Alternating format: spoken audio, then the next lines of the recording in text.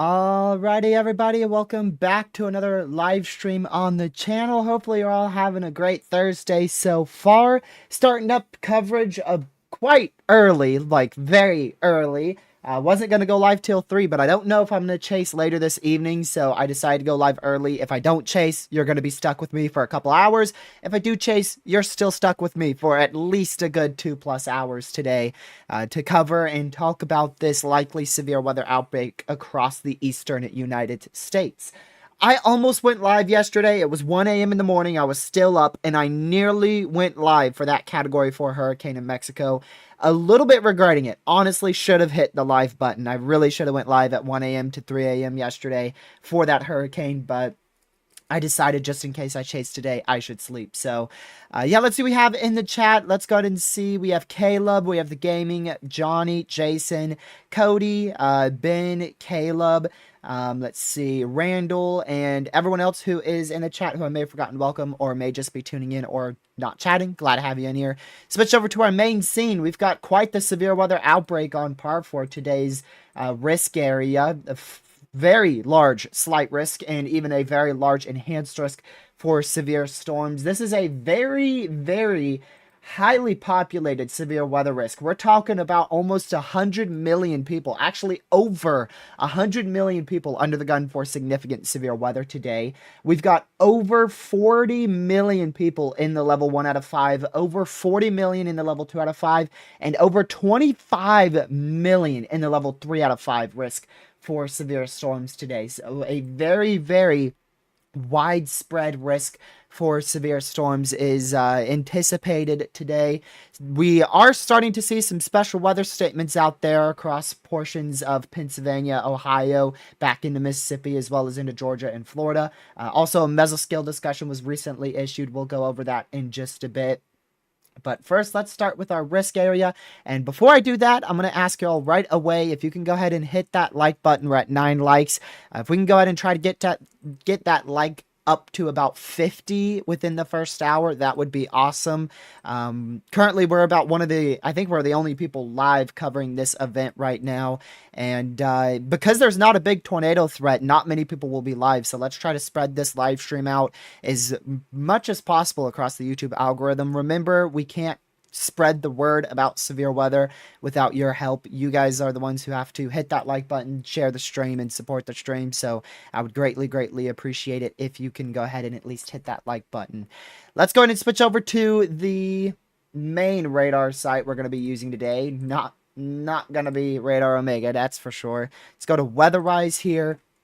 And look at our outlook for today. So we've got a very large level 1 marginal risk that is in the dark green that encompasses portions of New York, Pennsylvania, West Virginia, Ohio, Tennessee, Kentucky, North Carolina, South Carolina, Georgia, Alabama, Florida, Mississippi, Arkansas, Louisiana, Oklahoma, Massachusetts, Connecticut, Rhode Island, Maine.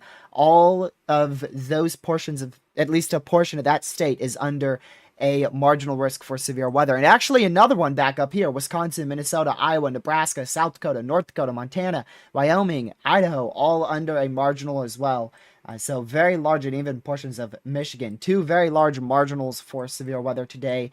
And then two very large slight risks. One here on the East Coast: North Carolina, Virginia, Maryland, New Jersey, Long Island in New York, of course, Connecticut, Massachusetts, New Hampshire, Vermont, Maine, West Virginia, Pennsylvania, all in that level 2 out of 5 for severe weather. And then back up here in North Dakota, South Dakota, Minnesota, into Wisconsin, also a level 2 out of 5 for severe storms there.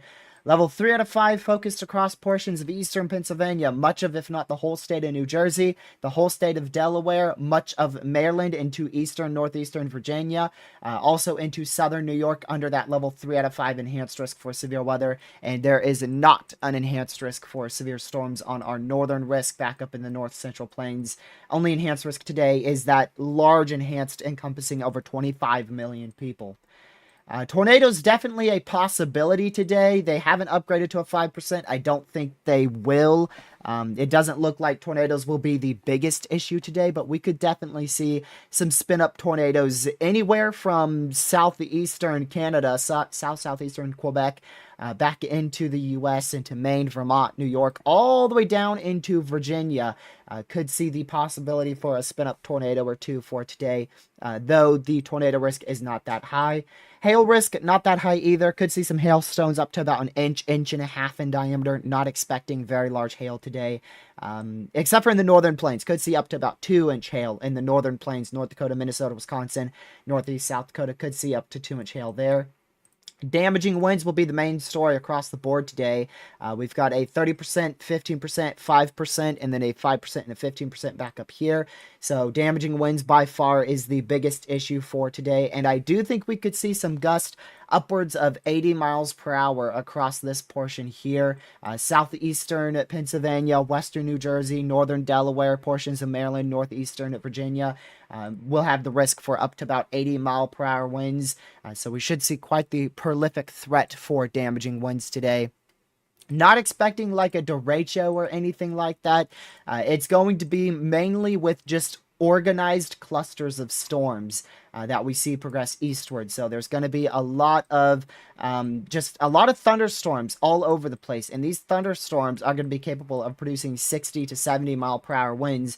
And then we could get some organized thunderstorms, very organized thunderstorms towards 4 or 5 p.m. today, and those will have the best chance to produce up to 80 mile per hour winds right over very populated cities: Washington, D.C., Baltimore in Maryland, Philadelphia, Pennsylvania, Wilmington, Delaware, all at risk for up to 80 mile per hour winds today, going into the evening hours as well.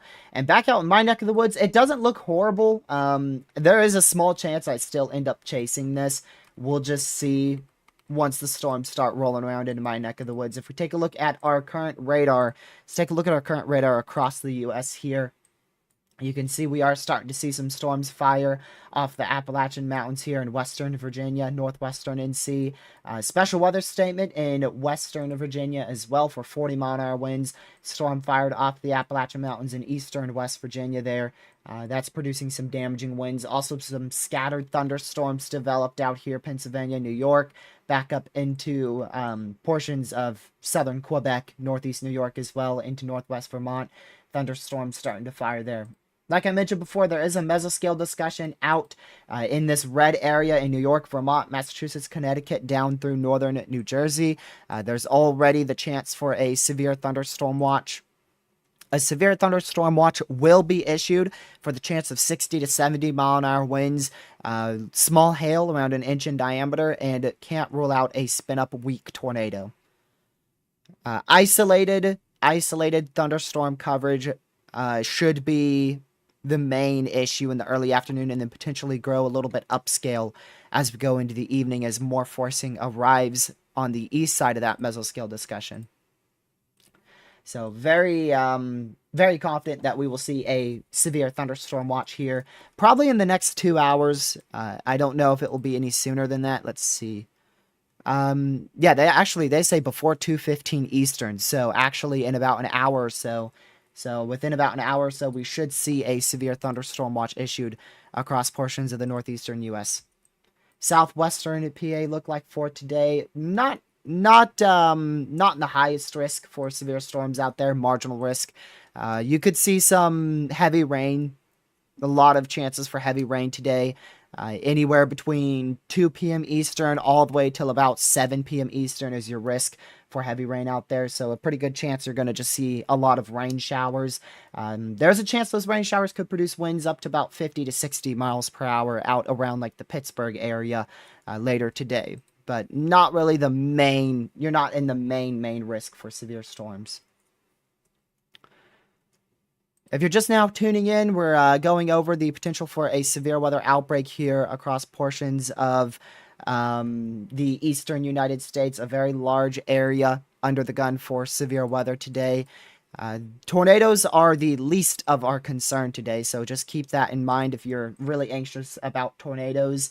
That's not going to be the main issue today. The main issue by far is going to be damaging winds, followed by some small hail near an inch in diameter, and then your tornado threat is by far the lowest of our concern. What about Baltimore, Maryland? So that's in the enhanced risk area. There is a chance for up to 70 to 80 mile per hour winds somewhere in that orange area, and that does include very populated cities like Baltimore, Maryland, Washington, D.C., Philadelphia, Pennsylvania, Wilmington, Delaware, all under the gun for 70 to 80 mile per hour winds, up to 70 to 80 mile per hour winds tonight. Or I should say later this afternoon into the early evening. So winds is definitely your biggest concern for sure across that area. Tornado risk is low.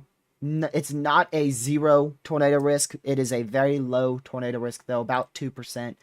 So there's a good chance we'll see one tornado somewhere in this green area today. We will likely end up with one tornado somewhere in this green area, but anything more than a brief spin up, I don't expect it. There's definitely a good chance for a spin up tornado somewhere in that green area. Two new special weather statements, one out here in the northwest portion of North Carolina for 40 mile an hour winds for the next 32 minutes, and then a new one back up in New York. That is a updated severe thunderstorm warning in Mississippi. I don't see anything greater than 80. Capabar, I agree. I don't see anything greater than 80. I think we could see up to 70 to 80 mile per hour winds. I see widespread 60 mile an hour winds, and some areas could approach 70 to maybe a gust as high as 80. Anything greater than 80, I find that nearly almost impossible today, to be honest with you. Find that nearly impossible. So another special weather statement for 40 mile an hour winds here in southeastern New York over the Summitville area. So just make sure you're away from doors and windows and you'll be good. Already up to 27 likes, only 13 minutes into the live stream. See if we can get that to 50 before we get to an hour in. That's greatly appreciated. Thank you guys for hitting that like button. I appreciate it. Also, I do want to note there is the chance for multiple rounds of severe storms today. With how large our trough is, it's just creating weak forcing across much of the eastern U.S. We just have very weak forcing across much of the east U.S. here. So there's a chance we could see 1 to 2 rounds of severe storms, though the first round should be the most significant because that first round is going to have the better instability with it. Speaking of instability, I do want to go over why I think upwards of 80 mile per hour winds will be possible today. And it's because of mesoanalysis. Mesoanalysis has instability substantially overperforming across North Carolina, Virginia, especially back up into Maryland, Delaware, New Jersey, Pennsylvania. Instability is very well overperforming in much of the eastern U.S. And also, downdraft cape is quite high across this region. Wait for my pin to load there. Downdraft cape is quite high, especially across right in here. Right in here, your downdraft instability, which is what allows for very significant damaging winds, is highest across northern Virginia, into much of Maryland, into portions of Delaware, New Jersey, and southeast Pennsylvania. So I think we will see quite notably widespread damaging winds across that area, maybe up to 70 to 80 mile per hour wind gust. Wind shear has been overperforming out here in Virginia, North Carolina, but it looks like our temperatures are just going to be too high. Dew points also overperformed. So our dew points were expected to be into the mid to low 60s. They're currently into the low to mid 70s across my neck of the woods. So dew points definitely are overperforming around my area, which leads me to believe that we could see some locally stronger damaging wind gusts. I still don't think that tornado threat is notable, though. We would have to have a big change, but you can see there is some scattered favorable environments for a spin-up tornado today. And then your overall trough, let's go ahead and get a very large view of it. You could see it as a very large, very, very large trough ejection, positively tilted here. You can see that by this contour aimed to the southwest. It is a positively tilted trough. So we're just going to see a bunch of thunderstorms in this area. A bunch of thunderstorms in this area throughout the entirety of the afternoon and into the evening hours, moving from west to east.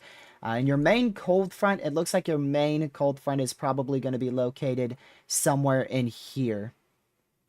Like generally in that area is where your cold front's going to be, something like that.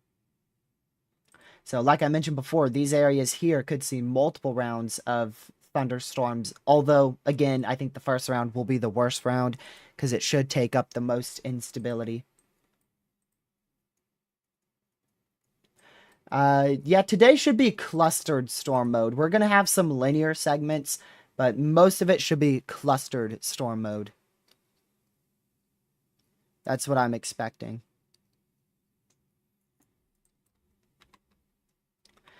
Another special weather statement out here in North Carolina, well northwest of Hickory for 40-mile-an-hour winds. Very small hail, 0.25-inch hail. So you can see how these storms are clustered to semi-discrete. That's what we're going to be seeing today. We could see some linear segments, like, for instance, back out here in Alabama or Georgia. Some of these look a little bit more linear, but even then, they still are more on the clustered side of things. Go back up to New York. Yeah, you could see a lot of semi-discrete to clustered storms across New York, Pennsylvania.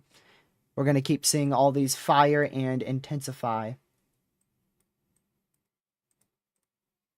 And that should be our main area of damaging wind concern, right in here. This line to clustered storms firing across far east, northeast, West Virginia. That's going to move into Maryland. Currently is moving into Maryland, northern Virginia. And those should intensify, specifically as we get closer to 3 o'clock Eastern is when those should really start to intensify, mainly with damaging winds. Semi-discrete means a storm is relatively all by itself. So, for instance, if we take a look here in Pennsylvania, these two are semi-discrete. They're not completely by themselves, but they are, they're relatively spaced there. So they're semi-discrete. Now, something like this near Williamsport, that is almost completely discrete, nearly all by itself.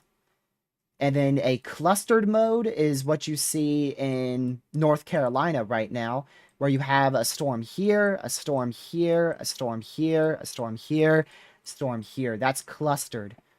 That is a clustered mode. And then linear is a full line. This isn't really a full line either.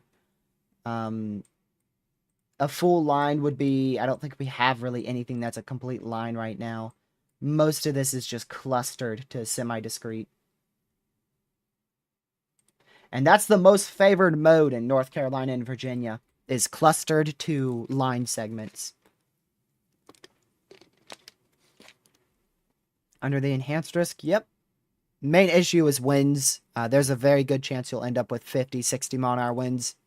And then somebody today, I think a couple people could end up with 70 to upwards of 80 mile per hour winds.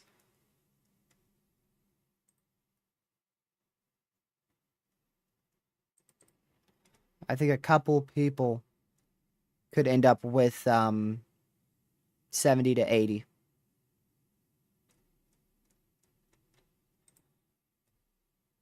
I might chase Otter. I'm 50-50 on it. It doesn't look like the best right now. It doesn't look like the best chasing event.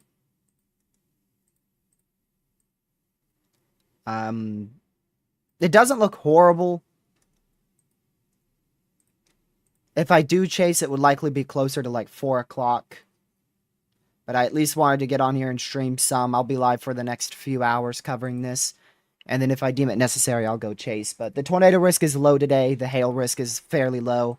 And I've already been in like 10 different wind risks this year. So I stopped chasing all the wind risks.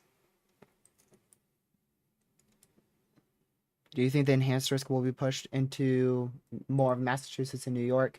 No. I think the enhanced risk is really good where it is. I agree with the SPC on that. Some models do indicate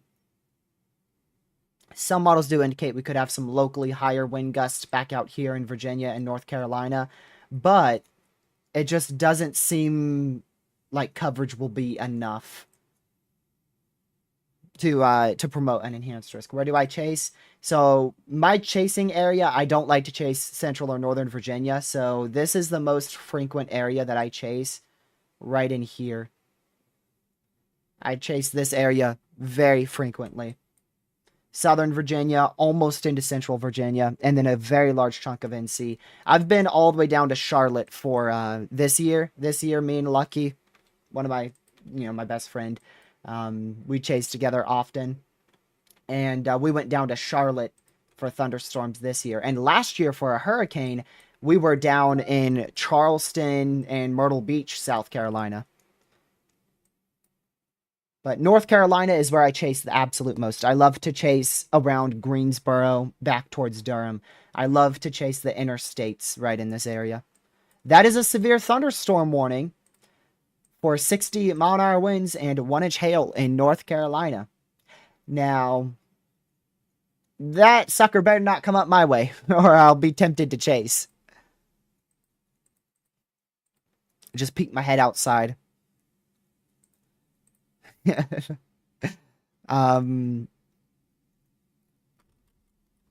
there's a lot of uncertainty on when the storms will be the strongest today in North Carolina. That just leads me to not want to chase.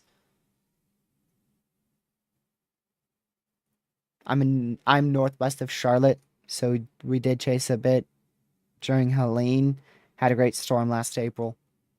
Yeah, Charlotte seems to be where all the main storms are. Charlotte and East NC. This is the area where I see storms the most frequent. That's a new severe watch in New York. Look at that. You hear those beeps coming in, scrolling across the bottom of the screen. That is a new severe thunderstorm watch. New York, Vermont, Massachusetts, Connecticut, Pennsylvania, and maybe a sliver of New Jersey. 60 mile an hour winds, likely 1-inch hail possible. I didn't expect any. They don't mention a tornado threat. I didn't expect them to mention a tornado threat. I'm not surprised by that. I am curious to see what they say for like the peak wind gust. See what the SPC mentions for the peak winds. Convecutive watches. It is a 60-20 severe watch, so a very high chance, almost a high chance, It's considered a high-end moderate chance for damaging winds. A 70% on a watch probability is high. A 60% is a high-end moderate for watch probabilities. So what that means is there is a 60% chance of 10 or more reports of 60-mile-an-hour wind gusts or greater. And there is a 20% chance, that's a pretty good chance, there is a 20% chance of a wind gust exceeding 75 miles per hour. So they do give a decent chance for a wind gust exceeding 75 mile per hour winds.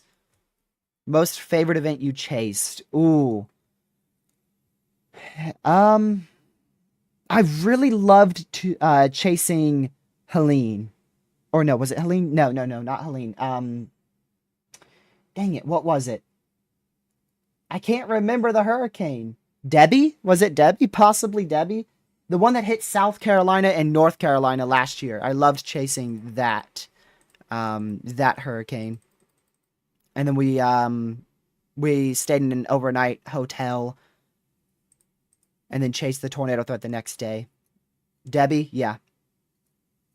Yep. That was probably my favorite chase. But there's also been multiple other good chases. I would say a very close second place is when I got like 2 to 3 wall clouds in one day. I was under 5 tornado warnings. At 1 minute, in a particular minute, I had 5 warnings active over my house. My house was in 5 tornado warnings in one particular moment, simultaneously. And that was sometime in September last year. I would say Debbie is first. And then that is definitely a close second, for sure. It's not a moderate risk for severe weather, but the watch probability is moderate. So in this severe watch that just got issued, the chance for damaging winds of 60 miles per hour, 10 events of 60 miles per hour, is 60% chance, which is considered a moderate probability on your severe watch.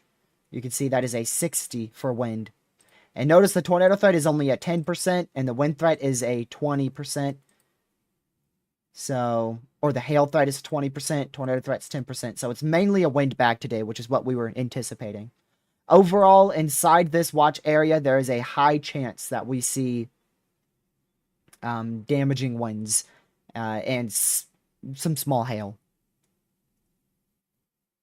New mesoscale discussion, and dang it, it is just outside of my neck of the woods. I might be on the line of that. I'm like on the line. Like literally that MCD is, the line at the end of the MCD is over my house. It is almost over my house. I am barely outside of that mesoscale discussion. So a new severe watch will be issued here across much of Virginia, much of Maryland into southeastern Pennsylvania, a chunk of northern Delaware into also western New Jersey. New severe watch will be issued in this red area. So they do mention a chance for a spin-up tornado. Chance for a weak tornado, 1-inch hail, and wind gust of 70 miles per hour will be possible as convection intensifies as it moves off of the eastern Appalachian Mountains. 80% chance of a severe watch being issued at or before 3:15 p.m. Eastern. So we should see a new watch. Probably in the next hour or two. And North Carolina should get under a severe watch too, but you guys will probably be one of the last areas to be put under a severe watch. Even though there's already a severe warning there, really. In my opinion, we probably should already have a severe watch out in this area here, since we're already seeing strong to severe storms. I'll be in a watch today. I just don't know if I'll be in the watch that is going to be included from Pennsylvania to Southern Virginia or the watch that is going to be in North Carolina. Enhanced risk just got issued for tomorrow, so we will be live for tomorrow as well. enhanced risk, very large enhanced risk across northern North Dakota, or much of North Dakota into northern South Dakota and western Minnesota. So we'll be live tomorrow as well. My guess is that's for hail and wind. I'm not surprised by that. There's your new enhanced risk, level 3 out of 5 across North Dakota, Minnesota, even a portion of Montana and South Dakota there. Not surprised by that at all. That will be more of an evening to overnight event.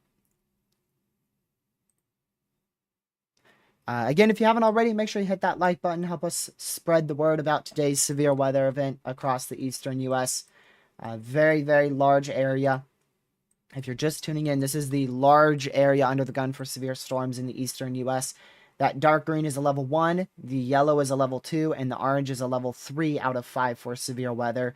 That dark green goes all the way back into Arkansas and Oklahoma, and there's a separate risk today up in North Dakota, Minnesota, Wisconsin for the potential of mainly hail and isolated damaging winds up there. Storm to my north just went severe, and that is a significant severe to my north already. A significant severe for 70-mile-an-hour winds, and it is just starting. It is just starting, and we already have a severe for 70-mile-an-hour winds.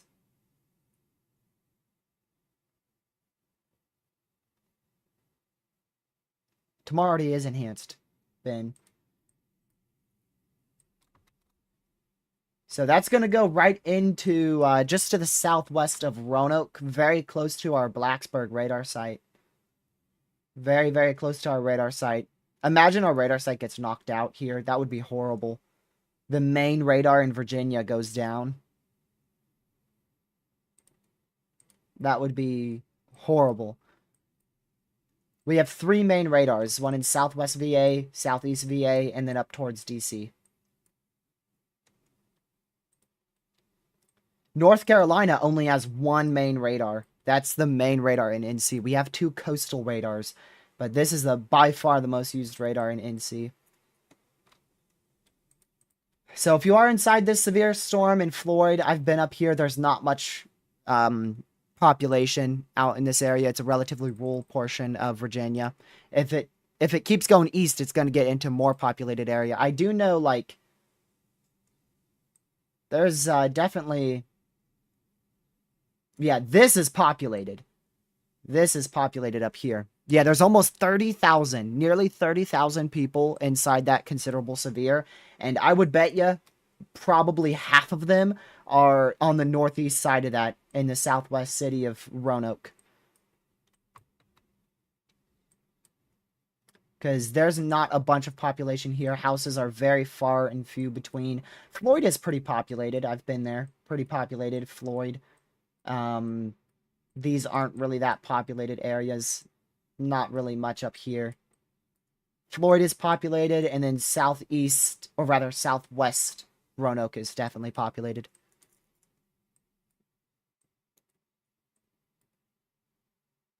So, if you're in that severe, one of the 30,000 people in that severe, just get away from doors and windows, and you will be fine. And don't go outside. Just stay away from doors and windows, you'll be good. Yeah, a huge 30 significant and a huge 15 significant for both wind and hail tomorrow. And we do have a quite large 5%. Huge wind risk and hail risk tomorrow. So we'll be live covering that. I don't know how long we'll be live covering that tomorrow, considering it's in a pretty rural area and it's going to be late in the evening into the overnight hours. But we'll be live for it for sure.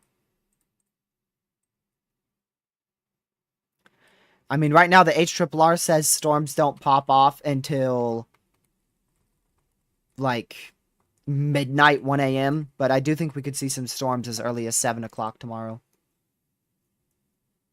Yeah, I'll be live for tomorrow's severe weather event. So we're down to 2 severes right now. One in Virginia, one in North Carolina. There is actually still some severes on the tail end of our marginal back out here in Arkansas and western Mississippi. Those are general severes right now. So overall, we have 4 severes in effect in the U.S.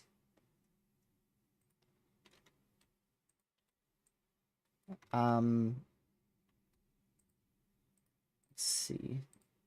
And this is radar indicated winds, right? Yeah. Moving east at 30 miles per hour. Prepare immediately for large hail and damaging winds. Really not going to be that large of hail. I mean, absolute max 1-inch hail. I'd be pretty surprised if we even see 1-inch hail out of that. Because it's not a hail core looking storm. Hey! I'm on the edge of 2 mesoscale discussions. Wow. Look at that. There is an MCD 10 minutes to my south and like 2 minutes to my north for both severe watches. So 2 severe watches will be issued here in the next 2 hours. This one in from Georgia up towards southern Virginia is for mainly damaging winds and small hail. But the one in central Virginia back all the way up into Pennsylvania, that is for damaging winds of 70 miles per hour, 1-inch hail, and the chance for a spin-up tornado. So if I get into this one for a severe watch, that means I'll have a chance for a spin-up tornado. If I get into the southern one, definitely no chance for a tornado. Another severe thunderstorm warning. This is the first one of what's probably going to be our main event. And it is for 60-mile-an-hour winds for Winchester in Northern Virginia. I figured these storms would fire early. The HRRR said 4 o'clock, and they all started firing at 1, which is why I went live early. I figured the HRRR would be wrong on that.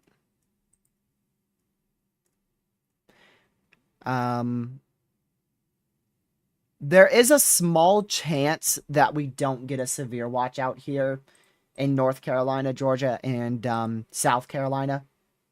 There's a small chance that doesn't become a severe thunderstorm watch, but most likely it will. Most likely it will be a severe watch. I think we'll have enough storms to warrant it.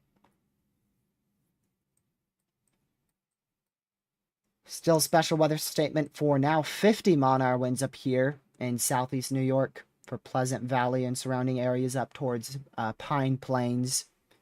Just make sure you're not outside and you'll be fine. You will be fine. So our main severe thunderstorm right now is the one southwest of Roanoke, Virginia, potentially producing 1-inch hail and 70-mile-an-hour winds. Very close to Floyd and just to the southwest of Roanoke, Virginia.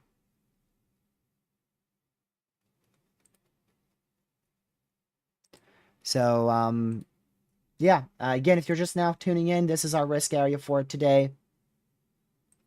We have a very large level 1 in the dark green, large level 2 in the yellow, and a large level 3 out of 5 for severe storms. Areas under the gun for the best chance of 70 to 80 miles per hour will be Richmond, up towards Washington, including also Baltimore, Maryland. That also goes all the way into Philadelphia, southeast PA. Also, Wilmington in northern Delaware. Almost, if not the entire state, nearly the entire state of New Jersey under that enhanced risk as well.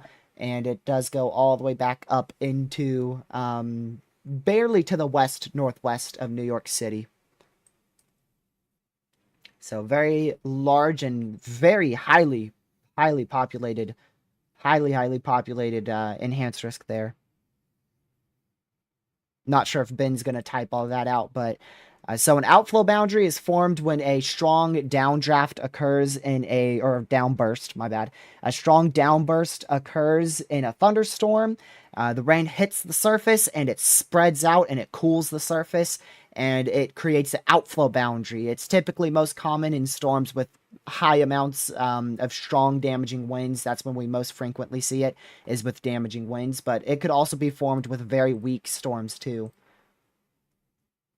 The most frequent time we see outflow boundaries is during a line of thunderstorms. On the tail end of the line, you'll see an outflow boundary, and then that outflow boundary can actually stall out into the next day, and then the next day you can get severe storms off of that outflow boundary. We've seen that multiple times. It's very fascinating. It is very fascinating how an outflow boundary works. Not chasing yet, random guy. It's just wind. I've seen hundreds of shelf clouds already in my life, so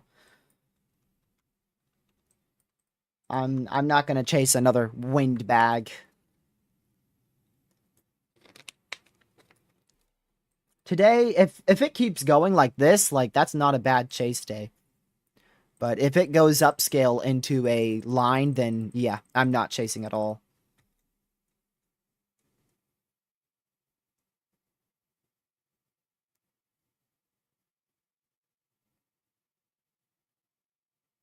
Let's see here.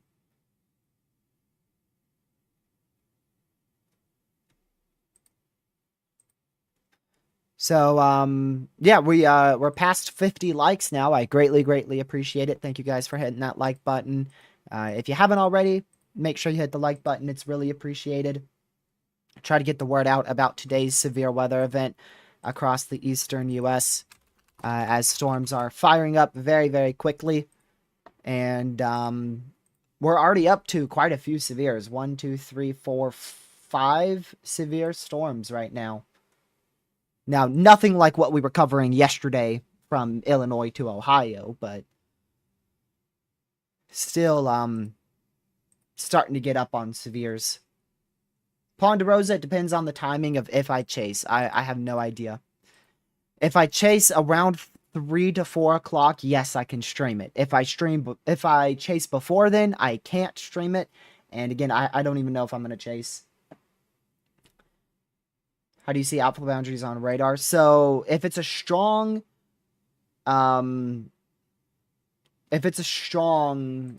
outflow boundary, it's very easy to see.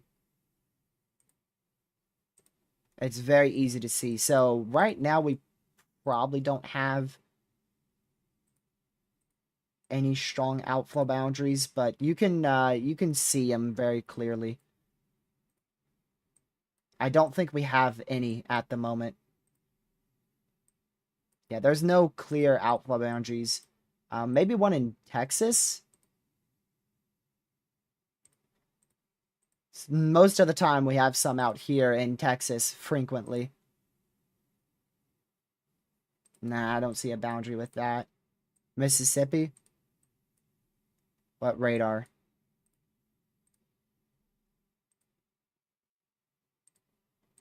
I don't... Oh, there you go. Yeah, there you go. That's a very clear outflow boundary right there.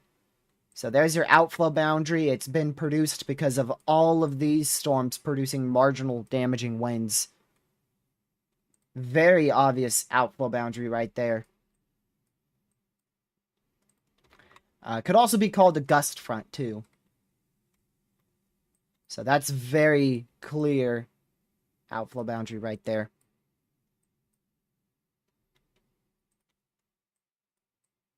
Thank you for pointing that out, Ben. Still a severe for up to 70-mile-an-hour winds and 1-inch hail here going just to the southwest of Roanoke in Virginia. Just be away from doors and windows if you're in that severe thunderstorm warning.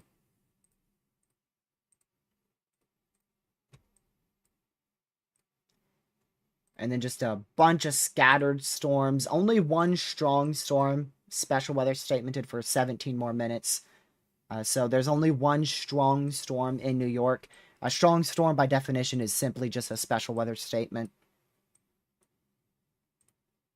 So by definition, all these blue boxes you see here, those are all strong storms. And then this special weather statement is probably associated with something different. Brief wind gust for showers and thunderstorms. So that's associated with... That's actually associated with the thunderstorms. I mean, they mention thunderstorm wind gust of 25 to 35 miles per hour. Oh, you've got to be kidding me. So close, yet so far. So close, yet so far. Almost in that severe thunderstorm warning. I'm in Martinsville. So, close but far. Are these initial storms likely to become severe in New Jersey, or is the threat with a linear line?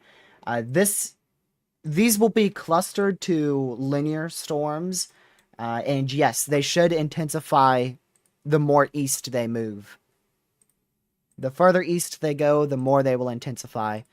They will begin to weaken as they approach the shoreline late tonight, close to probably maybe 7, 8 o'clock on the coastal areas of like coastal Delaware, coastal Maryland, coastal New Jersey. Storms in North Carolina could progress and continue to be severe throughout a chunk of the night, though. How'd you learn about storms and weather? I am fully self-taught. A bunch of experience over the last 3 to 4 years with a bunch of people in the community who helped me learn. And now I am so much better with forecasting than I was even a year ago. I've improved so much this year.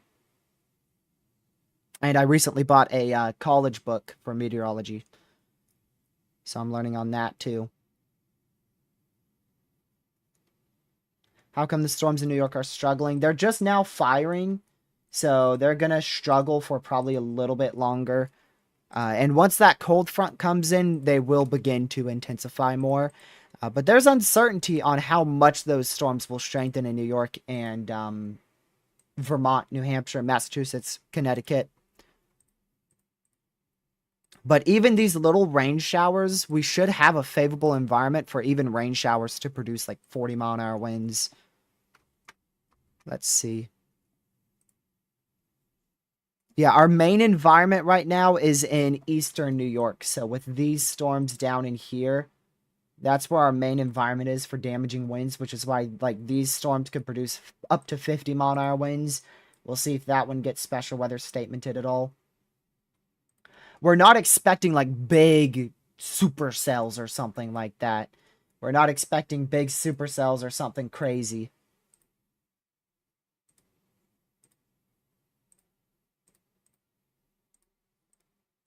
There you go. I'm in the severe watch. I'm now in the severe thunderstorm watch. And that is the northern severe watch, which means I should have at least a small probability for a brief tornado. Hello, Pete. Welcome to the stream. Glad to see you in here. Wow. 70-30. That is one of the highest probability severe watches of this year in Virginia. A 70-30 wind threat. That is a 70% chance of 10 or more wind events of 60 or greater mile-an-hour winds, and a 30% chance that one of those exceed 75 miles per hour.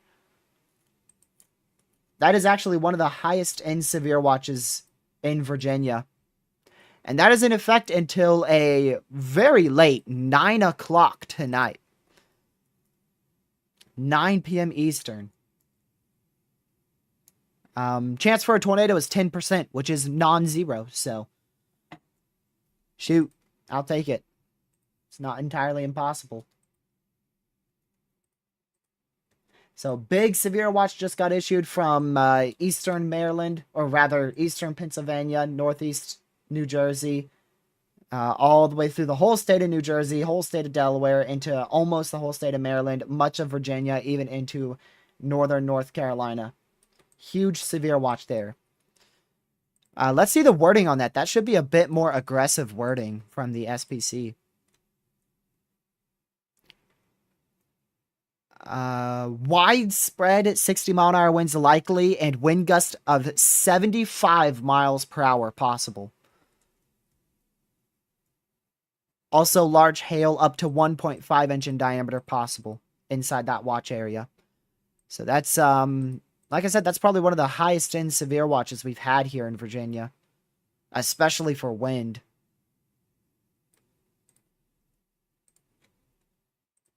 I'll text Lucky.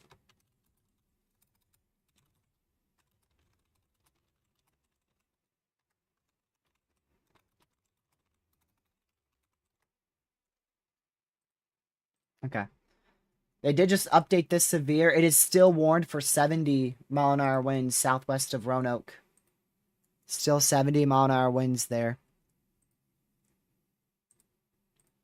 So make sure you're still indoors, away from doors and windows if you're in that severe storm south of Roanoke. If you're in any of the severe storms, stay away from doors and windows. Your weather channel probably hasn't gotten the watch. It was issued literally like a minute ago. So it's just now coming in on all the main broadcast channels and all the radar softwares and everything like that.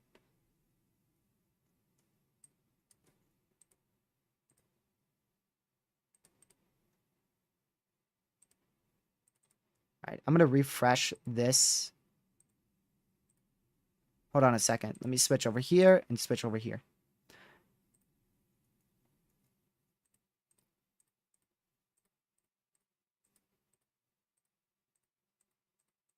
All right, there we go.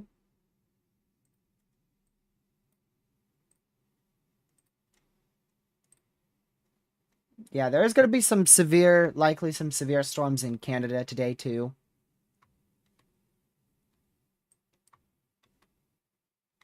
We'll need to keep an eye on that. But we're mainly going to be covering the U.S. today. If there's anything in Canada, I'll at least mention it if I see it.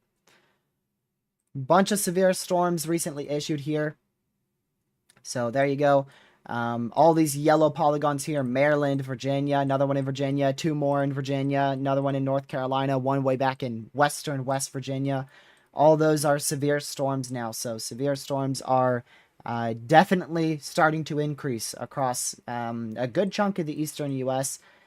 Pennsylvania will start to get in on some severes later on today. New York that's probably, in my opinion, this is the most uncertain area for severe storms today. I really don't know how many storms and how many severe storms we're going to get up there. I'm uncertain on that. And then we do still have 2 severes back here. One in south central, mainly central actually, central Arkansas. And then another one in eastern Arkansas.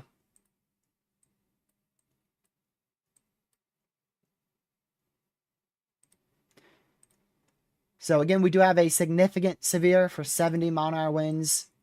That is for Simpsons, Copper Hill, Bent Mountain, just barely on the barely to the west of Rocky Mount, and barely southwest of Roanoke. That does include a portion of Cave Spring in western Virginia.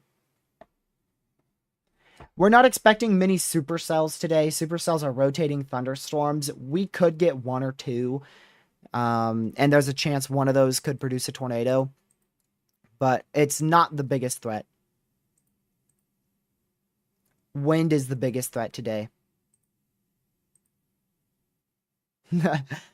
Just check the chat. DeAndre, welcome to the stream. Nightbot got you because you did like 5 caps saying yo. Welcome to the stream, DeAndre. Glad to see you here. Hopefully you're ready for some wind.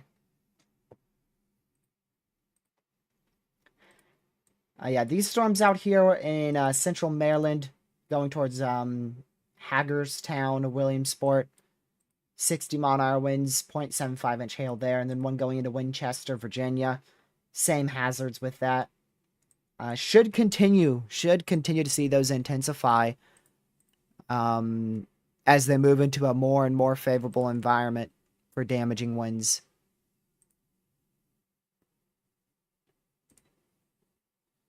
I mean, they're on the edge of that favorable environment, so really, in about an hour or so, I expect most of this will probably be severe.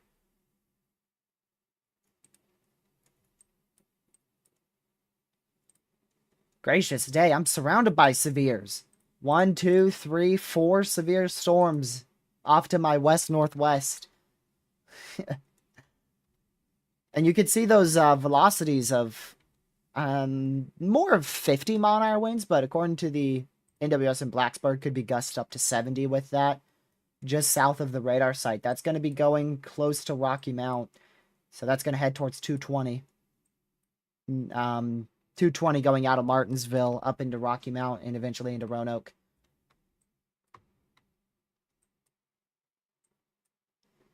Easily could end up with another severe back out here near Taylorsville. well north of Hickory in North Carolina. It's weird covering my own area. It's weird covering my own area. Like, this is the area. Normally, I'd chase. 9 out of 10 times I would be chasing right now. The main reason I'm not is because I feel like it's just going to be a big wind bag, to be honest with you.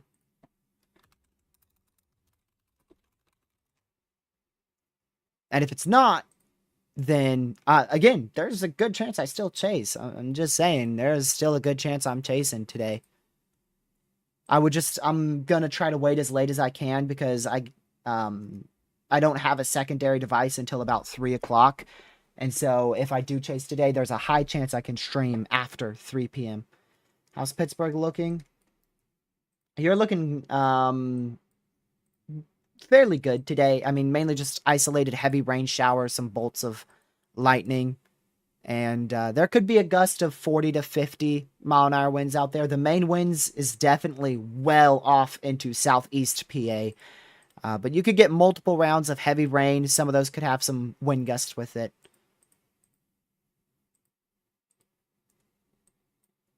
But shouldn't be anything significant. This is the outlook for today. You could see you're in that level 1 out of 5 risk for mainly damaging winds. And then to your east, there's a slight risk in southeast PA. And then in far southeast PA, including the metro of Philadelphia, enhanced risk.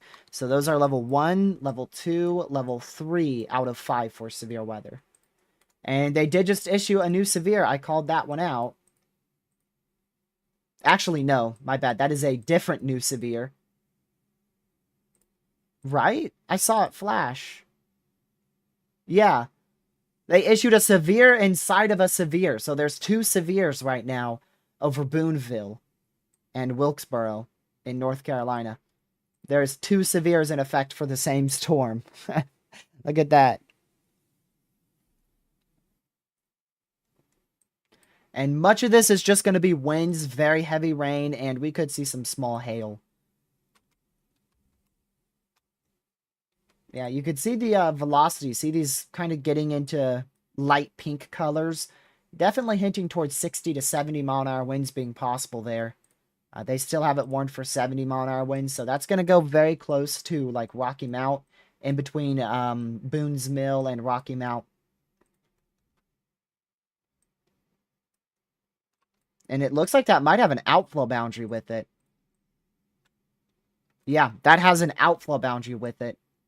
You can see that boundary there. And so your greatest wind gusts are going to be right on the tail end of that boundary. Or where the boundary starts. And then our severe out here west of my area. I mean, very, very low chance these produce 60 mile an hour winds. But it's not impossible, which is why they severe warned it.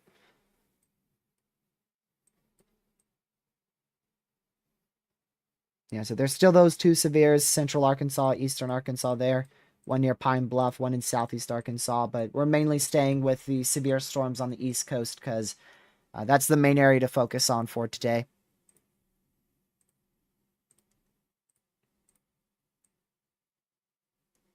Also, the slight risk up in North Dakota and Minnesota won't pop off until like tonight, like midnight tonight. So I won't be live for tonight's severe risk in North Dakota.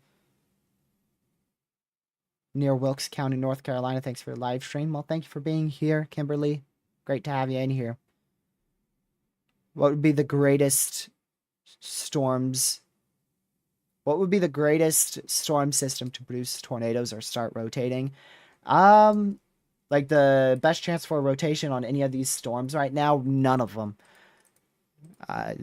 Really, there's no greatest chance for a tornado. Like, there's this huge 2% tornado risk. So anybody in here has a chance to see some rotating storms or maybe even a weak spin up tornado.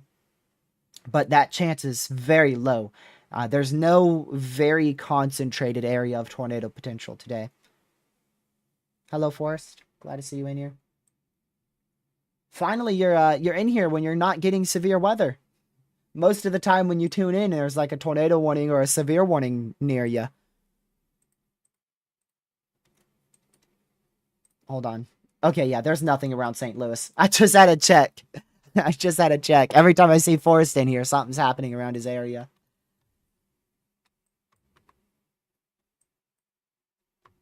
Yeah, so our greatest damaging winds right now is focused with this storm here. Going towards Callaway and Rocky Mount in Virginia, which is just to the south and southwest of Roanoke. Outside of that, we're watching these severe storms in western Maryland. Ooh, that one going towards Winchester, you could see some light blue velocities there. Could indicate upwards of like 65, maybe pushing 70 mile an hour winds there, going very close to Winchester. That's still warned for 60 mile an hour winds. So this storm is definitely capable of producing 60 mile an hour winds. And that's going to go right into Winchester in far northern Virginia. The one up here near Hedgesville, Martinsburg, Virginia, going to move into Hagerstown, western Maryland. Definitely could see some 40 to 50 mile an hour wind gusts with that. As it continues to strengthen and move into Maryland, could see upwards of 60 with it. Hard to see what's happening over this severe storm near Waynesboro, Virginia. But that could produce 50 to 60 mile an hour winds there. And they did severe warn that. That is the storm I called out about 10 minutes ago, maybe even a little longer than that. Barely northwest of Taylorsville, that is Four Cedar Rock, under a severe storm now for 60 mile an hour winds and 0.75 inch hail for the next 29 minutes. That's the storm I called out. When do you think the second round will hit our area, TRG? So this is by far, this is the main round for sure. This is the main round. If there is a second round, it probably wouldn't be over Roanoke. It would probably be more east of Roanoke for the chance of a second round. But there's a lot of uncertainty on if there will even be a second round. I think only the HRRR really shows like 1 to 2 rounds rolling through. Mainly it's this. This is definitely the main event out here in Virginia, North Carolina, Southern Virginia, Northwestern North Carolina. That is definitely the main event.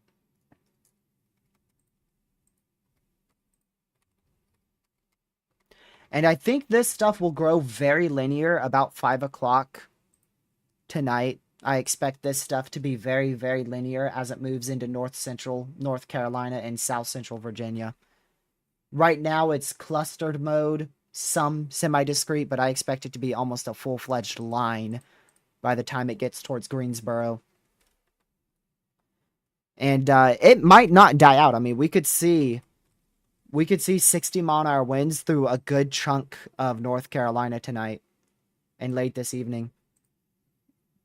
It all depends on instability, and right now we've got plenty of instability across North Carolina, which is why we've got so many severes. Like, I can't even keep count. Hold on. We have 1, 2, 3, 4, 5 severes in this area. 5 severes, maybe even 6. 1, 2, 3, 4, 5. Yeah, 6. 6 severes.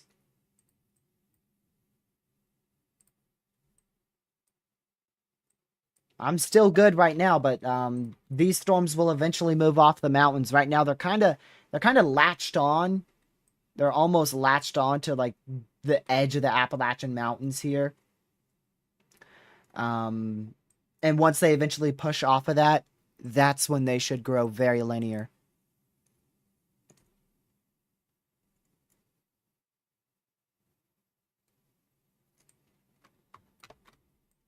Let's go back over to, let's see.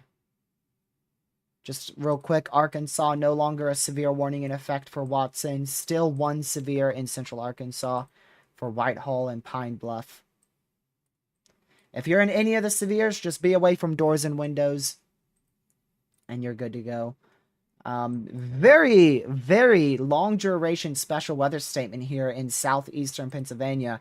2 hours for a cluster of thunderstorms moving along the Maryland border that will continue to move east, affecting Franklin, Adams, York, and Lancaster counties in southeastern Pennsylvania through 4 p.m. Eastern. Expect gusty winds and small hail. Heavy rain is also possible.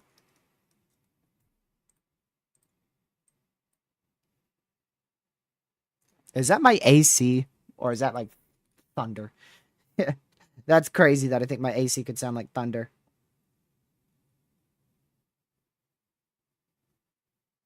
Does that storm to my west have thunder? Ah, I guess it was just my AC. Another severe southeast of Roanoke this time for 1-inch hail, 60-mile-an-hour winds. Well, actually, it did have a bolt. I don't know if I heard that all the way from Martinsville. I don't know about that. I don't know if I could hear that all the way from Martinsville. I'm thinking it was just my AC turning on. It just sounded very faint. Allentown, Pennsylvania today. Well, oh, big storm approaching the south-southeast side of that. Yeah, so very heavy rain, maybe some 20-mile-an-hour wind gust, possibly extremely small hail, but mainly heavy rain, some winds will be possible as this rolls through Allentown over the next 15 minutes or so. It's hard to say exactly what you will see, but the environment out here is favorable for 60-mile-an-hour winds, 1-inch hail, and possibly a spin-up tornado, but the chance of a tornado hitting near Allentown is very low today. I think we'll see a tornado eventually somewhere in this dark green here from Maine back to Virginia. So don't worry about a tornado threat. You know, it's not impossible that we see a tornado threat around southeast PA, but it's not likely. Mainly just winds. It's a very low tornado threat. Mainly just going to see some winds in southeast PA, and it's hard to say the timing of it, too. You could get as many as like 3 to 4 different rounds of storms today, so you just want to stay weather aware through the entire day as storms roll through.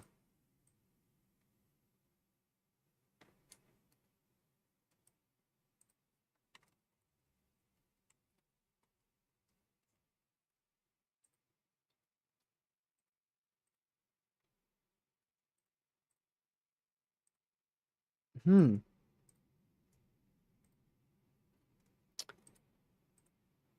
Interesting. The NAM and the HRRR both have a storm to my south that's pretty strong around like 5 o'clock.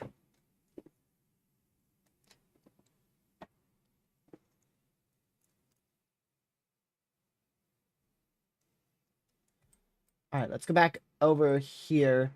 New severe for 60-mile-an-hour winds there across portions of northern Virginia into western Maryland. Just make sure you're away from doors and windows. You'll be good. You'll be perfectly fine. And don't go outside. Again, don't go outside. Stay away from doors and windows. You'll be good.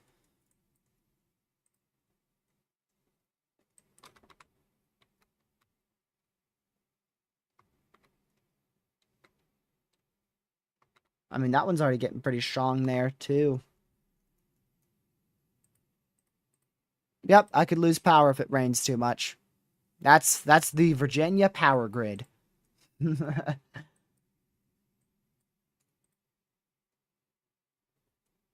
So once again, if you haven't already, make sure you hit that like button. We're approaching 100 likes. Also, share the stream with your family, friends, social media. It's greatly, greatly appreciated. And if you haven't already, consider hitting that subscribe button. We're getting very close to 10,000 subscribers. We are about 130 off right now. We are on the doorstep of 10,000 subscribers. Like we're in the driveway and we're approaching the doorstep. That's how close we are to 10,000 subscribers.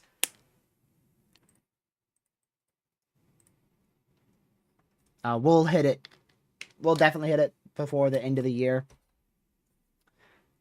And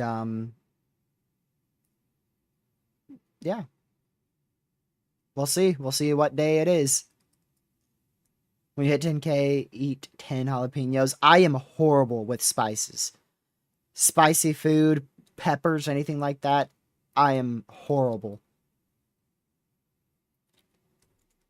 It is not my specialty. That's for sure. I gotta be honest, I like this storm here to my west, and this one in Pilot Mountain. Where's my tripod? It's back there under... I heard that thunder.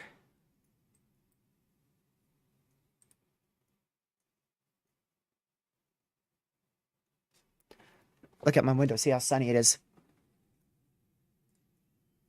Cloudy.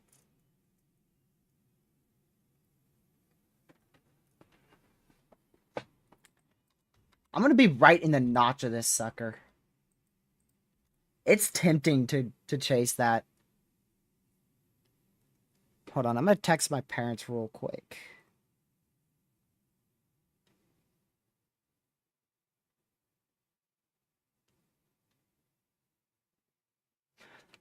Would you guys rather have me cover here the entire day or chase?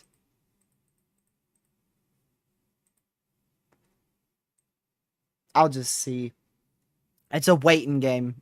It's a waiting game.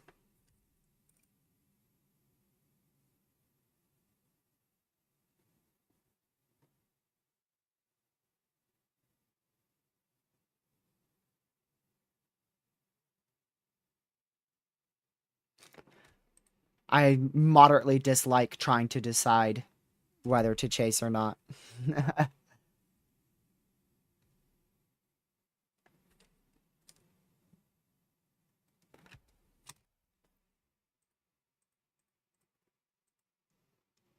um,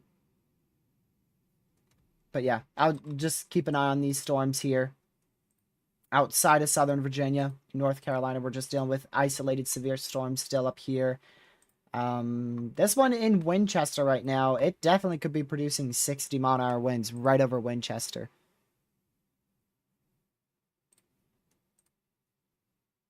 It definitely could be producing quite the amount of winds.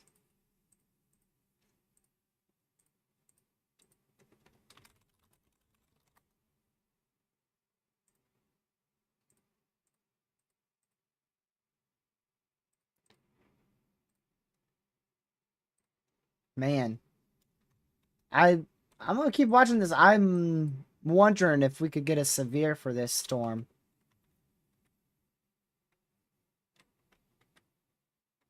Wondering if I could get a severe for this storm here going towards Martinsville.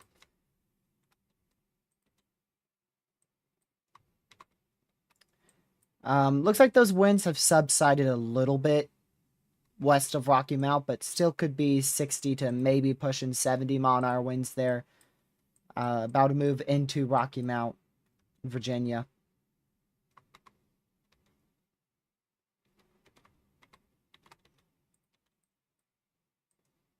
Nothing in Georgia or South Carolina is severe. We outside of our main risk area, we only have this severe storm for Pine Bluff for the next hour.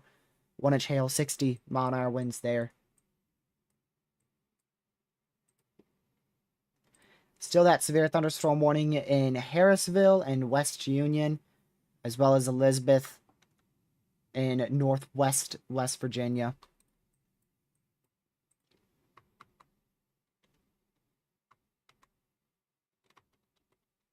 I'm going to pull up my analysis radar here because we've got a lot of severes right around this radar site. So that's enough for me to pull up my GR2 analysis here.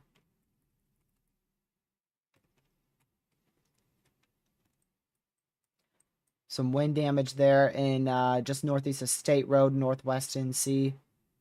Trees down on an intersection. More trees down on an intersection.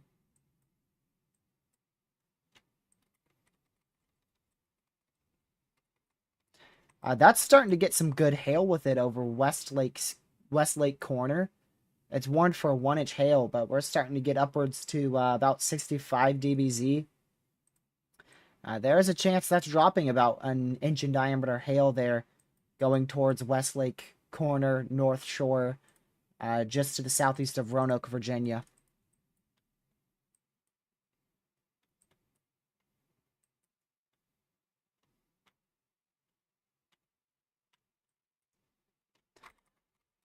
They just canceled both of those severe thunderstorm warnings back here towards State Road, down towards Wilkesboro. All of that has been canceled, so we're left with one severe for this cell, which we could easily get a new severe thunderstorm warning for Wilkesboro out of this storm here. And then, of course, our bunch of cells all near my house.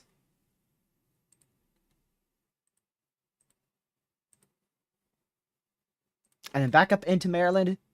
Just got a new severe in Northern Virginia, actually. New severe thunderstorm warning for 60-mile-an-hour winds, 0.75-inch hail. That's going towards Front Royal. And then still 60-mile-an-hour winds on this. So, yeah, we're starting to see our more of our line form here. Almost nearly all of it is severe. Nearly all of it is severe here. So definitely starting to see our line take shape, and this is going to be the line we deal with for the entirety of the day. And that's going to move through almost the entire state of Maryland, likely the entire state of Delaware, into southern southeast Pennsylvania, and then eventually into New Jersey as well.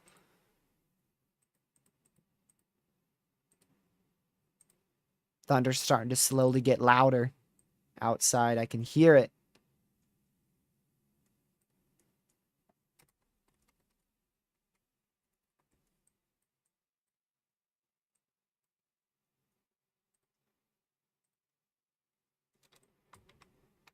That one heading right for me.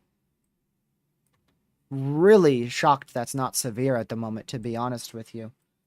Considering how this is currently warned for 70-mile-an-hour winds up here. Oh, well, actually, they downgraded that to 60 now.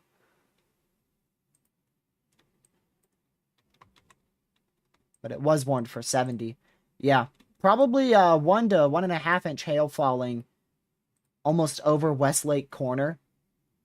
It's just southeast of Roanoke, Virginia.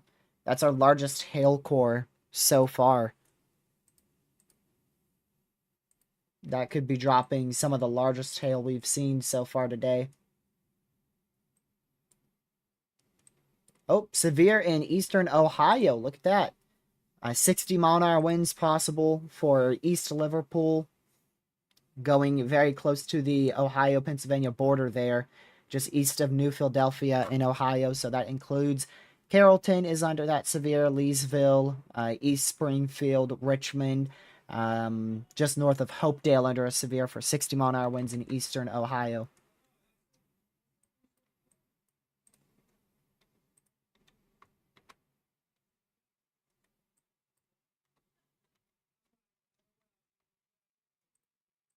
Yeah, so this is our strongest storm right now. Out of any of the cells in the U.S., I believe that's our strongest storm at the moment. That's near Bedford. Forgot how you pronounce it, even though I'm from Virginia. Forgot about it. Forgot how to pronounce that. Just to the southeast of Roanoke. That's where our strongest storm is. Storm to your west. Now your storm west of you is weakening. Yep. Seems legit, Forest. It's probably going to be a light rain shower by the time it gets to me. I mean, it's going to be on my doorstep in 10 minutes. Yep. The entire main portion of our line is now severe. The main portion of our line is now severe.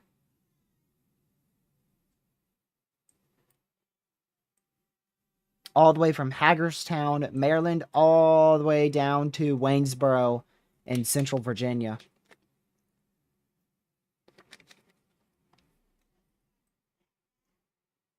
So that's quickly turning into a full-blown line.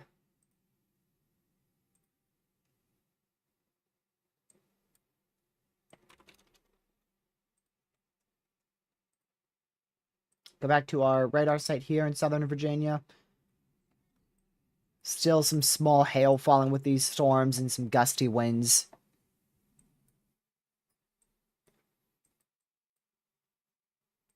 Yeah, but nothing significant anymore. No significant severes. We can just double check. Yeah, no significant severes in the US right now. All of it is normal severes. There's no tour possible severes either. So everything is mainly warned for around 1-inch hail and around 60-mile-an-hour winds.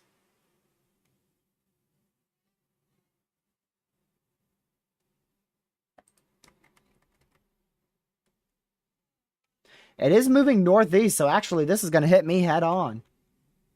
This is going to hit me head on. It's moving more northeast instead of dead east. I'm going to lose power. I'm going to lose power.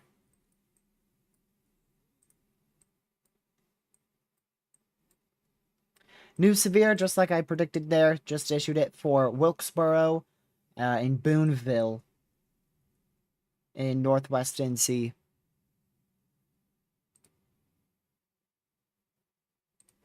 I'm surprised it's not at least a special weather statement.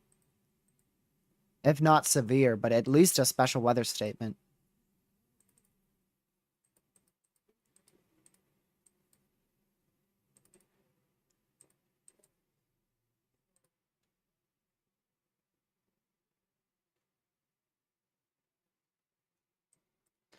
A bit more of a hail core. Very heavy rain east of Mount Airy in NC. That's Northwest NC.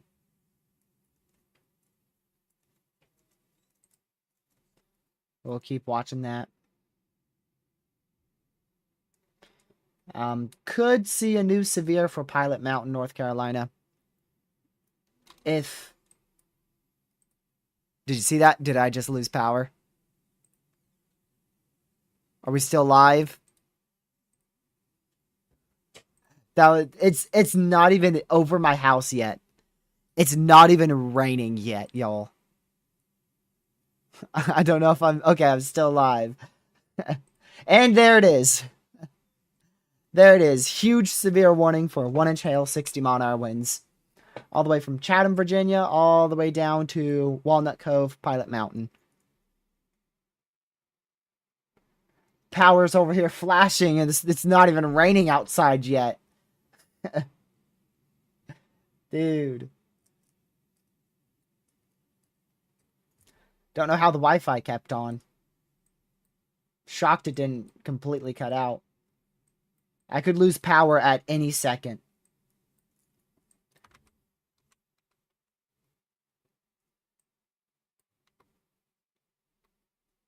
Any second.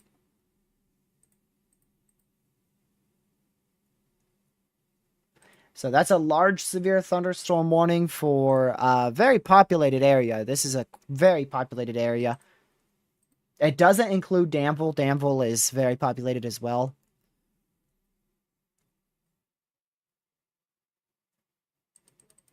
Let's see here. Almost 200,000 people. Nearly 200,000 people under that severe thunderstorm warning.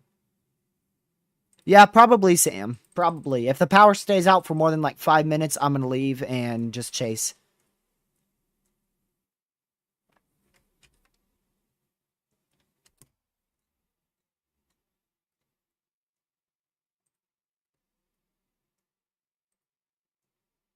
So, again, just be away from doors and windows.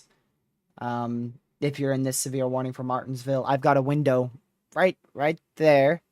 Can't see my hand. Right there. There's a window right there off the edge of the camera. So, hopefully it's not too rough. Severe warning continues for Westlake Corner and Bedford, Beaufort in South Central Virginia for 60-mile-an-hour winds and 1-inch hail. On satellite imagery, the strongest storm by far, according to satellite, looks to be the one in Pilot Mountain. That's where it's blowing up the most. At least on satellite imagery.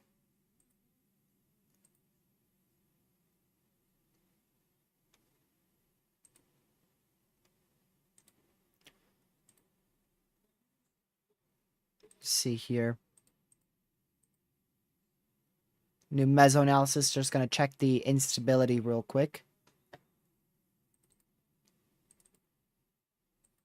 Yeah, I mean, these storms, the HRRR wants them to be fairly weak. And let me see. I'll go look at the newest HRRR. I haven't seen the new one. Yeah, it wants them to weaken in like 30 minutes. It really doesn't look like they're that strong.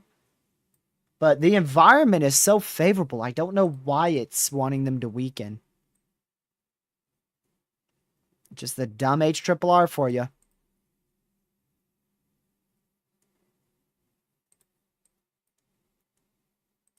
Oh, it goes again.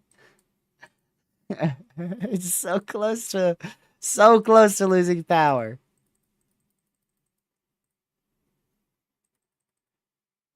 So close. New severe west of Charleston, West Virginia for 60-mile-an-hour winds and 0.75-inch hail. That's a lot of severes, dude. We are up to a bunch of severes. How many? 14 severes. There it goes again. I don't know how I haven't lost power. It's getting closer and closer, and the closer it gets, the more my light flickers.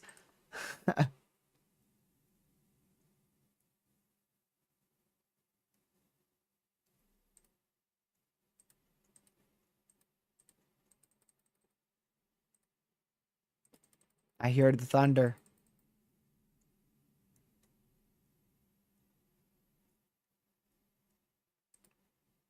My fan just stopped. That could have... I don't know how I have Wi-Fi right now, y'all. I'm seconds from losing power, so just a heads up. These storms are going to continue to strengthen as they move into Maryland, further and further into Maryland. Should peak in intensity nearly over Baltimore. Also, we're 2 likes away from 100 likes, so if you haven't already, make sure you hit that like button. See, we're going to hit the 100 likes before I lose power in any second. Also, a new severe warning in north central West Virginia for 60-mile-an-hour winds.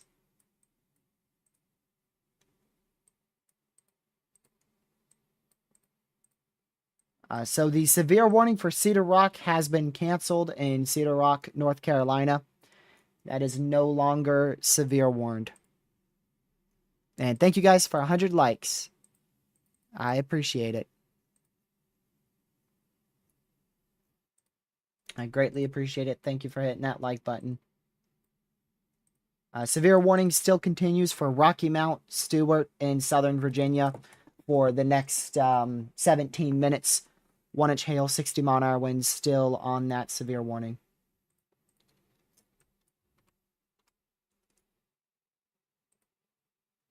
None of these storms are for 70-mile-an-hour winds yet, which is really, really good. They've all stayed at 60 so far. We've only had one 70-mile-an-hour severe, and it was to the northwest of my house.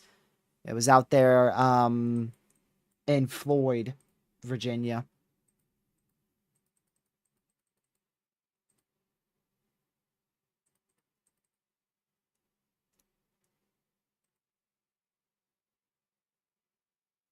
That was our main severe warning today.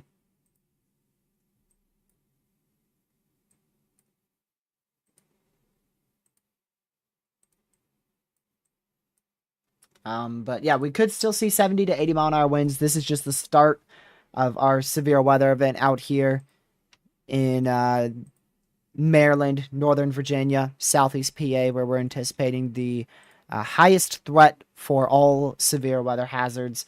Most specifically, damaging winds. Damaging winds will definitely be the leading main hazard today across the board. With the exception of North Dakota, North Dakota could see hail being the biggest issue, followed by winds.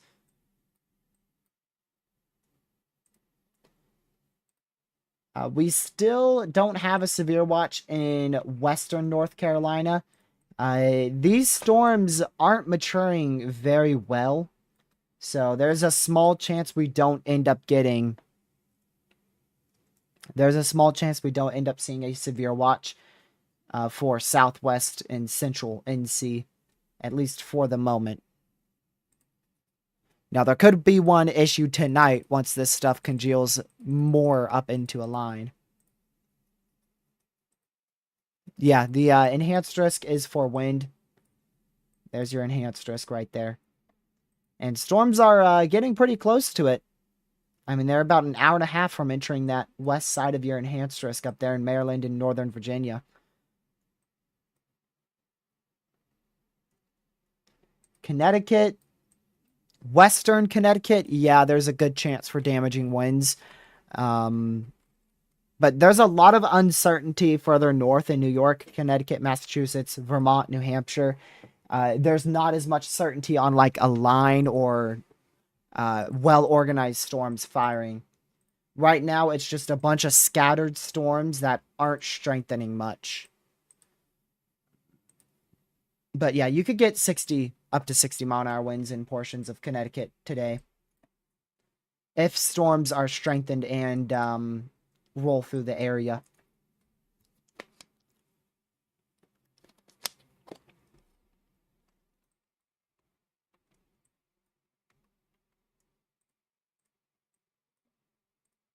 Special weather statement north of Greenville for 40 mile an hour winds for the next 28 minutes. Just stay away from doors and windows there. Don't go outside. Looks like our main batches of warnings right now is definitely nearing the enhanced risk out here in Virginia. That's going to keep going into Pennsylvania, then eventually Delaware and New Jersey. And then a second batch back out here, which should keep moving to the northeast and then eventually start moving east. There's uncertainty on how much convection can fire further to the south. We have two main models for today, the NAM 3K and the HRRR. And the NAM 3K so far has been very accurate. And that is the model run that wants a huge line to form tonight in North Carolina with rapid development of convection in West NC here over the next hour or so. Whereas the HRRR keeps all this convection very weak and then potentially fires a second line around 5 o'clock today. So we'll see which one wins. So far, the NAM 3K has done the best. But there's a chance the HRRR wins with the possibility of a second line towards 5 o'clock.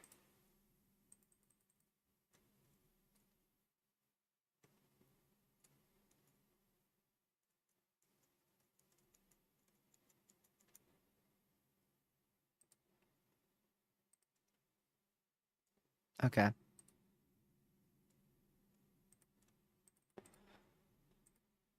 Close all this out. Let's go back to my local radar here.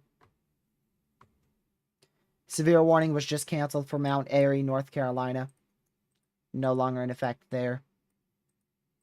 We could see a new severe going into Lynchburg here shortly as this cluster of storms keeps moving outside away of our severe thunderstorm warning.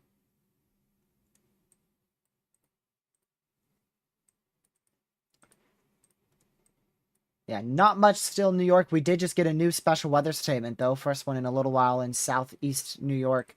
That's for Pleasant Valley for 50 mile an hour winds and 0.75 inch hail.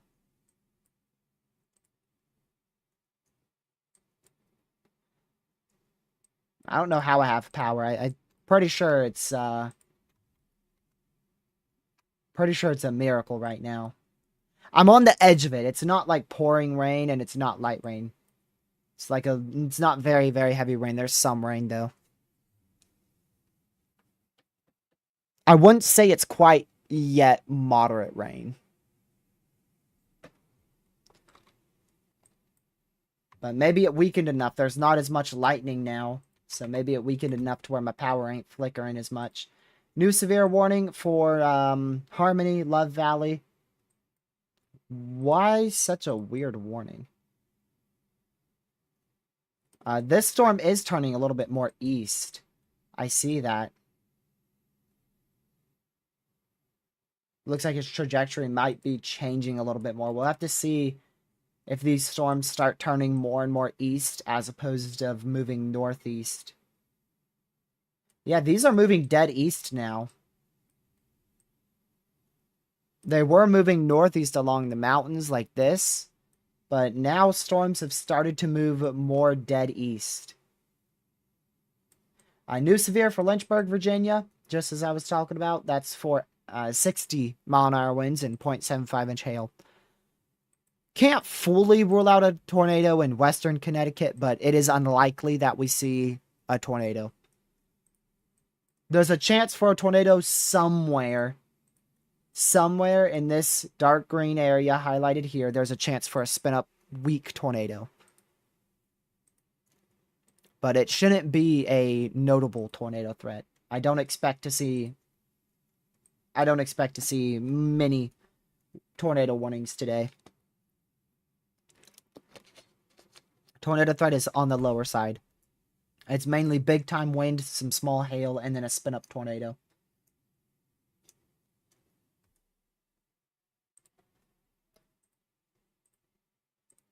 We'll be getting the new HRRR here in a little bit. 18Z, that will help with forecasting tomorrow's event. Yeah, southern southeastern Quebec has that, or southern southwestern Quebec has the highest tornado threat, like right up in here. That's where there's a good chance for a spin-up tornado or two. But even then, it's going to stay on the lower side of things in Quebec, too.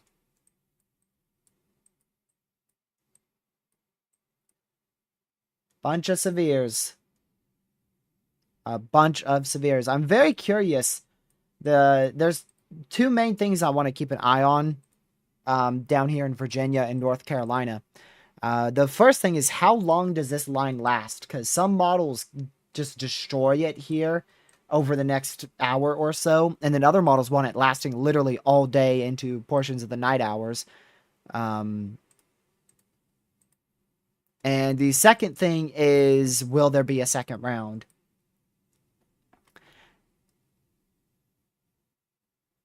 Which right now, I don't think there is. I feel like the NAM 3K, which is the one that has this line lasting for the entire day into the night hours, I feel like that's going to be the more accurate model run right now.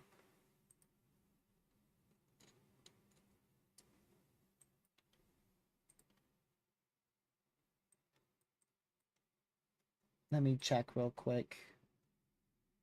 Yeah, these storms are exploding more and more. So there is still a chance we get a severe watch shortly across West NC.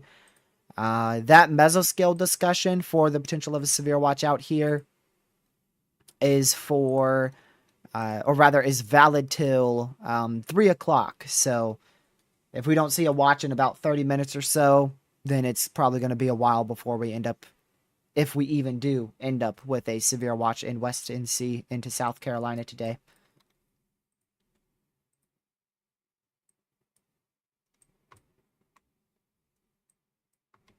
Very heavy rain to maybe some small hail, barely to my northeast. Barely to my northeast there. It's starting to rain. It's starting to rain and get windy. Well, it's been raining for a bit at this point. Oh, I bet this portion of the storm's clipping me. That's what it is. There's a little tiny area that's clipping me.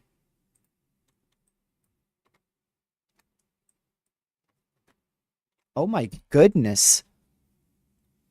Holy crap.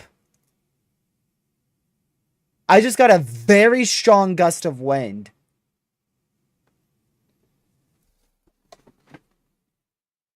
Oh my word, that was probably strong enough to knock down the trees out there across like in the neighbor's yard. That was a very strong gust. I don't know how I just kept power with that gust.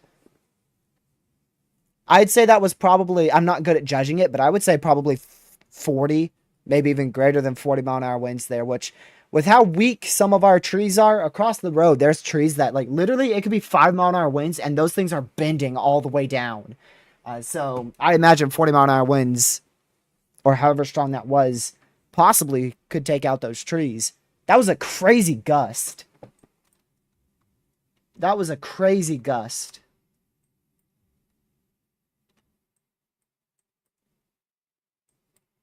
I don't know how I have power. It has flickered like 6 to 7 times.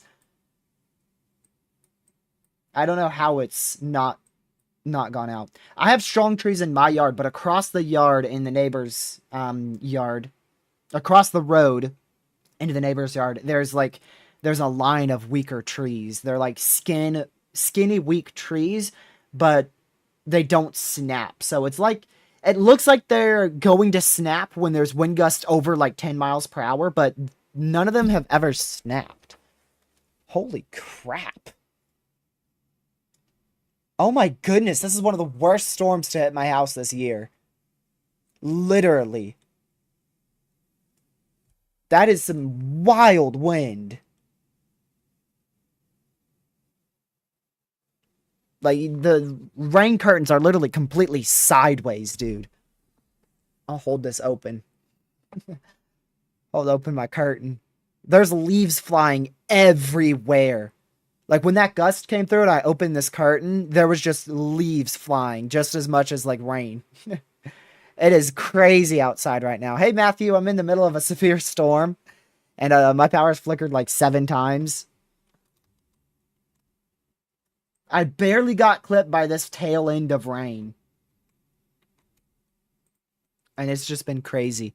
I can't. The camera's connected to the back of the computer, and in order to do that, it's not that easy. With my last computer, it was a laptop, and I could just stick the camera out in a second because it was connected to the side. But with this computer, it's connected in the back.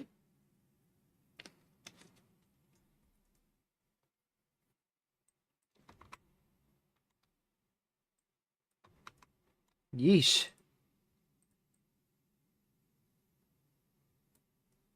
Is that still the wind, dude?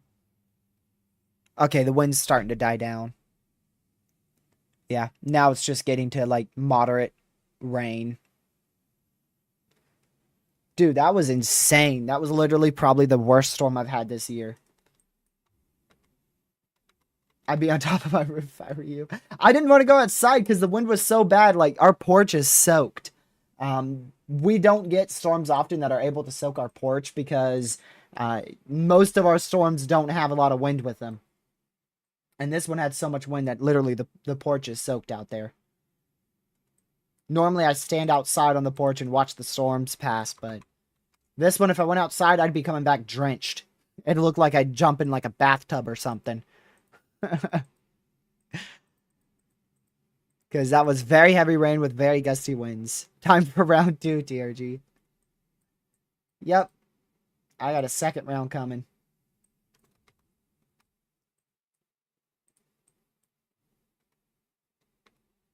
See, I didn't even need to leave my house for a bunch of wind.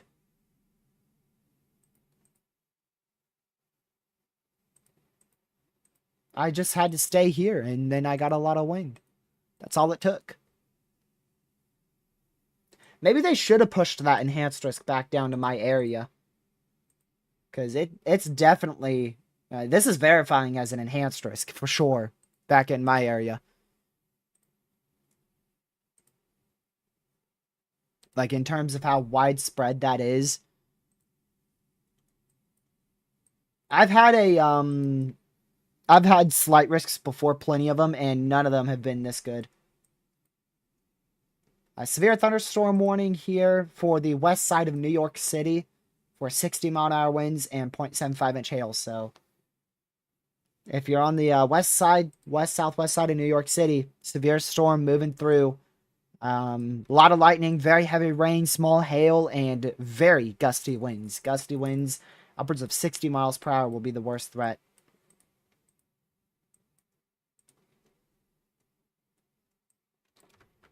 Dude, that thing's got a hail core now. Moving off to my northeast. I think this is the first slight risk in the whole year that is actually verified for my area. It is. It is the first slight risk that is actually verified for my area. Yeah, and if not overperformed, actually. Matthew, thank you for the $20 donation. I greatly appreciate it. I greatly, greatly appreciate it. Thank you for the $20 donation.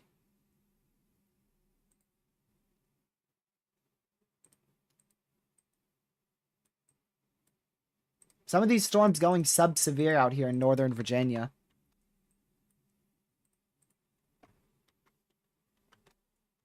Tempting. Tempting.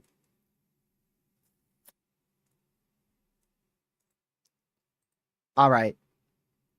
I'm going to do a poll. I'm going to do a poll, y'all, on if we chase or not.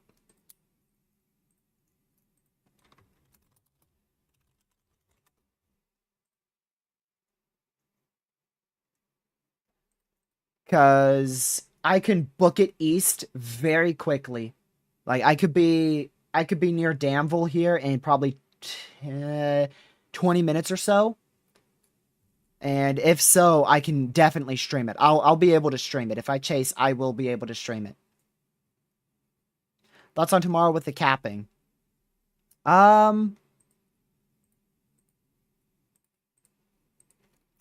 Very tricky. It is very, very tricky to tell what's going to happen tomorrow. But I do think we will see a bunch of storms fire, mainly in the evening, possibly into the,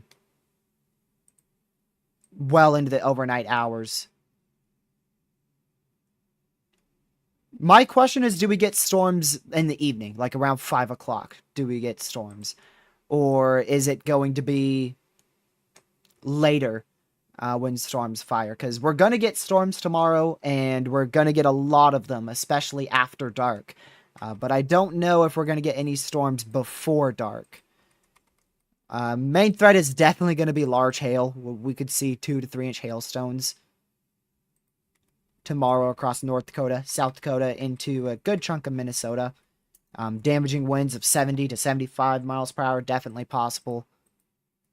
The tornado threat is something I'm more uncertain on. I'm not too sure about that tornado threat. That tornado threat would peak with any storms that are able to fire in the evening. Thank you, Sam, for being an EF1 member now for 3 months. And thank you for the $10 donation. I greatly appreciate that. I hear the second round coming. Ooh, it's loud.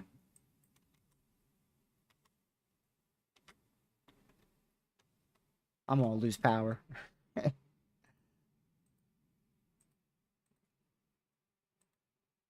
Gonna lose power, man.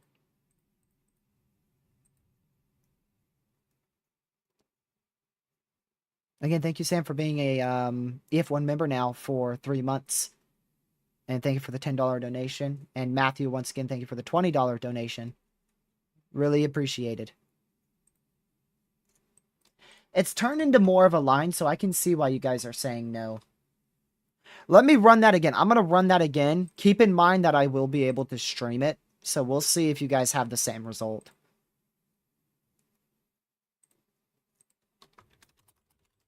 I'm 50-50, and it looks like the chat is too. Looks like chat's 50-50.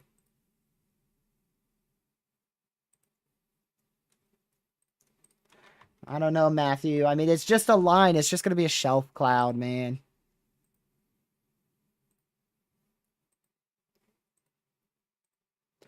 I want to see what the new HRRR has in the new meso analysis, so that way I can see if we do get a second round. Because if there's a second round tonight, that has a better chance for maybe a little area of rotation because we'll have more shear as the evening goes on. There will be a better chance for shear.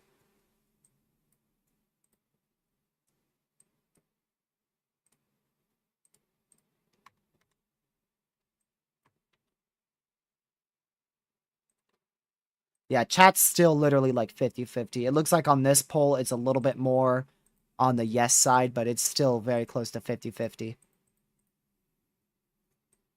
I'm a shelfie guy. I mean, I imagine it's got a good shelf cloud to it.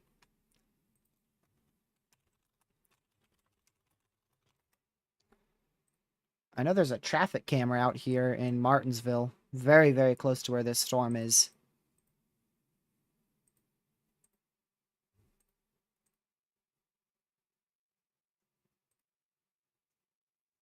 All right, well, this is one of the main traffic cams here in my neck of the woods. I don't know where it's facing.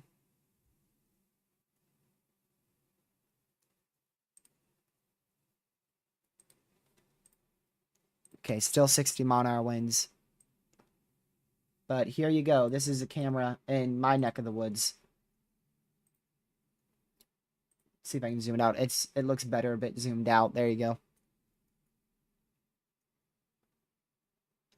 I don't know if that's looking for our first storm or the storm that's about to hit me.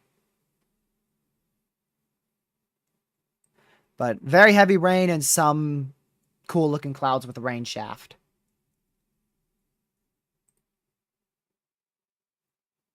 Uh-oh. Highway closure. Highway closure on 220. Just around Rocky Mount. Glad I didn't go for that. Highest quality VA cam. For real. Yeah. I think that's the highest quality camera you can get in Virginia. I might target the second round back here. It looks like these storms are becoming more of a second round. These have turned into more of shelves and clusters, whereas this could turn into more of discrete storms, so I might end up targeting those. Or I may just stay here all day. I don't know. I'm very indecisive when it comes to chases because I want to use my chases sparingly. I don't want to go chase a bunch of shelf clouds. New severe thunderstorm warning in northwest Connecticut, southeast New York, southwest Massachusetts. Yeah. Massachusetts. Right on the triple state border here. 1-inch hail, 60-mile-an-hour winds for the next 38 minutes.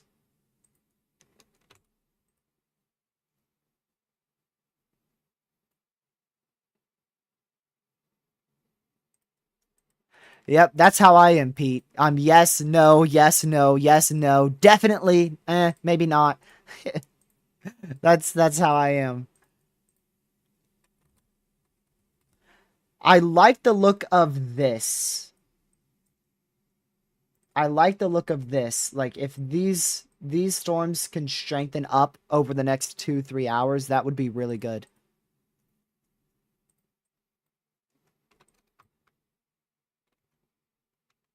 Yeah, this storm slamming me right now is nothing like that first one. Nothing even close. Not even close to as bad.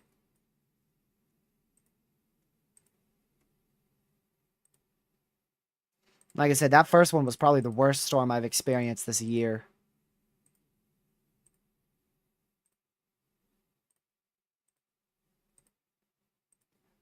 Oh, look, you can see the shelf cloud looming over our camera now. Let's switch over to this. Give you a better view of it. You can see the shelf cloud looming over our camera here in Virginia.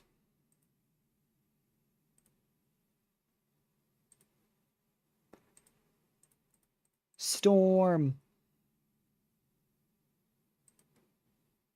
I know exactly where this is. I have been here. If I went and chased I would have passed right under this overpass. There's a highway right under this. There's a bridge where that semi just came across.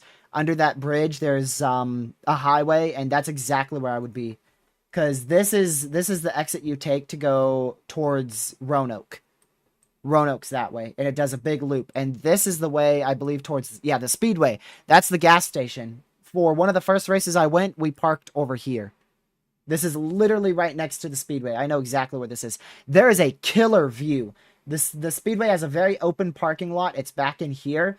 And that's my home screen to my phone. That was a crazy shelf cloud I got at the Speedway. Absolute awesome view. And this storm's going right over it. It leads for an awesome view over the Speedway.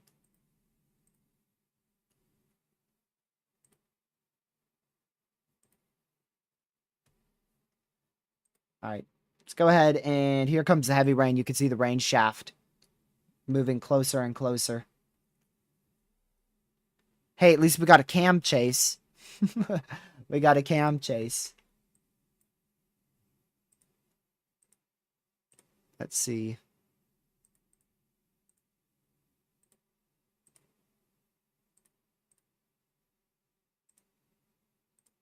Yeah, very heavy rain. It doesn't look like the winds are that bad. The winds really weren't that bad with this storm. Like I said, nothing like the first cell. The storm that's moving off to Chatham was absolutely wild for wind over my house.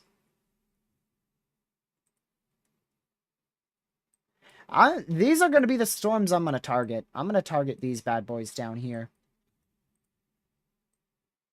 If I do end up chasing, those are going to be the ones I go for. Still all 60-mile-an-hour severes there. Let's switch back to our main scene.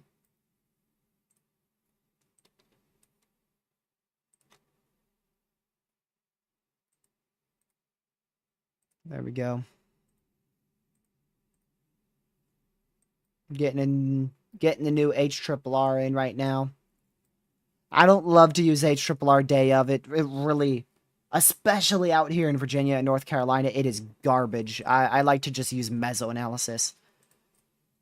Which mesoanalysis definitely tells me that these storms up here are not going to be dying out like the HRRR thinks.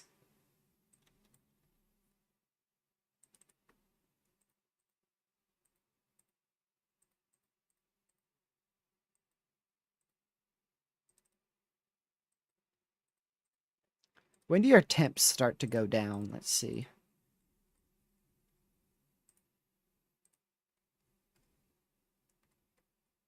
Oh man, they don't start to go down until like 7 or 8.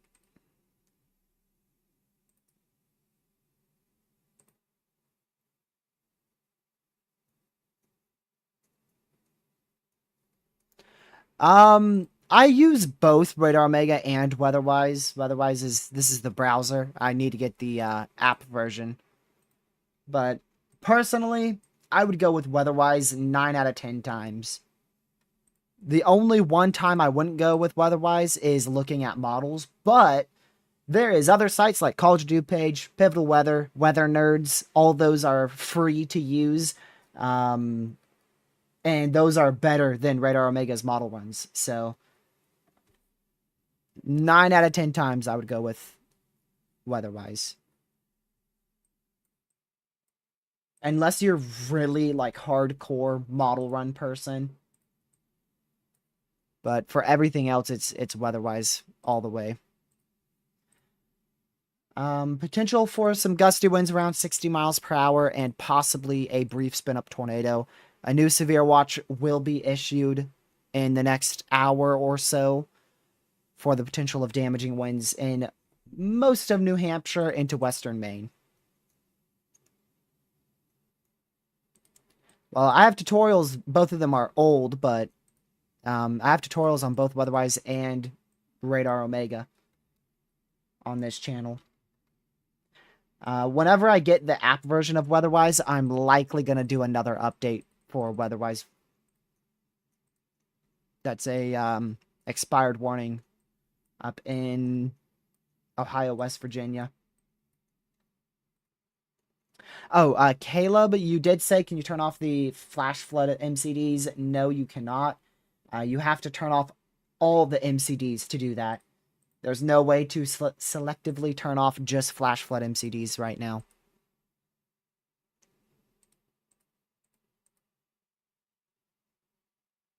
So you have to turn off all MCDs. You can't just turn off the flood ones. Yeah, Chatham, that's about to be slammed by this windbag. This little guy right here is pucking. What? Packing. Packing. Packing at least 40 mile-an-hour winds. I would say 60. Pucking. Yeah, we're playing hockey now. We're playing hockey now, y'all.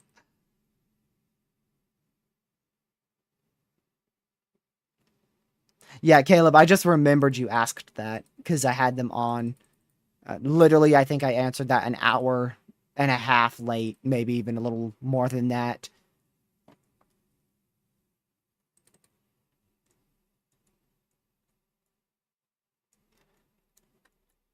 I was very, very late.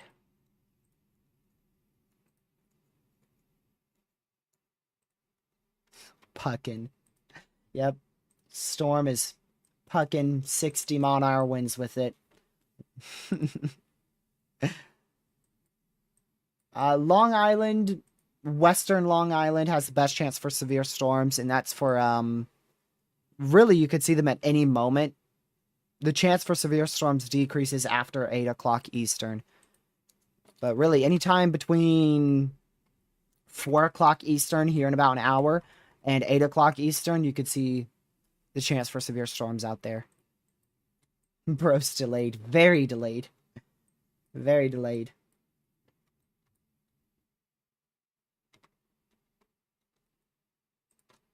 So, all these storms likely have very nice shelf clouds with them. Especially the one moving through Martinsville along Highway 58. Yeah, the HRRR has 3 potential supercells moving north of Greensboro at 6 o'clock. I'm going to probably go for those. I'm going to go for those, yeah. I'm going to chase. Those look too good.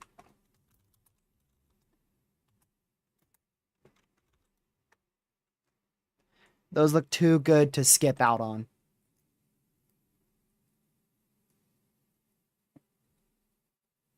I'll likely chase at 6.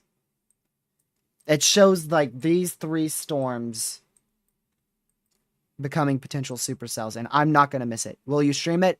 Heck yeah. 1,000,000,000%.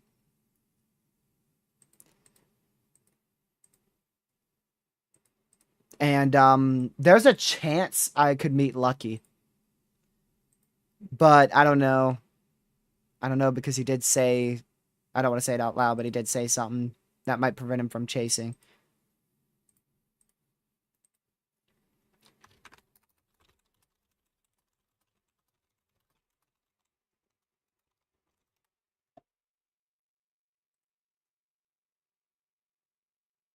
Look at how wrong it initializes. Let's see.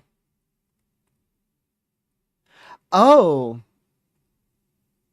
No, not that bad. It's not horrible. It mainly shows... It doesn't show this storm back here. That's the problem.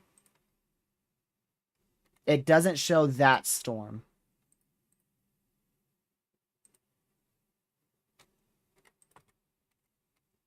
That could be a problem.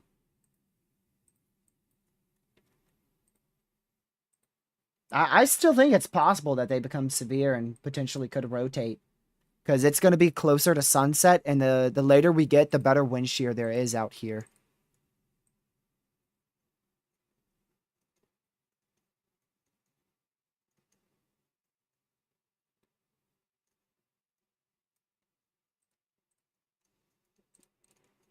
I'll keep an eye on it, but there's a really good chance I end up chasing it.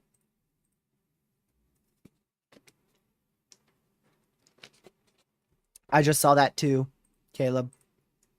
SPC Outlook vanished. It's back.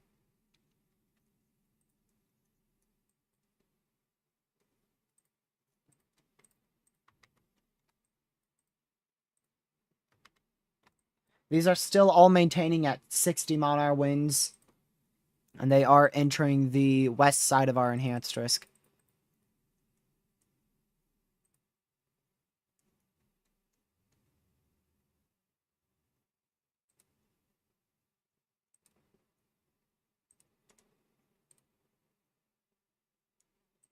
There we go.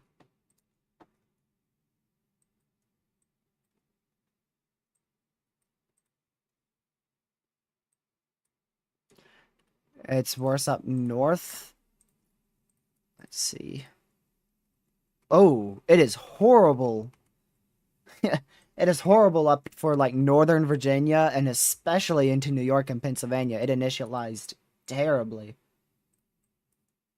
It's not too bad in Southern Virginia and Western NC for how it initialized. But hold on, I do have one question. What about instability? Is it still underdoing it?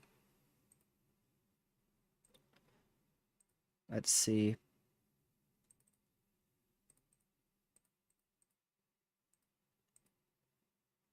Yeah, it's still underdoing Cape by about maybe 500 joules.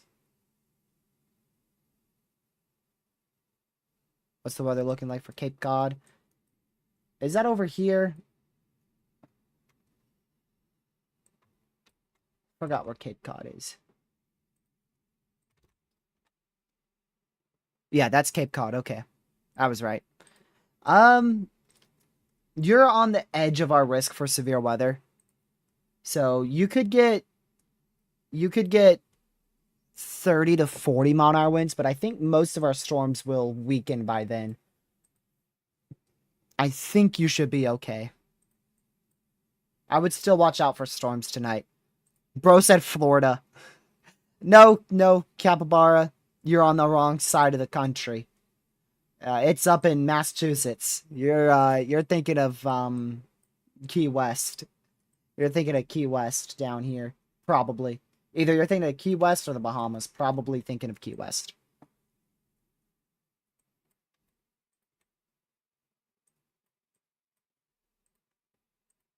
I don't know. I like those southern storms way better than the ones that are near my area right now. I like this region a lot more.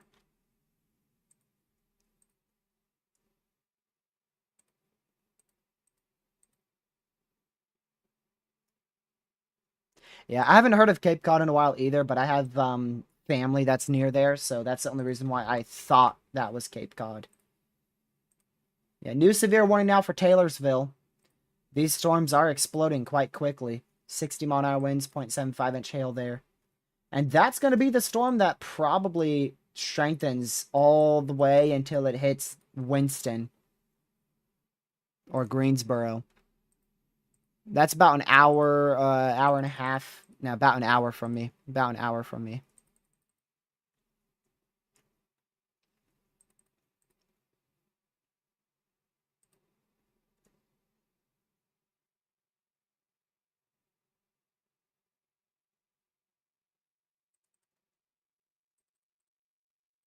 Let's see.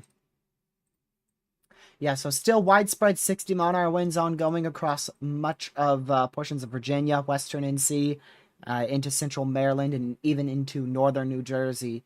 And a single severe backup there into northwest Connecticut. So still quite widespread 60-mile-an-hour winds ongoing as what was expected. Could still see some gusts of 70 to 80 with these lines here as they approach DC, Baltimore over the next hour and a half, 2 hours. But they don't look extremely well organized, especially the one over Frederick. This looks a little bit better for damaging wind potential right now, and that's going to be the storm that moves into DC here in about an hour.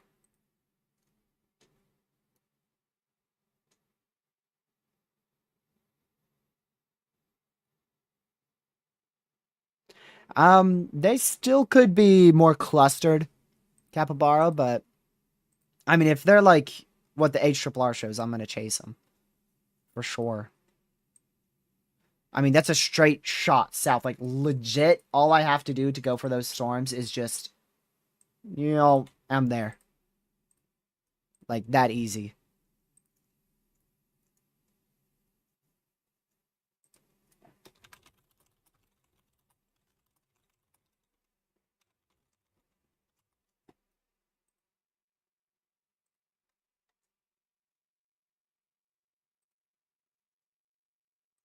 Let me check real quick.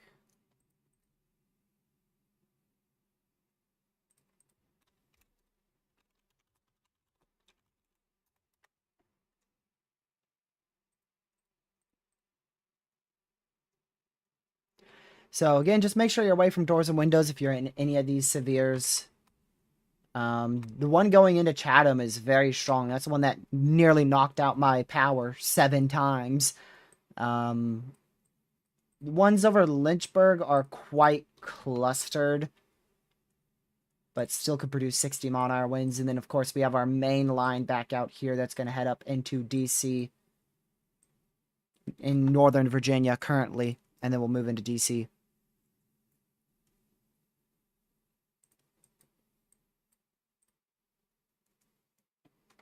So if you're in Chatham, you definitely be away from doors and windows. That storm's definitely packing a punch for winds. Tornado threat is very low, if not near zero with it. And hail threat, could see some hailstones, maybe half-inch in diameter.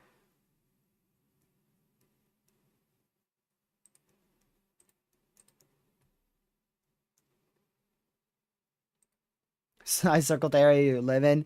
Just don't go outside, you'll be fine. Even though if I were in that storm, I would probably go outside. I didn't go outside because there was so much rain that it was blowing all over the porch and I didn't want to get drenched. I was like, no, thank you. No, thank you.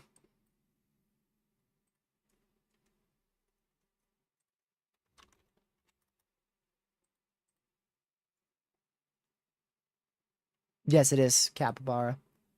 I feel like the main tornado threat will be in the afternoon, late afternoon into the evening, but there's uncertainty if storms even fire.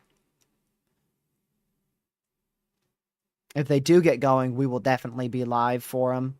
If they don't get going, well, we're going live anyways.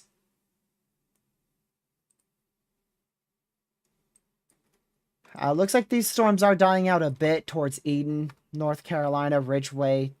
That's like literally 15 minutes from my house, maybe even less than that. So those are actively dying out. The one in Chatham is still strengthening. It still has a bunch of lightning with it and a lot of wind. Excited for 100-degree heat. If you mean excited as in I'm staying inside for the next like 2 weeks straight, yeah.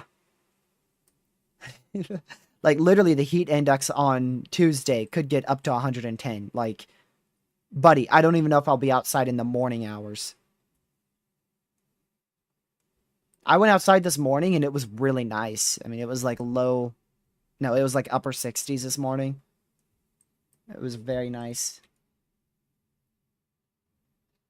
But even the morning could be low 80s. And it's like, yeah, no. No. Yes, me and Lucky are planning to chase a tropical storm or hurricane if it hits North Carolina, South Carolina, or Virginia. If there's a hurricane anywhere, hurricane or a tropical storm anywhere on this coastline area, we're gonna chase it. That's a big new severe for 60-mile-an-hour winds, 0.75-inch hail.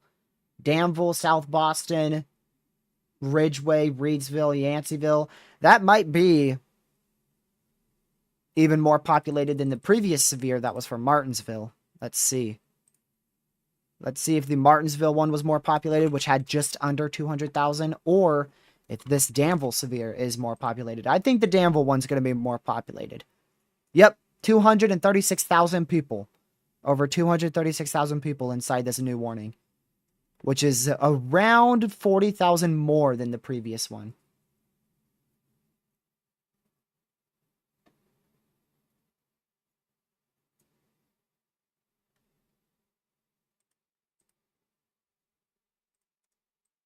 Just got a new severe in Connecticut and Massachusetts. That's for Bristol. Bristol, Connecticut. Severe storm over Bristol, Connecticut. Windsor, infield. Very strong severe storm producing likely about 1-inch hail and 60-mile-an-hour winds right now. So be away from doors and windows if you're in that new severe. That also goes up towards Westfield in southwestern Massachusetts. Wow. Now that's going to be very populated. A new severe for downtown New York City. That is going to be populated. Let's see. I'm waiting to see the population on that warning. I'm refreshing it like every second. I'm refreshing it.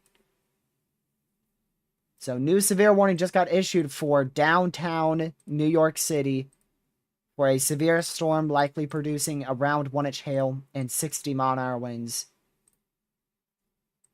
That is insane. Let's see how many people are in that. Wow. Over 8,800,000 people. Over 8,800,000 people.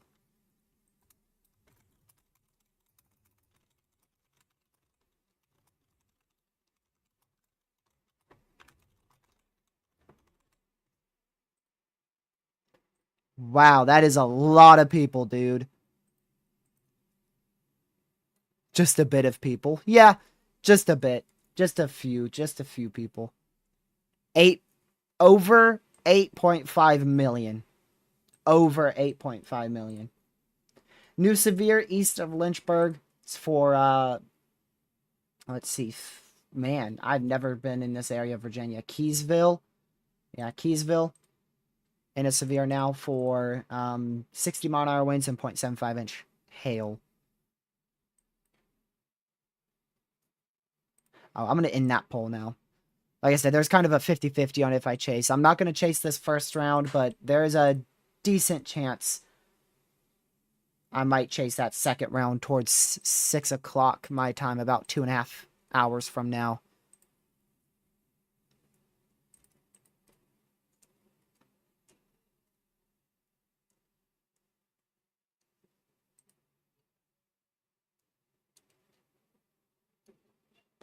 I wouldn't say I'm guaranteed to chase, but I mean, the evolution of these storms portrayed by the HRRR and the environment that's in front of them, it's very possible. What's the main hail threat? Let me see in this area. There's a good chance you won't end up with anything larger than about 1/2-inch hail, but there is a small chance you could see up to 1.5-inch hail. Like, that's the worst case scenario, is 1.5-inch hail. Like, absolutely worst case scenario. Most likely case scenario is 1/2-inch hail to barely any hail.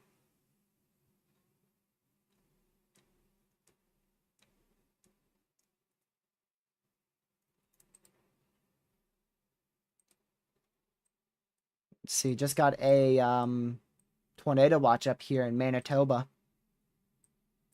in Canada, southeast Saskatchewan. Almost a 13-hour tornado watch, something that you very rarely see in the U.S., and this is in Canada. Very rare do we ever see a tornado watch that long in the U.S. Longest one I've seen, I think, is about 10 or 11 hours. I don't think I've ever seen a 13-hour tornado watch. And that is in southeast Saskatchewan, southwest Manitoba. And that is in Canada, not in the U.S. But just comparing that to the U.S., Canada always seems to have their watches and warnings substantially longer than what's needed.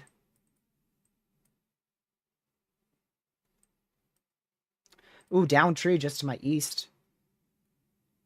Tree down blocking the entire road, the intersection of Sutton Drive and Terry's Mountain Road near Martinsville, Virginia. Near Martinsville, Virginia? Yeah, that's not inside city limits, they're right.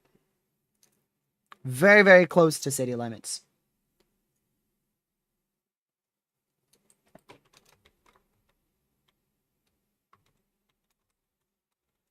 Look how populated Martinsville is. I do live in quite the populated city, don't I? Definitely not, definitely not like New York or Winston-Salem NC or Raleigh NC. I'm not in a very populated city. Martinsville fully formed because of NASCAR. Like, if it wasn't for the Speedway, Martinsville would not be a thing. Oh, new severe watch. Where's that gonna be? Probably New Hampshire. Yep. New Hampshire, Maine, 40% wind risk there, so fairly on the low side. 40 and a 20 there.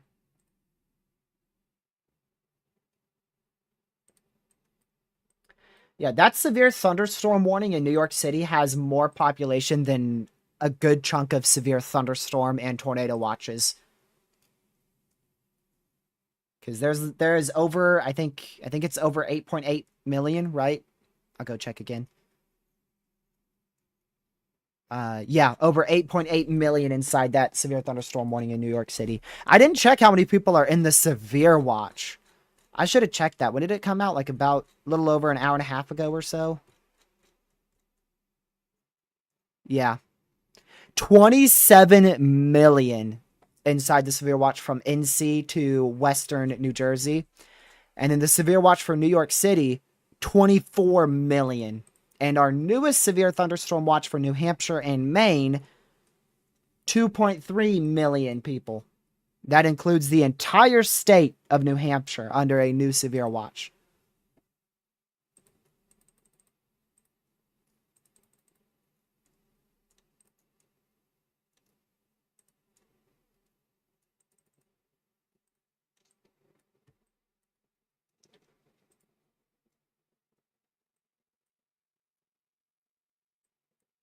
I mean, if these storms don't strengthen, I ain't chasing. Like, if they look like this in like an hour and a half, I ain't gonna go for them.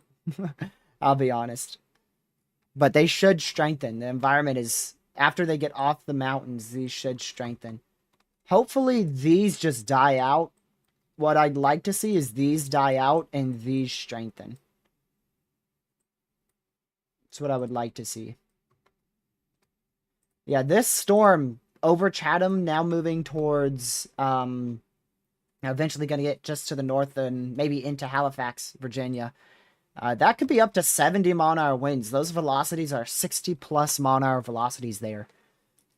So that sucker did not continue to weaken. It was fairly weak over northeast Henry County, but now that it's into central Pennsylvania County, it is really starting to crank for damaging winds.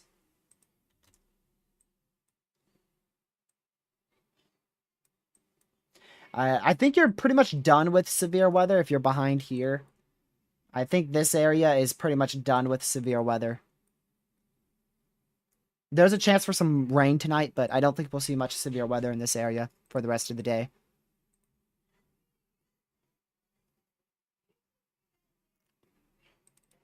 Let's see. New mesoanalysis. Yeah, still shows a very unstable environment. Highly favorable environment for damaging winds. Highly favorable for winds. Wind shear 118 now. Wow, so the shear is going up.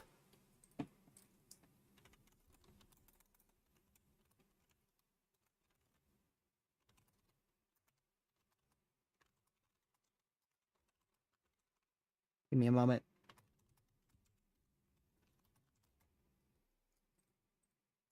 Okay, there we go. Wanted to text Lucky really fast.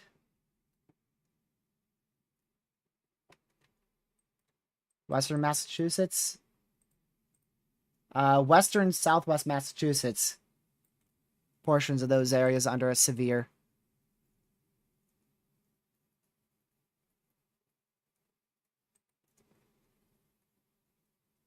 So we'll keep an eye on that. Why did Reed say set up for a mega wedge tomorrow? Skull, you're supposed to put the emoji, buddy. It is definitely possible, yeah. It's either we're barely going to see a tornado threat tomorrow, or we're going to see like a big, strong tornado. It's one or the other. So I mean, I could see it happening, but personally, I see it being more of mainly hail and wind at the moment. But if storms can fire at like 6 o'clock in western or central South Dakota, um, or North Dakota rather, like in here, storms can fire in here tomorrow near 6 o'clock Eastern, I could definitely see a good tornado threat developing. But I find that chance low. I find that the capping is probably going to be able to hold, in my opinion. I believe the capping in the 700 millibar warm nose is probably going to be able to hold.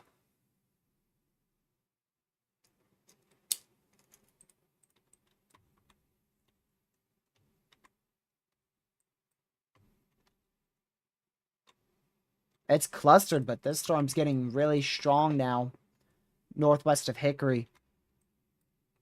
Oops. Screenshot it for Lucky. Let him know what he's missing out on and what I'm missing out on too. Because I ain't there either. That's far. That's like 2.5 hours, and that's in the mountains.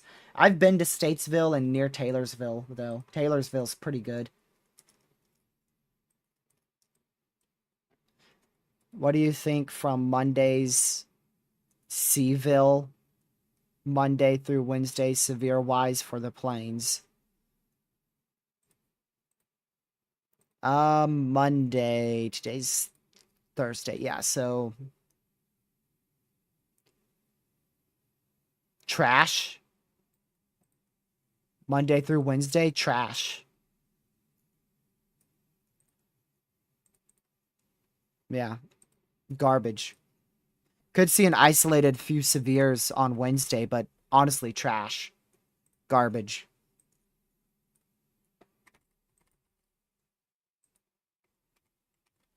I think our main two events this week into next week will be tomorrow and Saturday.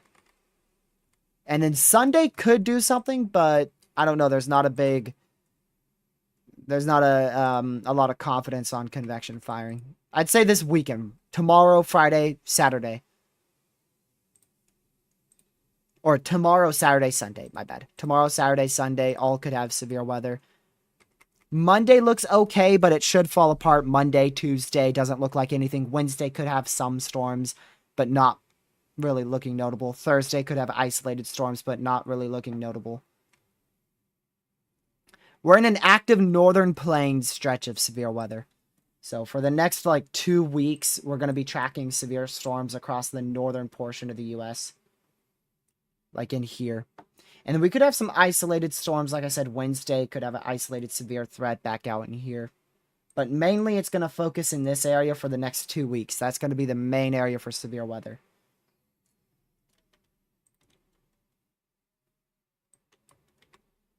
Obviously outside of today. Today it's the East Coast. If you guys haven't already, make sure you hit that like button. Share the stream with your family, friends, social media. It's greatly appreciated. And if you're new to the channel, consider hitting that subscribe button with the notification bell set to all. It's greatly, greatly appreciated. And you can help us get to 10,000 subscribers by the end of the year. It's really appreciated. We're up to 9,878.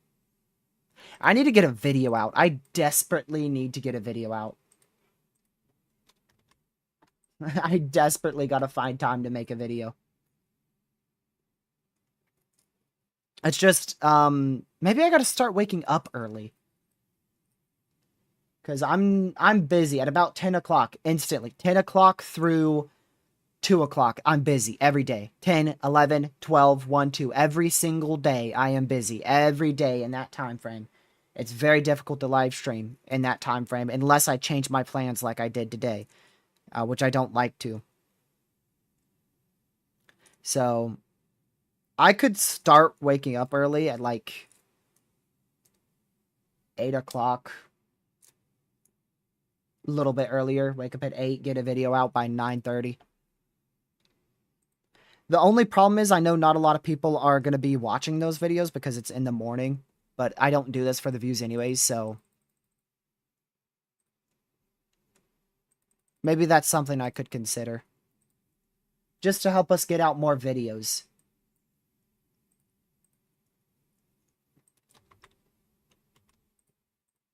Yep, observed 70-mile-an-hour winds. I was going to say, I'm pretty concerned about this storm here.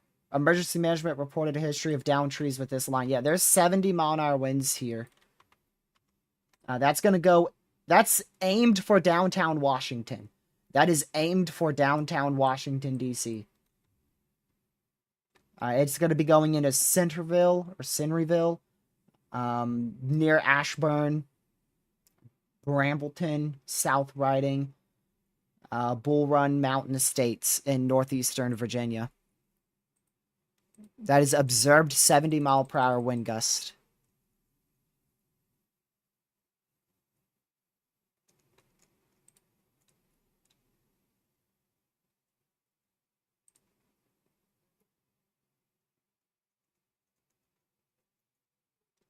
Where's Winnipeg? I thought so. A chaser I know and follow is actually in What is it? Winnipeg? Winnipeg? I don't know. Something like that. Canada. I've never seen him in Canada before, and he's in Canada.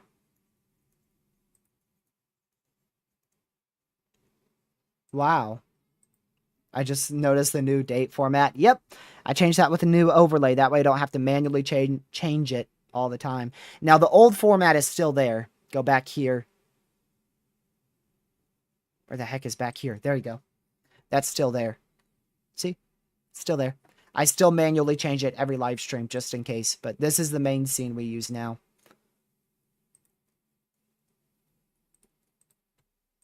I need to... I'm slacking, y'all. I'm slacking. I haven't put out videos in like the last 10 days. We've just been doing live streams almost daily. And I haven't fixed our overlays. I want to get overlays to where, see how there's RGB overlay right now during tornado warnings and like confirm warnings and PDS warnings and stuff like that. I want to change it to red, pink, purple, or whatever the warning color may be. I haven't made those overlays. I've been slacking.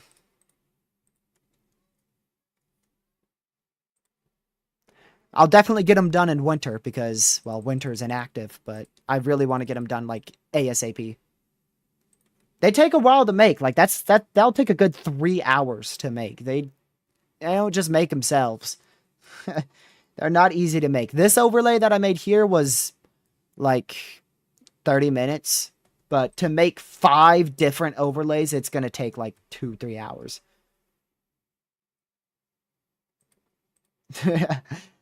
You too lazy to customize, by the way, Caleb? I've just slowly customized it over time.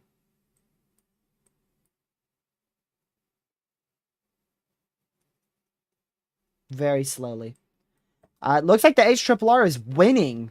These storms have died out near Reedsville to Danville, and cells back west of Greensboro are clustered up but intensifying. And as the cold front pushes through here over the next 2 hours, it should congeal them up into more of a line to semi-discrete embedded storms. So cluster to linear.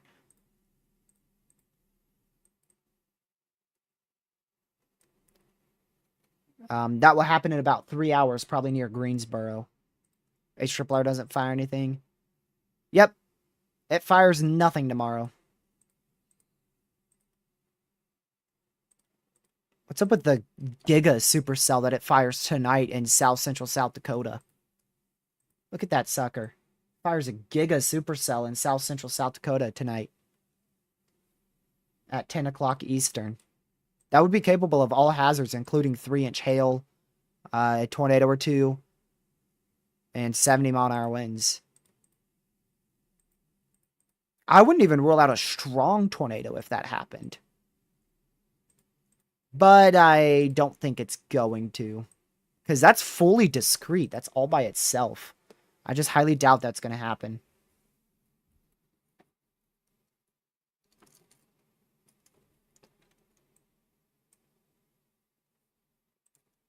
I mean, my kids still get a little bit messy at times, but I try to make it easy to read and a clean look. I've thought about switching from satellite map, but I'm a satellite map person. That's what I love. I'm satellite everything. The only, in my opinion, the only other acceptable one is dark mode. Dark mode and satellite are the two main acceptable modes for maps. If you use light mode, you're a psycho. You are a psychopath if you use light mode. Even on your browser. You are a psychopath. I don't understand people who can use light mode on anything. Observed 60-mile-an-hour winds moving into Manchester and Maryland. And then again, observed 70-mile-an-hour winds in this area, moving east, going towards South Ridge. Or Stone Ridge. What in the world? Can't even see. Can't even read anymore. Stone Ridge, Broadlands, Ashburn, Gainesville, Linton Hall, all in that new severe warning for observed 70-mile-an-hour winds. I said ooh earlier because I thought that might be a little hook echo right there. It doesn't have any good rotation, but we'll have to keep an eye on that for a spin-up QLCS weak tornado in the future. Just in case. I don't think it's likely, but just in case. This is looking pretty good for the second wave. I do think that the HRRR is going to nail this cluster going into Greensboro. I'm still thinking I'm going to chase that tonight. Or this evening.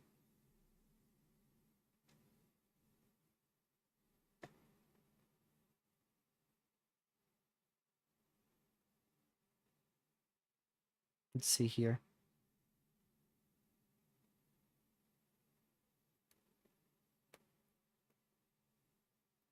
Drew, Caleb was talking about customizing his weatherwise. Not sure what you think he was talking about.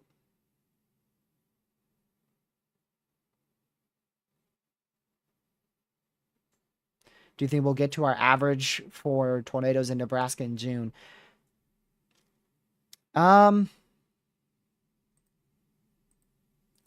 I think it's possible, but I don't know how many we've seen. I'm not sure how many we've seen yet.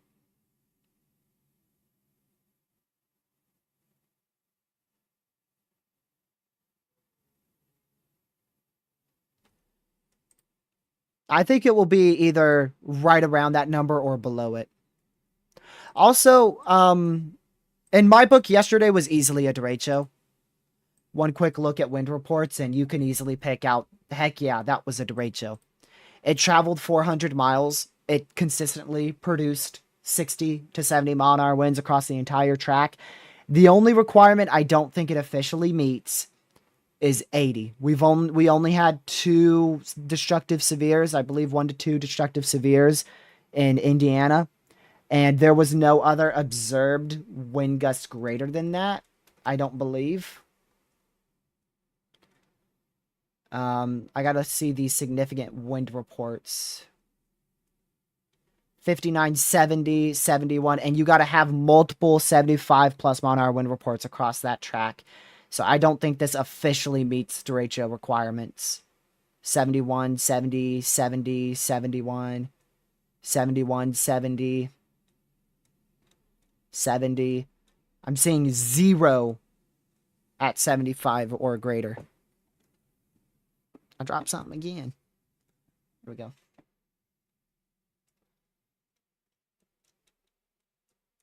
Oh, 81. Ohio, measured at the Lorain County Airport. 81. That's one of them. And you got to have like that many. You got to have like 20 plus of those. 20 plus 70 mile an hour. 20 plus 75 plus mile per hour wind gust measured across a 400-mile distance, with the line being wider than 60 miles.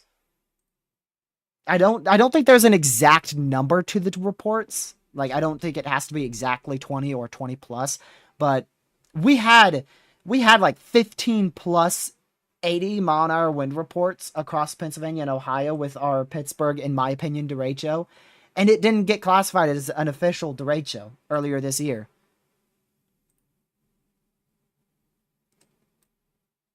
So I just find the actual requirements unachievable for a derecho now.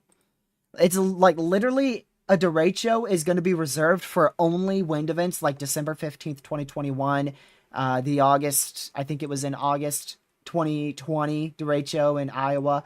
It's only going to be reserved for literally like 200-mile wide north or 200-mile length um, lines of damaging winds that stay at destructive severe status for a 400-mile track. It just seems like impossible to achieve again. Unless it's going to be like one every 5 years that we get a confirmed derecho.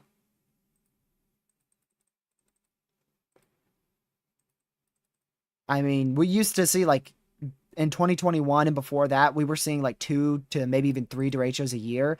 And we haven't even seen one this year.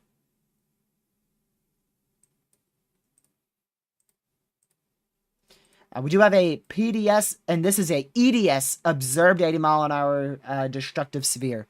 So this is a particularly dangerous and extremely dangerous situation for the city of Sterling, South Riding, and surrounding areas in Maryland or northeastern Virginia, still in Virginia.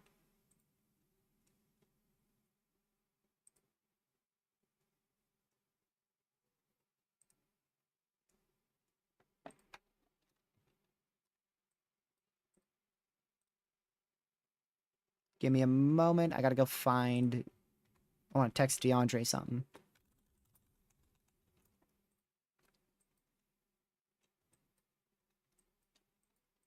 All right, I'm gonna get the analysis radar out for that PDS severe.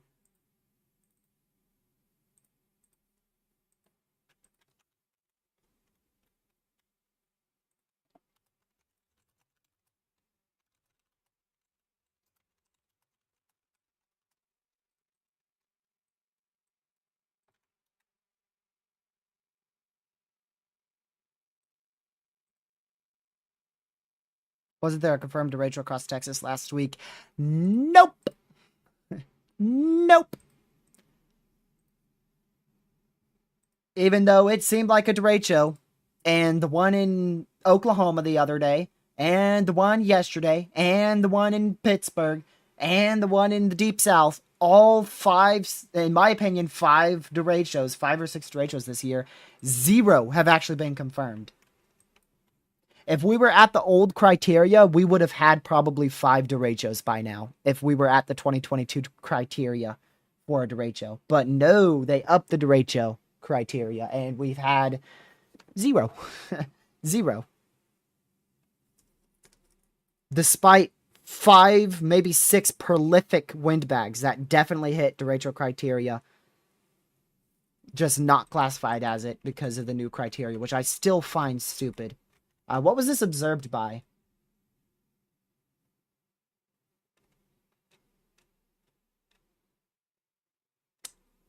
Observed by radar? Am I seeing that right?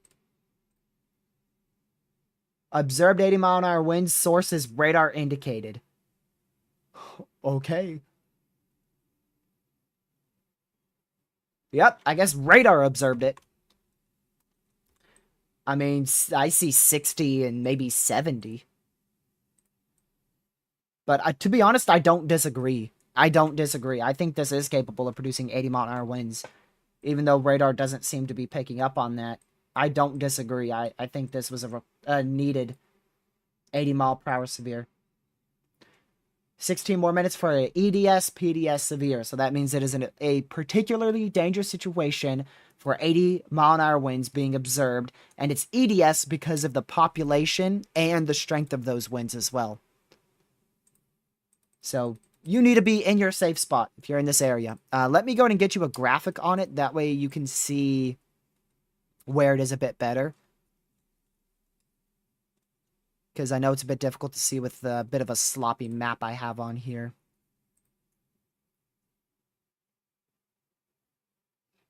Okay, here you go.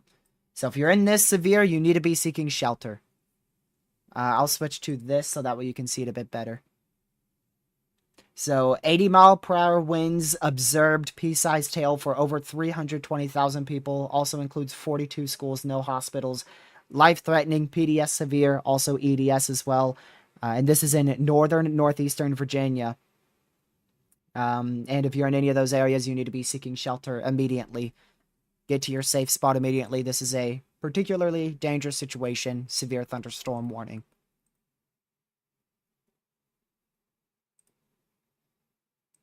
Very dangerous, severe thunderstorm there. Pennsylvania, there's actually not a single severe in Pennsylvania. Pennsylvania has been the least active state in our main risk area at the moment. Southeast PA, like generally this area has the best chance for severe weather over the next 2 to maybe 3 hours. But much of Pennsylvania has seen little to nothing.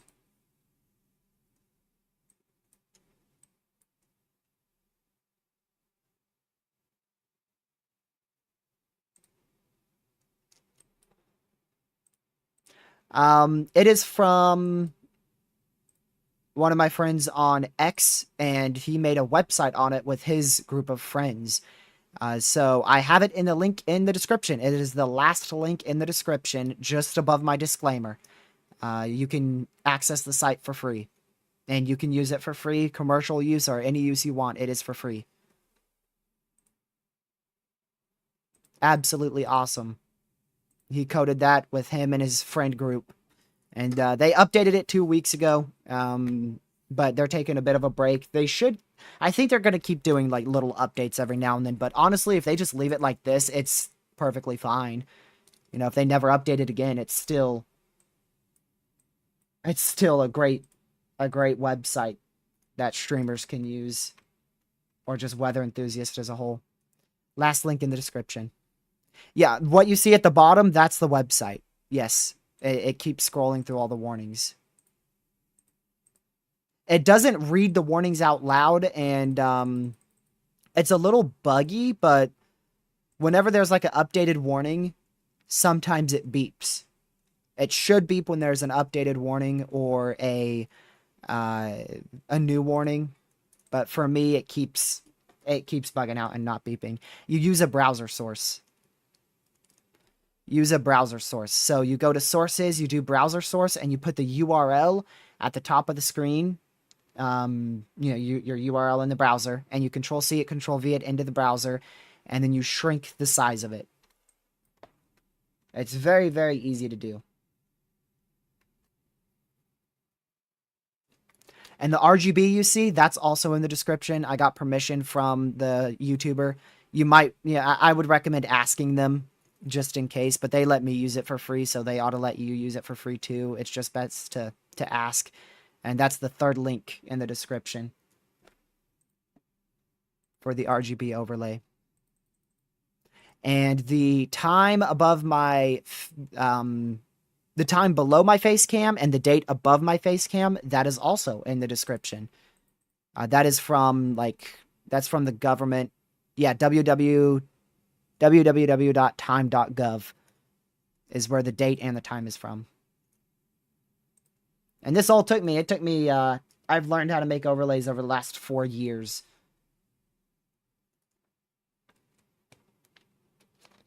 You're welcome. I would like to link as many stuff as I can, as much stuff as I can. But I don't link, much of the sites I use, I don't link in the description because it crowds it up. So those are actually on my main YouTube channel. If you go to my YouTube channel, where you're at my homepage, and you see TRG Tornado, my and then when my channel was made, under that, I have 14 links, including socials, Lucky's channel, a Storm Chaser's channel, and a bunch of radar softwares and websites I use.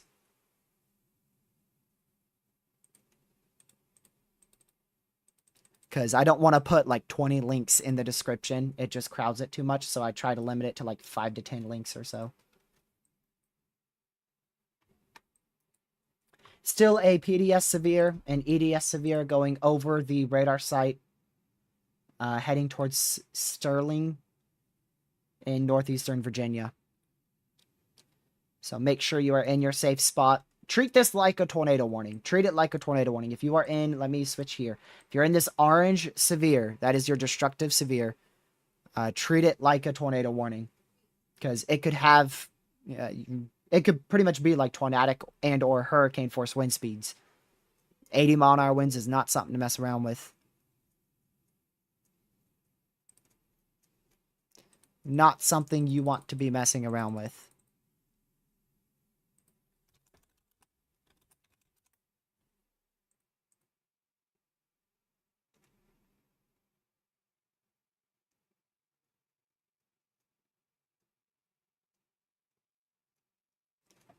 Here we go. Just fixing something. I want to switch to this scene real quick. I forgot what I have up there. Okay.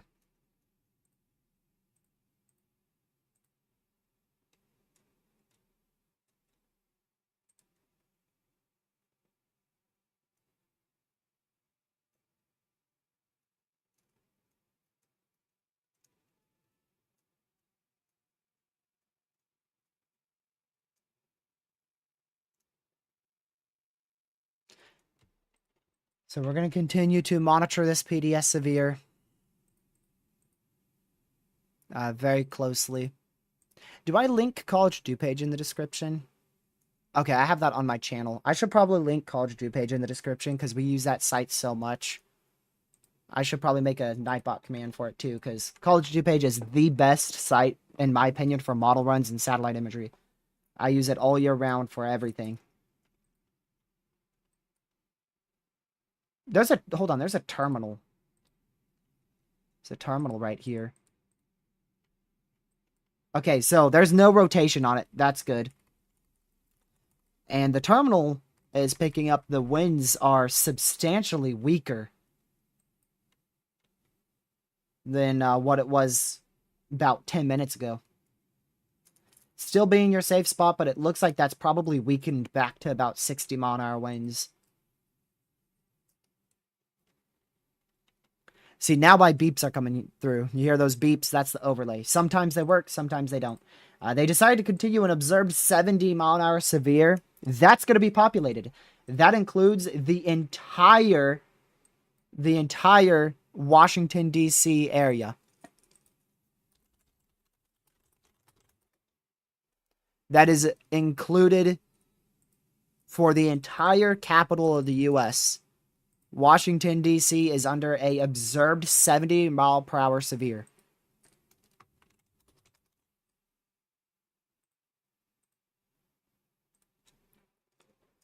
Let's see, how many people is that for? We just got a Florida severe. I know that's so random, but we did. Alright, this severe is for... My goodness, it's still not rendered in yet. Well, while we wait for that, I want to go to Florida. 2 severes just got issued down here. Mainly for just wind. Yeah, 60-mile-an-hour winds, 0.75-inch hail on both of those, so just be away from doors and windows. Also, the first severe in Vermont has been issued. We haven't seen a severe this far north in our risk area today. We're using a... What radar are we using? Yeah, we're using a Canadian radar site to look at this.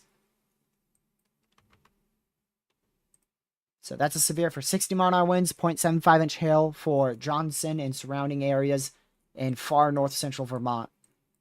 Yeah, Vermont, that far north.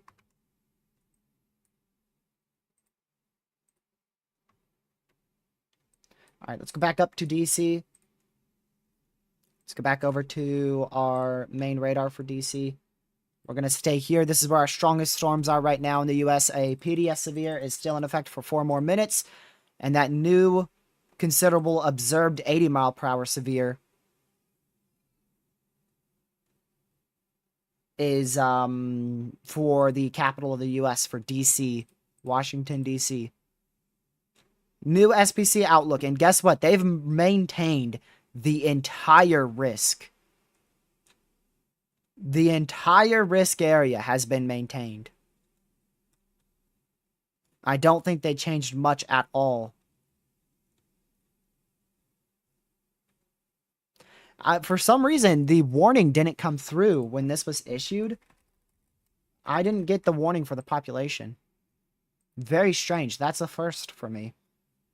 At least for today. Very minimal change to the new SPC outlook. Very, very minimal change. Oop, oop. You can see the difference. Little disextension in Alabama and Georgia of the marginal, and then a small addition of the slight risk pushed more into Maine. Tornado risk, they actually shifted that a little bit closer to my neck of the woods. I'm nearly in that 2%. I believe that might be into Danville. And the wind risk fully maintained that enhanced risk. So barely changed.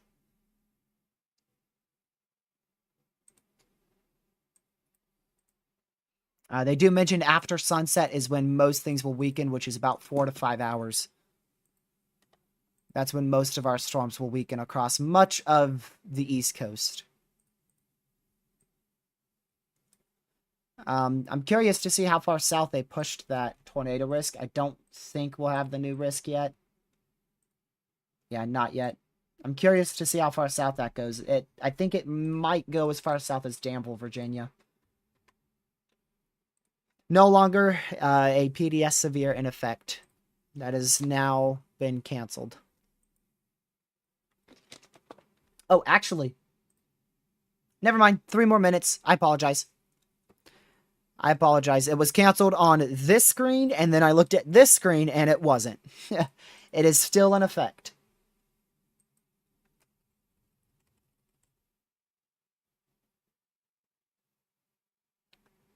It is still in effect.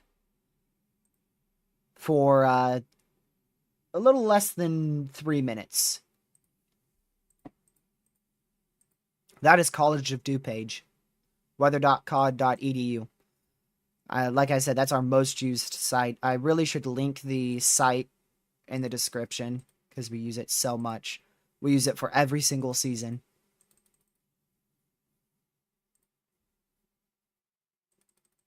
Maybe I'll do that during my for my live streams. Maybe I'll put at the very bottom of the description, I'll start putting a bunch of sites that I frequently use because I love to link things for websites I use during streams.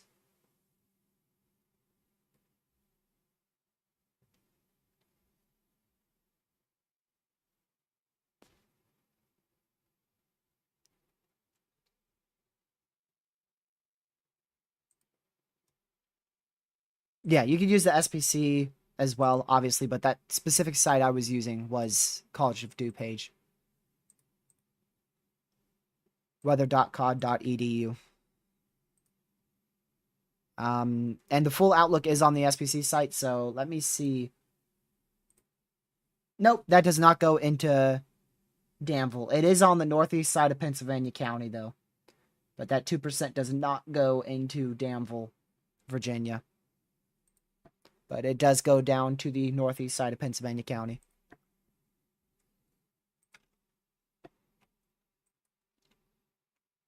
Numerous trees blew down. Numerous trees blew down along VA 55, John Marshall Highway between Haymarket and Gainesville. Haymarket. Haymarket. It's a very strange name.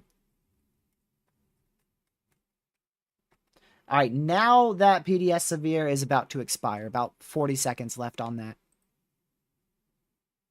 Danville, Quebec. Let's go up there.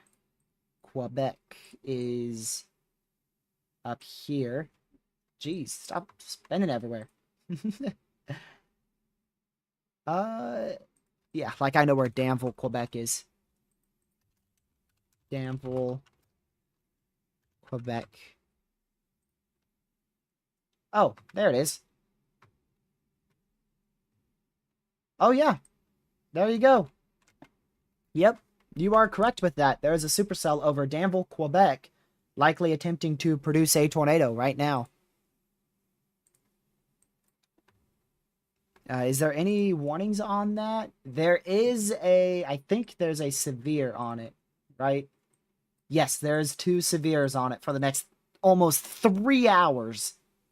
Even though the storm will be outside of these severes in about 30 minutes, the severes are for the next 2.5 hours, or 2 hours 51 minutes. Both of them for 2 hours and 51 minutes. Imagine if the U.S. severe warnings lasted that long, man. We'd have hundreds of severe warnings at one point. Literally. Like, for our big severe weather outbreak days, we would probably have 300 to 400 severe warnings at the same time if they lasted 3 to 4 hours.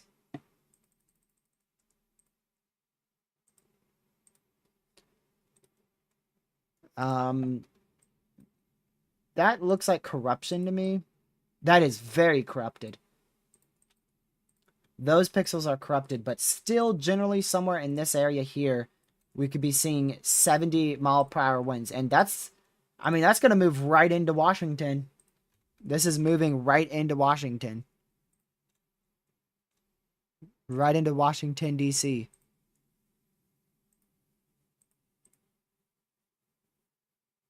That's like how long the event lasts. Yeah, literally, like for the peak of some of our tornado outbreaks, it lasts like 3 to 4 hours. But sometimes they could be like 8, 9 hours long. For instance, yesterday, the peak started at about 11 a.m. and it lasted till 5 p.m. That's about 6-ish hours. This thing's going to have to strengthen a lot if I'm going to go chase it in an hour and a half. I can tell you that for certain.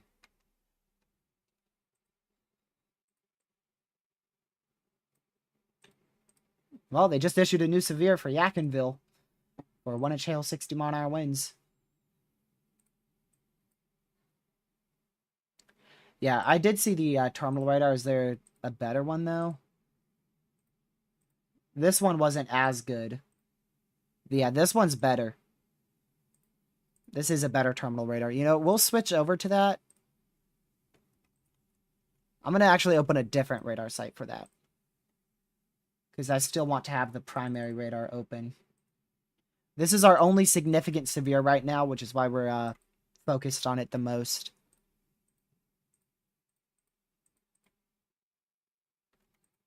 Is that the wrong one? That might be the wrong one. Yeah, this is the right one. There you go. So this is our 1-minute updating terminal radar site. Man, we're getting scans every 30 seconds. Gotta love it. Gotta love it. 30-second radar scans. Woof. If only that was every radar in the U.S.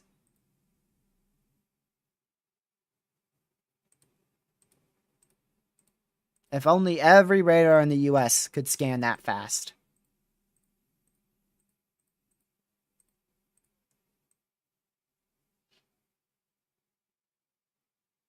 Wow, the HRRR initiates garbage for tomorrow. Like, barely anything. Oh, well, I mean, it still initiates a good supercell there in southwest South Dakota at 2 a.m. I don't think I'll be up at 2 a.m.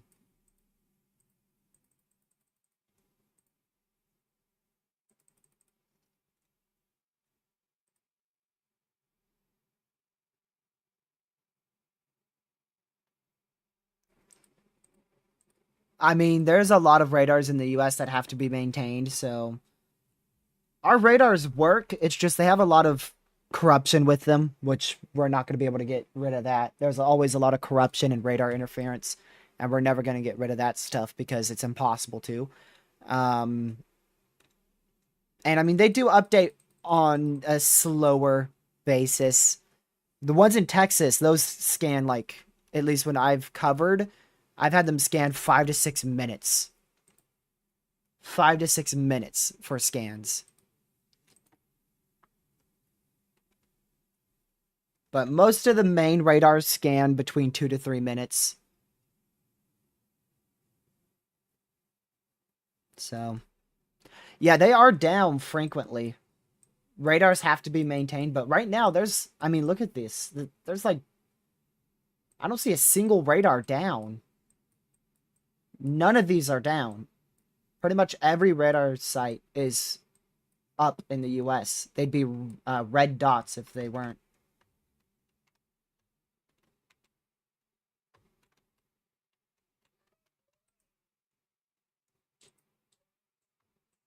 Are you confirming clear air as a CC drop, Caden?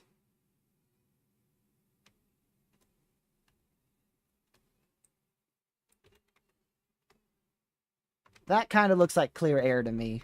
I ain't gonna lie, buddy. South of it. This. Okay. You know what? I could see that, but it's very weak. What is that, like 20? I doubt it, dude. That's like 20-mile-an-hour rotation. I doubt it, to be honest with you. That rotation is so weak. I'd be very shocked if it's producing.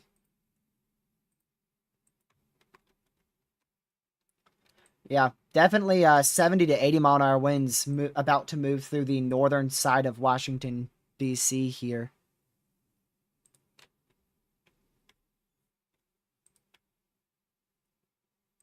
Definitely about to be a crazy, crazy wind bag. And you can see an outflow boundary. There's an outflow boundary up here. Watch it. When I loop it, it moves from north to south. See it? North, south. New severe for White Plains in Maryland and Stafford in far northeast Virginia.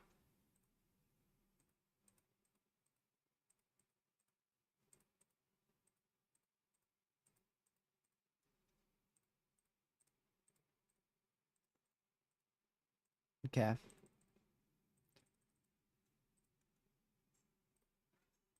How long does it take for radar scans up here? Yeah, these are 5-minute scans, just like Texas.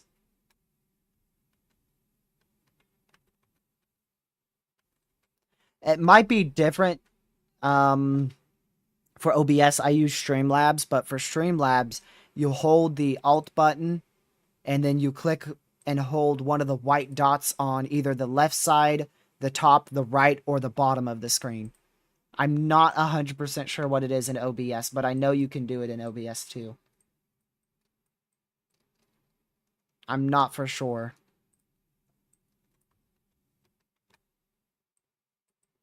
It's still organizing.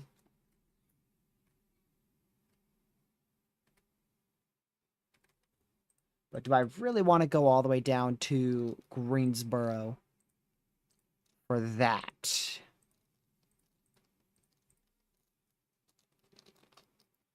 I think Streamlabs is better, but honestly, it's personal preference. I like Streamlabs more.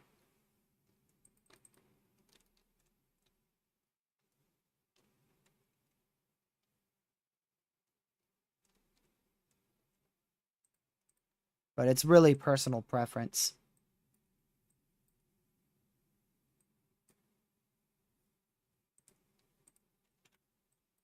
So still an observed 70-mile-an-hour severe moving into Washington, D.C. So this is on the border of Virginia and Maryland right now. And it is still producing 70-mile-an-hour wind gust.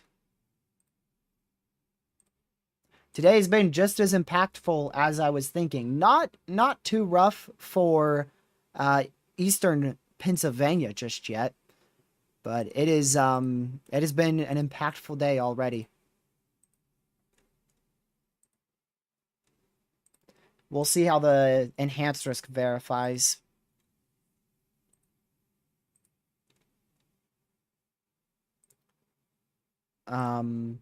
But these storms are in the enhanced risk now. They are nearing dead center enhanced risk. I don't know how it's going to verify for the northern side of the enhanced risk. I'm uncertain on, and how quickly do these storms weaken in Delaware and New Jersey. But really, I think the enhanced risk, I think the enhanced risk is going to verify, maybe with the exception of the northern side. Because that northern side, I don't see much intensification happening with this storm here on the north side of it. It's still going to impact, looks like probably Philadelphia. That's going to be the storm to hit Philadelphia. And then maybe even last as far as just to the south of New York City. But I don't think that's going to go all the way into, like, Middleton in southeast New York. New severe here for this cluster in North Carolina, 0.75-inch hail, 60-mile-an-hour winds there.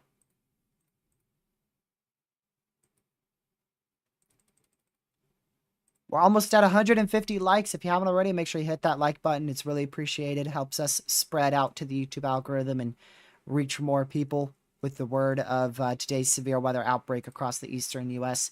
And also consider sharing the stream with your family, friends, social media, anywhere you can. Share it. Help spread weather awareness. And if you're new to the channel, consider hitting that subscribe button. We are just 17 subscribers away from 9.9K. We are just 17 subscribers away from 9.9K. Which means, you know what that means? Hold on, I'm trying to find it. Yeah, that means about almost 40 people have subscribed in today's live stream.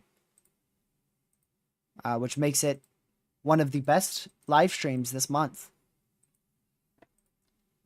in terms of reaching new people. So I really appreciate you guys hitting that like button, because I'm telling you, that like button, that's like everything when it comes to YouTube. That like button is literally everything.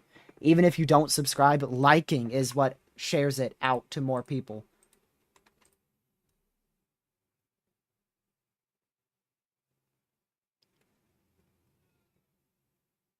Yeah, it's verifying as a 30% for sure. I don't know if it would verify as a 30 hatched, because they would have to have put like a 30 hatch risk like right here, and then it probably would have verified. But if they had like a big 30 hatched risk, no, I don't think it would be verifying currently. But it is 30%, which means widespread 60-mile-an-hour winds, and it is definitely verifying as such. And in my opinion, like I said, I really think they should have extended that enhanced risk probably all the way back down into almost my area. They extended it all the way into Richmond, which was a good idea, but honestly could have gone even more to the southwest of that. And that's what I was thinking originally today, is that I was going to be put in an enhanced risk.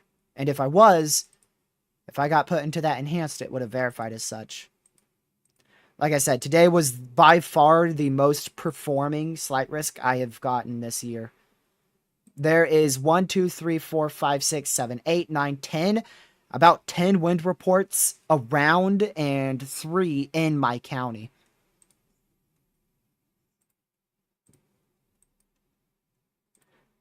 No severe watch has been issued for the remainder of North Carolina. We might end up with a new severe watch if this storm continues to strengthen and become more widespread. There's a chance it warrants a severe watch in itself as it moves into central NC. So we'll keep an eye on it. See if we get any new watches for the rest of today. But our main watches are out. Big time severe watches across the eastern U.S. All the way from the Canada-Maine border all the way down to northern NC. Very widespread severe watches.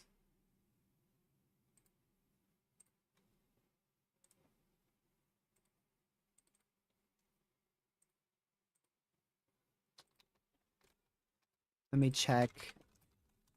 Oops.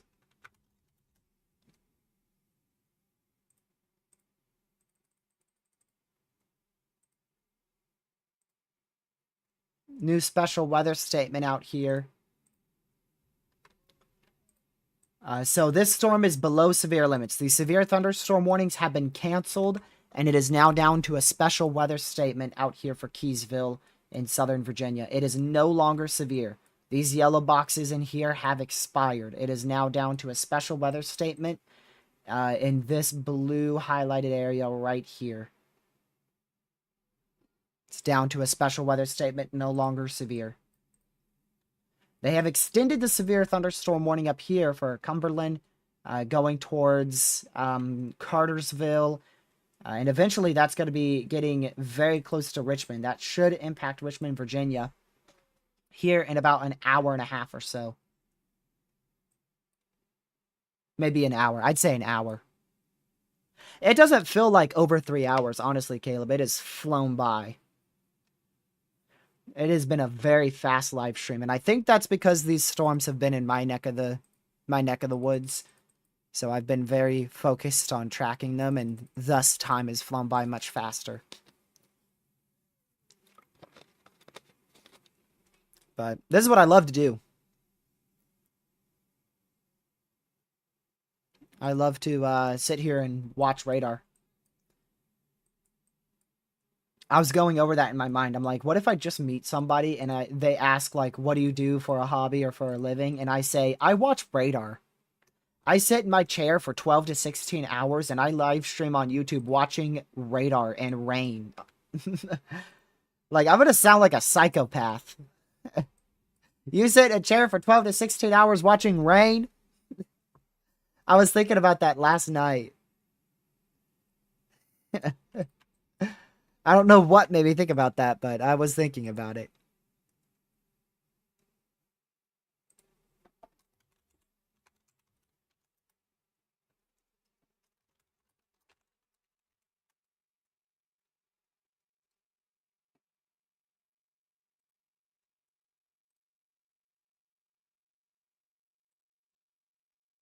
Let's see here.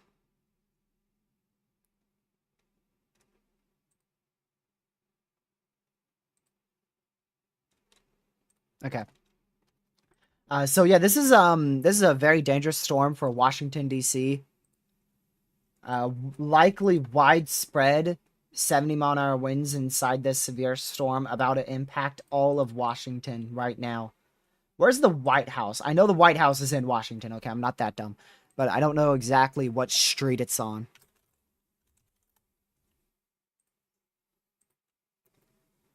Let's see. Okay, it's just past the river, so it's like right here. I think that blur is the White House. If the high definition radar wants to load. You can see the high definition radar is loaded here, but not where that blur is, and I think that blur is the White House. Let me zoom in more. Yeah, it should be like... Man, it's harder to see on this right here. Yep, there you go. There's the White House.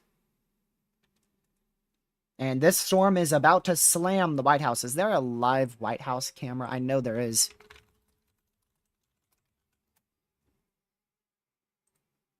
I think it's on, let's see this. Yep. Yep. The rain shaft is hitting the White House right now. It just hit the White House.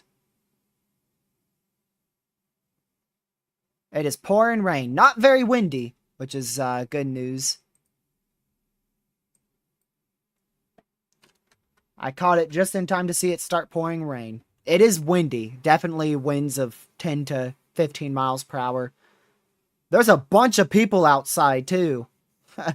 There's a bunch of people outside on the sidewalk as this severe storm's rolling through.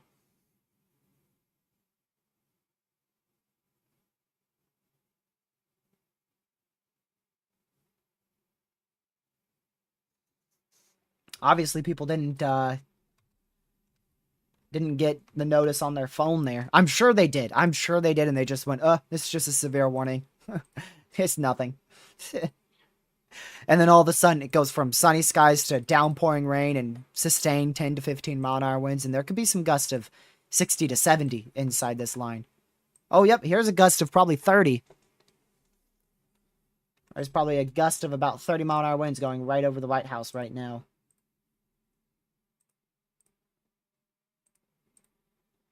Go back to our high-definition radar. Oh, it is pouring now. It just got a lot worse. Barely any visibility now.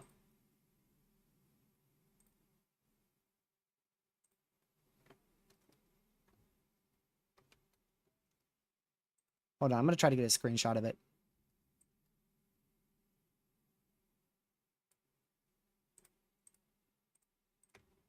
Post it on Twitter.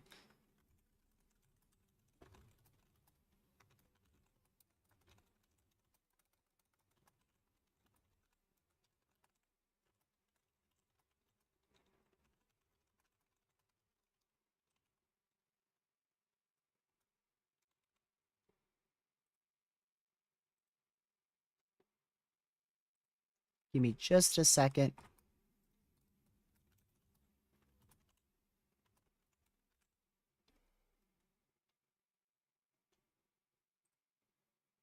Just want to make a quick tweet on that. You can go to my Twitter, TRG Tornado on Twitter, same as the YouTube handle on Twitter. Just posted a screenshot of the storm going through Washington.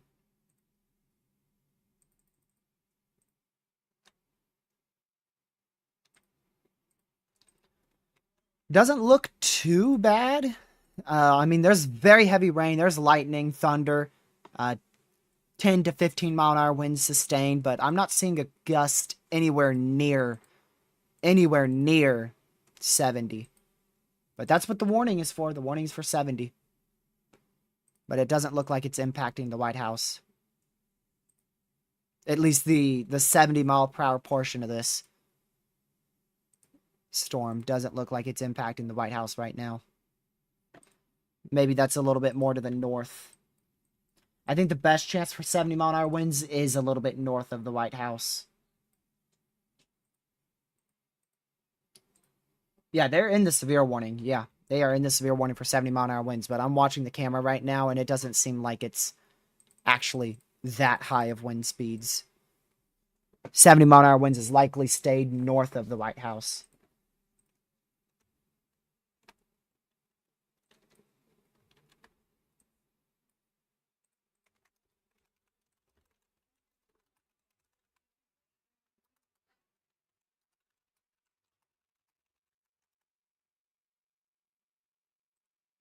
Let's go back over to this radar.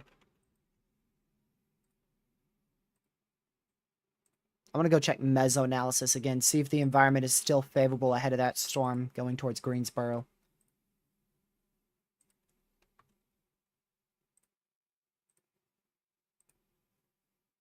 Yep, it still is.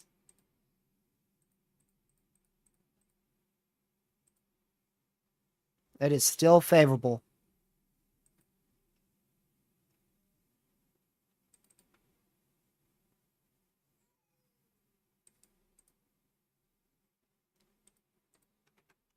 Alright, let me go... I don't know. This is still very messy, y'all. I doubt I'm going to end up chasing that with how messy it looks. Ooh. A little bit of rotation there. Maybe some small rotation near Wool Hall, north of Winston. There's enough wind shear to get a storm to rotate, but chance of it dropping a tornado is slim to none.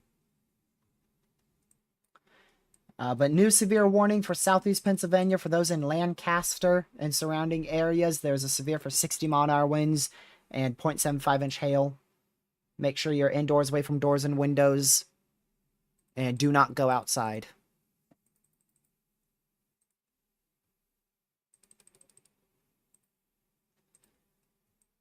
So there's our full line.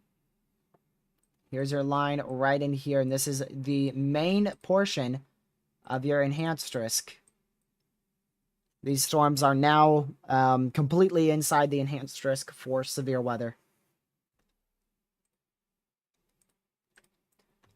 They'll continue to produce widespread 60 mile an hour winds for the next three 3 hours or so. Could get some gusts. A few gusts could approach 70 miles per hour. And I wouldn't fully rule out an 80-mile-per-hour wind gust, but mainly it's going to be widespread 60-mile-an-hour winds, a few gusts up to 70, but again, can't fully rule out an 80-mile-an-hour wind gust again. I say again because we already had one west of Washington. We had an 80-mile-an-hour wind gust somewhere. Where was it? Somewhere over here. I forgot where. It was. Let me see if I can loop it. Oh, it was up here.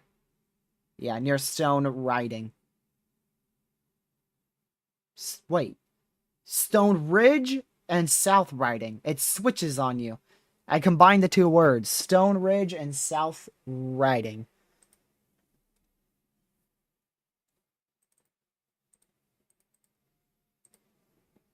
There's actually a few chasers chasing Canada today. I doubt we're going to see much up there. I'm surprised.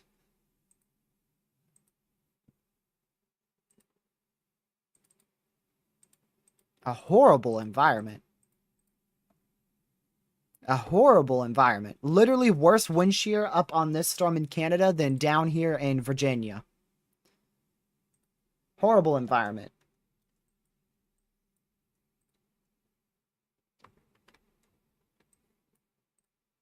Oh, okay.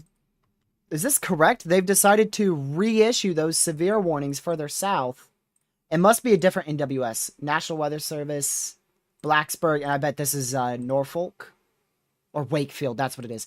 Wakefield. So it's switched jurisdiction, and because of that, Wakefield believes these storms are worth a severe thunderstorm warning. And they likely are. They look like severe storms to me. So we're back to 3 severes here in south central Virginia, moving into southeastern Virginia. Let's see how the White House is doing.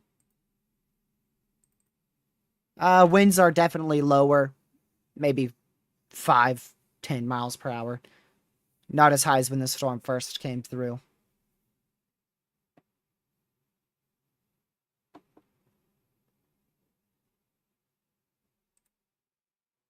But still some very heavy rain and a little bit of winds left over. Observed 60-mile-an-hour winds, about to move into Chesapeake Beach. I know that's pretty populated there, southern Maryland. So if you're in Chesapeake Beach, maybe on vacation or just out for what is actually a really, really good day for the beach. I mean, definitely a bit humid, but, you know, you got good temperatures, a little bit high on the temperatures. Now there's a bit of cloud cover coming in from these storms, so over the next like 10 to 15 minutes, it's going to be a beautiful time over Chesapeake Beach here in southern Maryland. But in about 30, probably closer to, I'd say 45, about 45 minutes, maybe even an hour from now, we're going to be getting 60-mile-an-hour winds moving into Chesapeake Beach in southern Maryland. So you're still good for a good 15 to 30 minutes, but once it hits 30 minutes, I'd say at 5 o'clock Eastern. At 5 o'clock Eastern, I recommend you start heading indoors if you are at vacation or outside here at Chesapeake Beach. 5 o'clock Eastern, I would start going indoors. Yeah, because this is, I mean, very populated area. Very, very populated area. See how many people are in this new severe.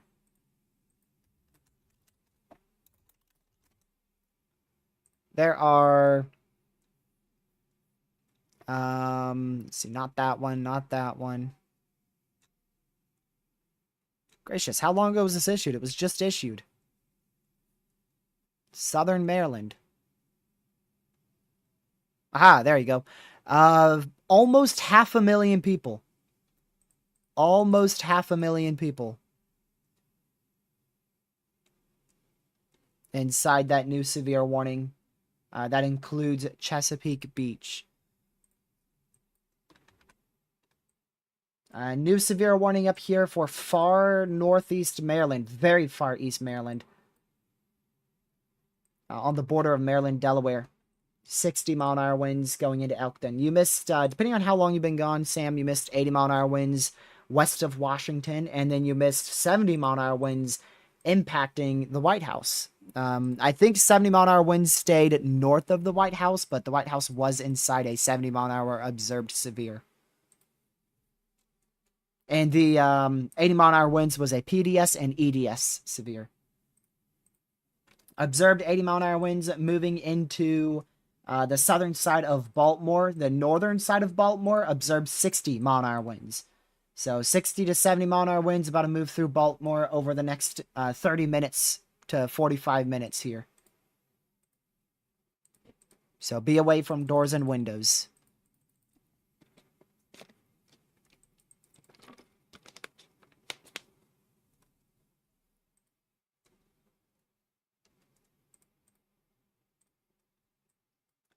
Philadelphia, there is a now considerable severe storm in Lancaster. And that storm, for those in Philadelphia, I know we have a few viewers watching from there. This cell is going to head your way. I don't know if it will still be a notable severe by then, but I can tell you one thing. The environment is more favorable for severe storms in Philadelphia. So this storm, according to the environment, should strengthen or maintain over the next hour. Whether or not it actually does, that's up to Mother Nature.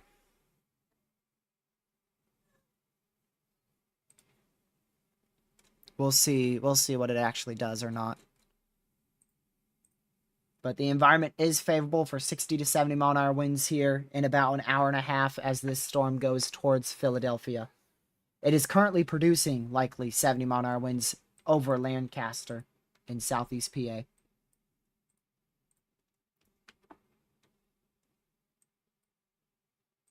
When you click on the screen, there should be eight squares, depending on what you click on. And the top right one is going to crop it to where you can shrink it and expand it. And the one on the top left will do the same. The top right will do the same. The bottom right will do the same. The ones in the middle, the one in the dead top of the screen, dead left of the screen, dead right, and dead bottom side of the screen, that is how you, what is it? That is how you kind of like shrink it. You know, you shrink it in terms of getting rid of a part of the page. And you hold Alt on those four. So you hold Alt and then you shrink it. One shrinks it, one gets rid of part of the page. Like, let me show you. So look at the top left. See if I can find it real quick. I'll explain it. So see how this is me holding Alt, and I can get rid of the page and bring it back. That's how I'm holding Alt on the bottom one to do that. And then to shrink it and kind of resize it, I'm doing the one on the bottom right.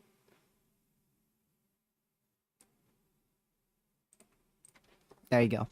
Just to show you, because I'm not the best explainer.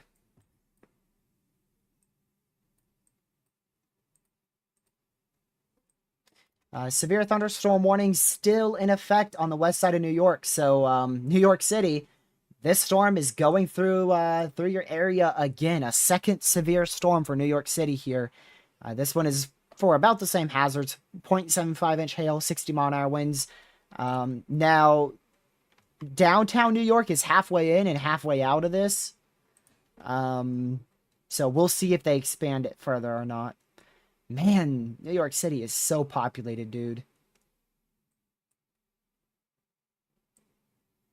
It is just crazy how populated this area is. Look at all the people, dude. There's so many people who live in this area. This whole area is full of population. Man, the Northeast is populated. It's crazy when you look at it on a map because, like, for Greensboro, this is very populated for North Carolina. This is really, really, really, really, really, really populated. Like, almost one of the most populated cities for NC. And then you look at New York, and It's not even close population wise. It's not even remotely close. It's just crazy.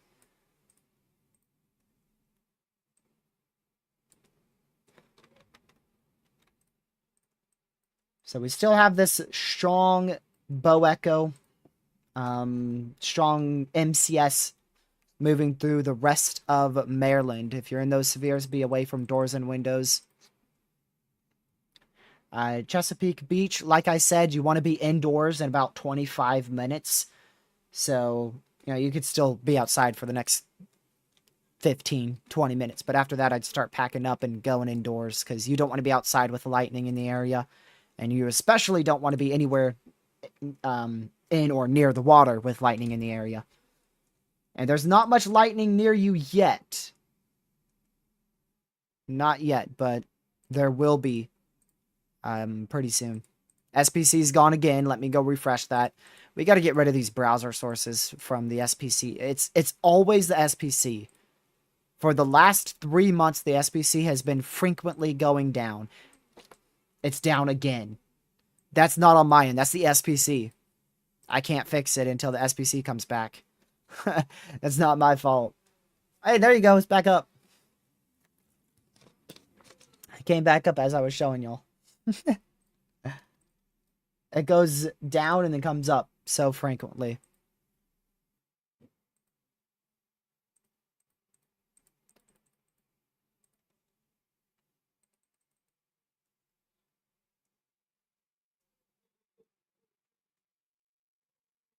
Let's see. Maybe do COD SPC. That is a good idea. That's a good idea right there. I might do that. That is not a bad idea. A shockingly good idea from the person who failed at school this year.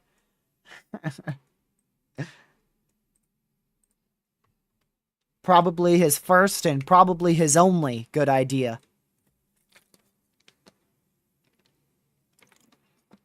His first and last good idea.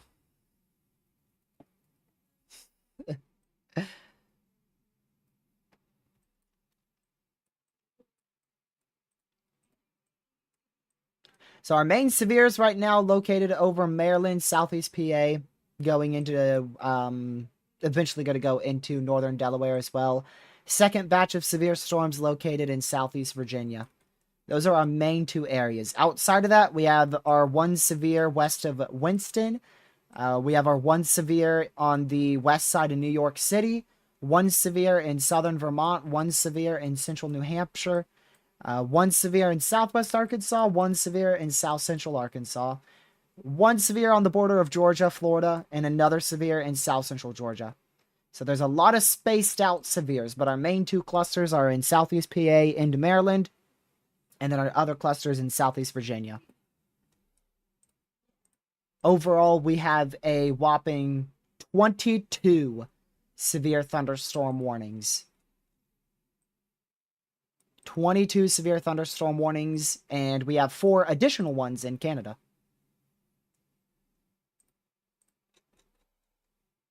There's 4 severes in Canada. These are Canada severes. Hence, by the substantial difference. Canada severes, 2.5, 2 hours, 47 minutes. 2 hours, 47. 2 hours, 52 minutes. US, 52, 52, 37, 37, 37, 37, 22s, 7 minutes. Considerably less. Not even a third of the Canada severes. Under a third of the Canada severes. There is a report here. Oh man, 1 injured from a lightning strike at 3:39 p.m. Eastern. That is exactly an hour ago from right now. Exactly an hour ago from right now, someone got injured from a lightning strike. Hopefully they're all right. That is really bad. Is that Central Park? Yeah, that is in Central Park. Central Park. Someone got hit with a lightning strike. Jeez.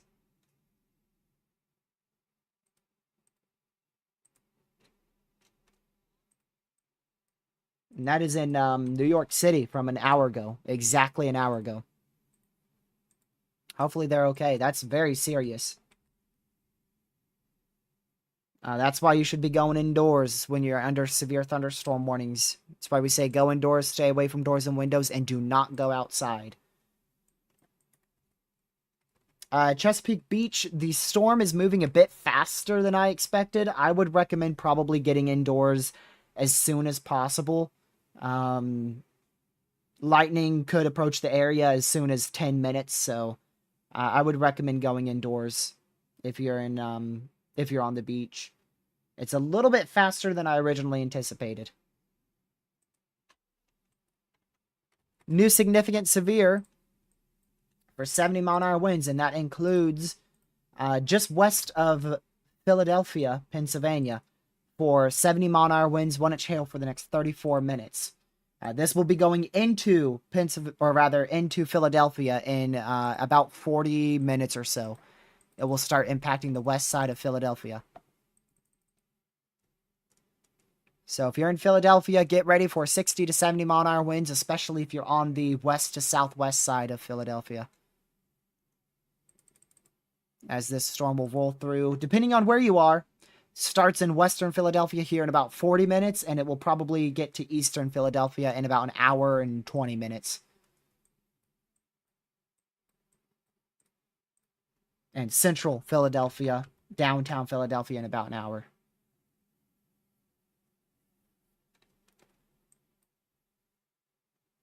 Check northern Indiana. I'll check it too.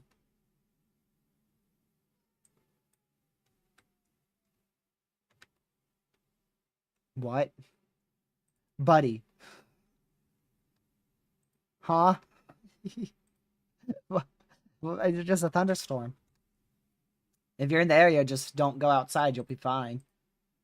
Like, what am I supposed to be looking at there? I was expecting it to be something at least a little bit more interesting. I mean, just don't go outside. You'll be perfectly fine. Fake hook.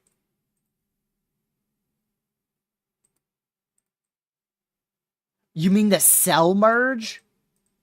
You mean this storm colliding with this storm forming rain? That's a cell merge, buddy. This dude. He gets one thing and has a good idea one time in his life, and then all of a sudden feels like he wants to call out a bunch of areas and think he's going to be correct about everything over there. Hello, Cruz. Welcome to the stream. We are 1 like away from 150 likes. So if y'all haven't already, make sure you hit the like button. New mesoscale discussion way up here in Montana and North Dakota for a conditional supercell risk. The potential for 1.5 to 2.5 inch hail and 70 to 80 mile-an-hour winds will be possible in this area. A severe watch may be issued, but there's uncertainty on if convection will fire. So if convection does fire, we'll see a severe watch. If it doesn't, we won't see a severe watch. It is a conditional supercell risk.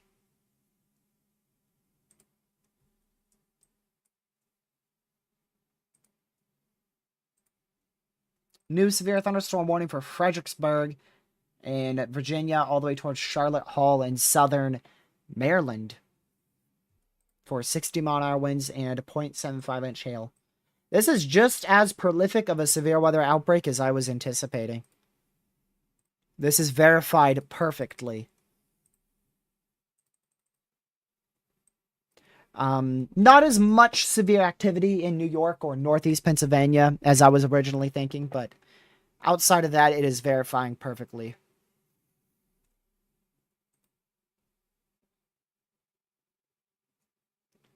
Cruz, thank you for hitting the like button. Ben, the fact that you haven't hit the like button this entire 3 hour and 45-minute live stream that you've been in here the whole time talking in chat, modding chat, and you haven't hit the like button, that is insane. That is insane. If it was somebody else, you know, I could understand you forget, but a mod who is actively chatting for over 3.5 hours, and modding chat and has listened to me say hit the like button like 8 times in this live stream, not hitting the like button is insane. I think we got to get rid of him. No NATOs though. We weren't expecting tornadoes today. There was the possibility for a spin up tornado, and we may have gotten that in Canada. We may have gotten a spin up tornado in Canada, in southern Quebec. So we weren't expecting tornadoes today. There was the chance for a spin up tornado, and there still is a chance. We could still see a spin up tornado in this area.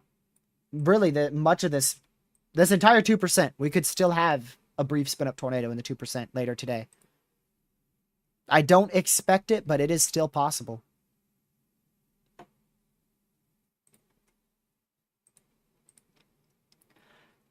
Yeah, there's a chance for some additional thunderstorms in western Massachusetts, but I think the main round is already pushed through. Yeah, the main round is already pushed through, but there is a chance for additional development in about an hour or so. But I believe the main round has pushed through.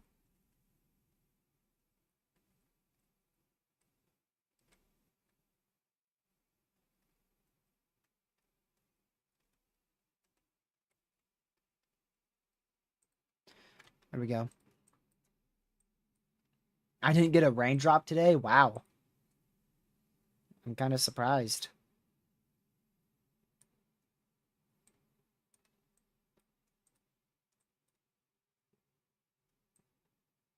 Yep, so we're still at like a line of severe storms here, and then another small line of severe storms here. It's almost one big line. There's just a small little gap in the severe warnings right here. That's it. And I bet there's a weather enthusiast who lives in that gap. I bet there is a weather enthusiast who lives in this gap, and he is actively screaming. I would nearly guarantee it. Somebody in here was very excited about being under an enhanced risk for severe weather. And they were really hoping to see some good shelves today, and they've gotten nothing but light rain. I would nearly guarantee there was a weather enthusiast there.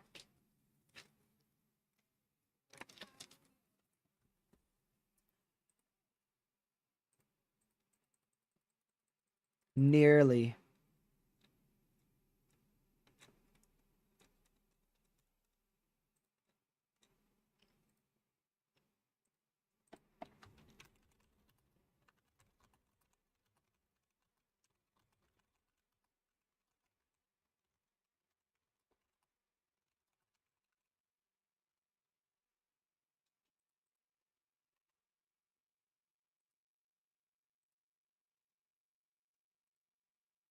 All right. Hey, what's up, Otter? Glad to see your main account back. Your profile picture's back. I recognize people by their profile picture, so if you change it, you confuse me. Even if I don't know what your PFP is, I recognize you from your profile picture.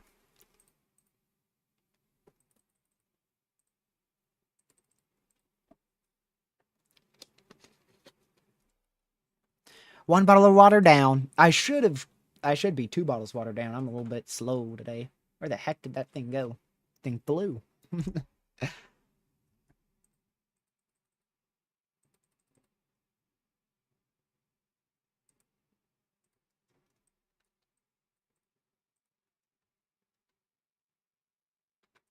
I always use the lowest tilt. Tilt 0.5. Sometimes I'll use higher tilts, but 90% of the time, weather-wise, is 0.5. And if there's a tornado, GR2 analysis, I do go up in tilts with GR2 analysis. I don't normally go up in tilts with any other software.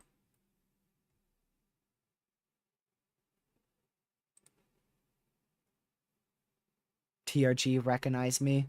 I don't know who you are. Never seen you in here. Oh crap, Caleb changed his profile picture. Alright, you're unmodded. Bye. Man. If it wasn't for mod, I wouldn't know who you were, so I gotta keep your mod on. or I won't know who you are, because we've had like 3 to 4. We've had definitely more than 3 to 4 people named Caleb in here.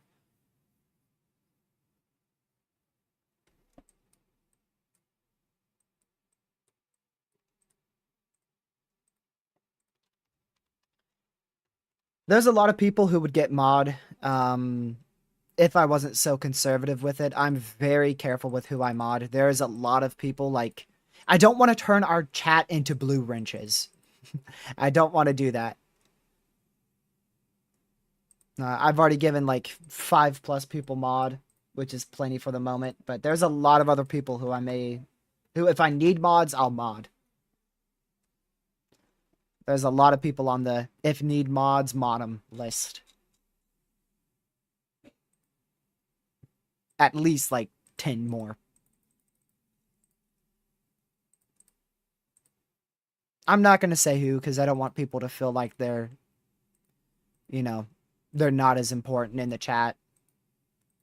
So I'm not going to say who. That wouldn't be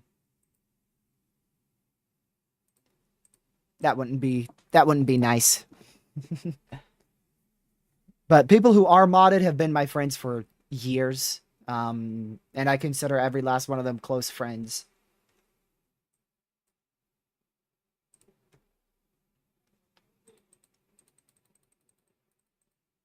Let's see here.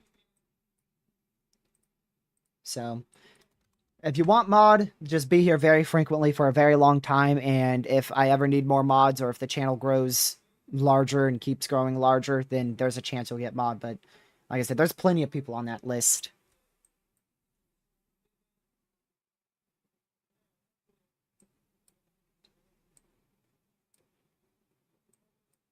Winston-Salem under a severe thunderstorm warning now.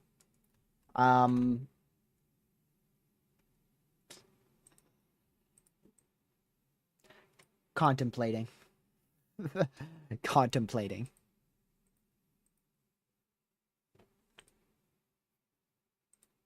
It's going to be short-lived. At least from what I can tell.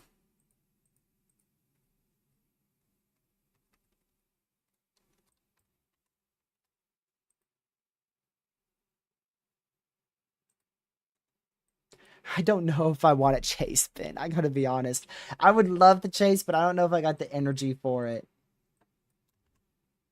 Some days I just don't feel like chasing, even if the risk looks good. Like right now, if this was 1 month ago, if this was happening a month ago, I would be out the door already. I'd be gone.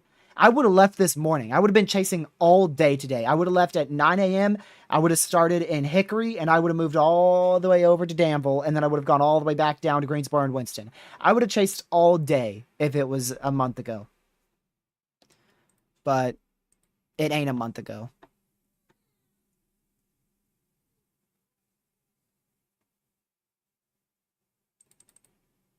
And I don't know. I'm just not as encouraged to chase recently because I know it's just wind and maybe small hail. But I know that the clouds are going to look very cool. I would love to go chase it, but I feel like there's just not a lot of gain, you know? You know what I bet it is? We saw that awesome shelf cloud north of Charlotte earlier this year, and that was it. I mean, that was it. After that, just the motivation to chase has been low because I achieved the ultimate shelf. I achieved the ultimate shelf cloud. And that was it. Once I got that, I was like, okay. I don't need to chase any more wind bags.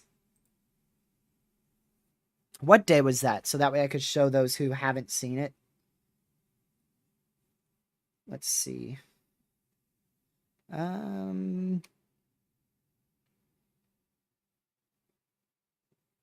It was May 3rd. May 3rd.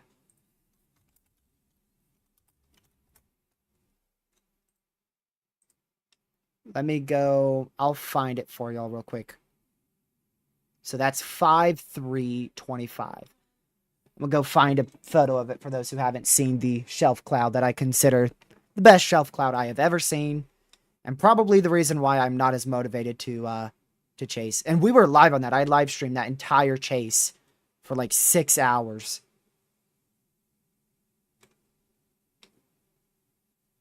And that was a hard forecast. That was a very difficult forecast. Man, me and Lucky talked way too much back in May.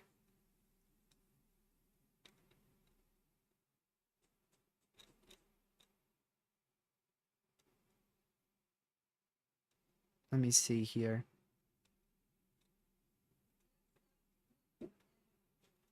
Oh, apparently I don't have a photo of it on here. Oh, well. You know what? Wait, what am I doing? I can literally just send it.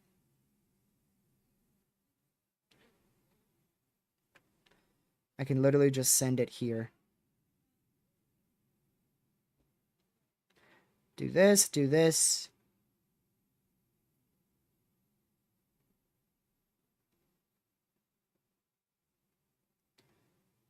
Let me... Oh boy, I gotta scroll for decades. Oh no, I take too many weather screenshots. I take screenshots of, like, every risk almost every day.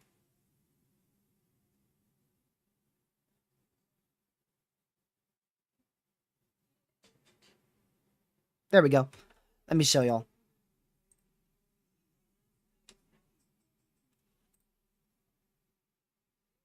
Save image. Wild shelf. Save. Delete, delete. Back here. I gotta show those who may have forgotten it or may not have been in the stream. There you go.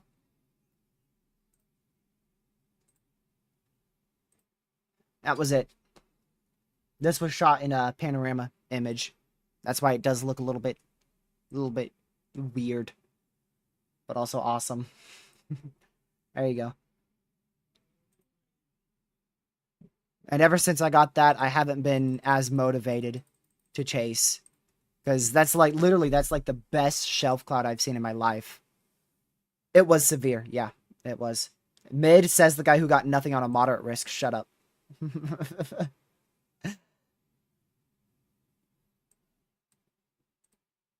That was on a marginal risk day, buddy. I don't want to hear it. It was either marginal or slight.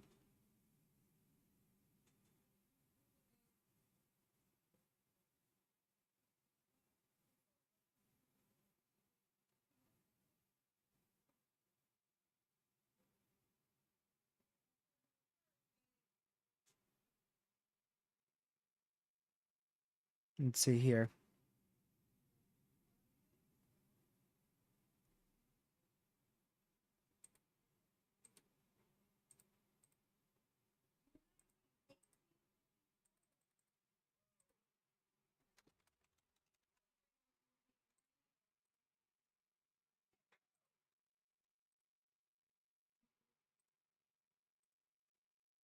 Alright, what other severes do we have here? Okay, so all those got downgraded. So it's down to 2 significant severes. We have the one going into Winston, which looks really good. Jeez. Then we have the one going into Philadelphia.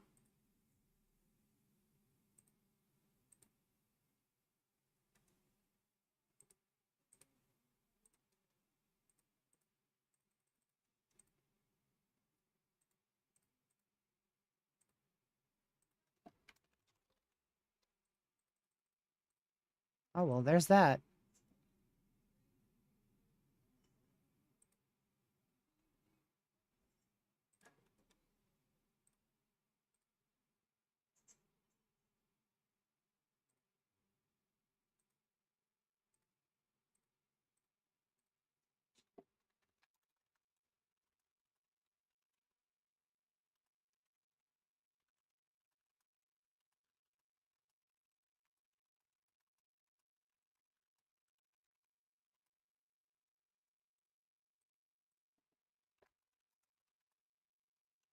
Give me just a moment, y'all.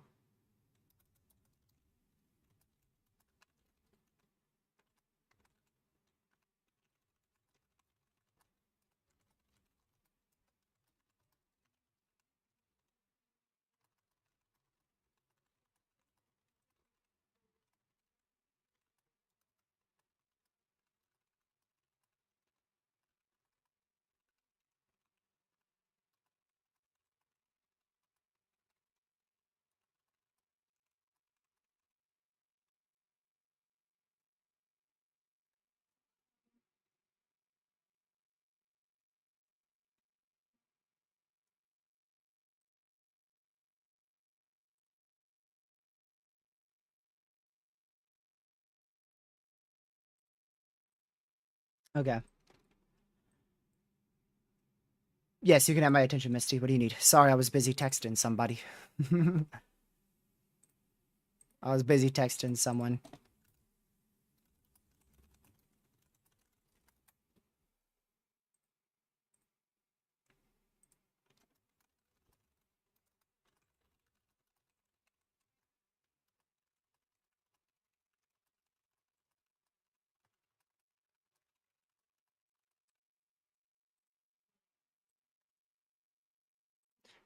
Had like 3 people decide to text me at the same time. So I had to respond. I had a little moment to respond there. So, yeah. Um, let's see. Were you live? Yeah, I was for that Shelf Cloud. Yes, I live streamed it.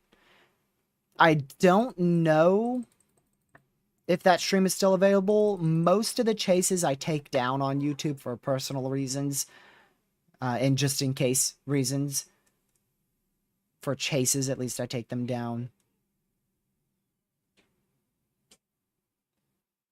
Just in case. So I don't know if that's still available to watch, but I was live for like 6 to 8 hours on that day chasing.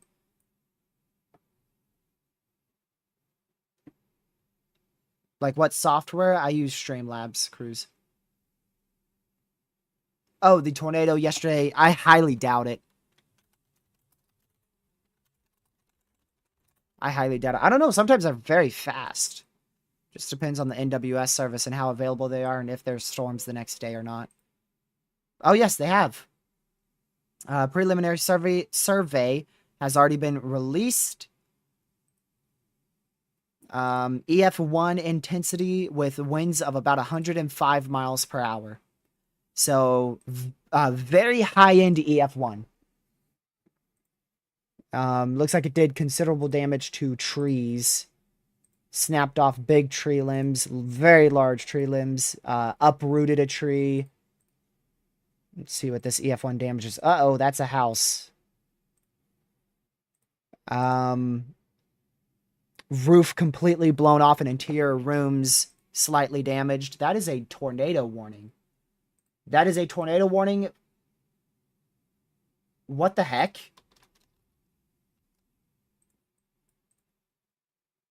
What the heck? This is a particularly dangerous situation. This is a PDS tornado warning. What?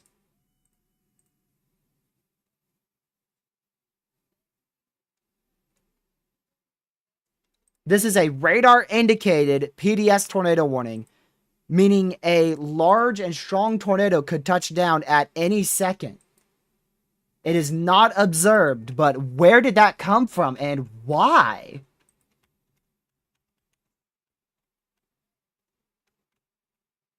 What?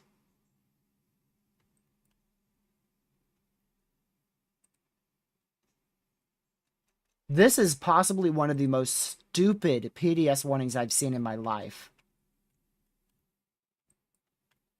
Do they have... There has to be confirmation of something. I have never seen such a high-end warning thrown out for such a populated area with, like, no rotation.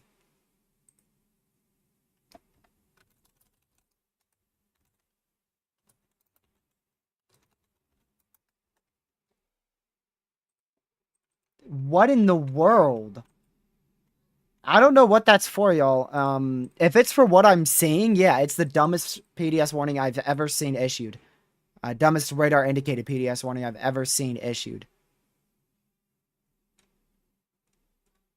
So, if you didn't know, typically a PDS tornado warning that is radar indicated, like we have here, means a storm that has previously produced a strong tornado could drop another strong tornado at any moment.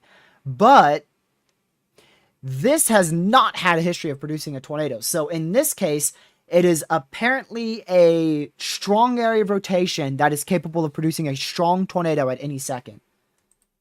But switching over to velocities, there is damaging winds of 70 miles per hour here. Possibly even locally greater than that. But there is no rotation anywhere in this warning. There is no rotation. There is nothing. No, it is impossible that they selected the wrong warning. There is a so you're talking about a PDS severe versus a PDS tornado warning. There is a very there's a process. There's a process. Only higher ups, like you have to go to higher up people, people who are above your ranking in meteorology, to issue PDS warnings and tornado emergencies. So it's impossible to accidentally issue a PDS tornado warning or a tornado emergency. It is impossible because you have to consult higher up meteorologists before you issue those high end warnings. I don't know about if you have to consult higher up meteorologists for PDS severe warnings, but I know you do for PDS tornado warnings and tornado emergencies. And this is a radar indicated PDS tornado warning, which means a strong tornado could drop at any second. But I have no idea what they're seeing to issue that.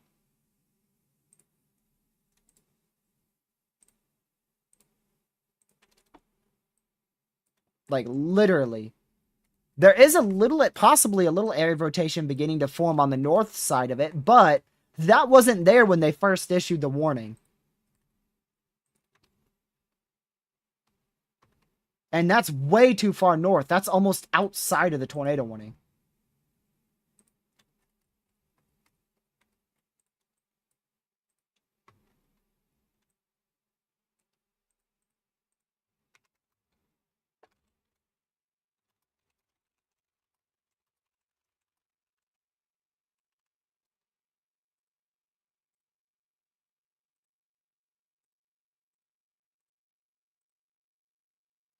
But run to your safe spot now if you're in that tornado warning.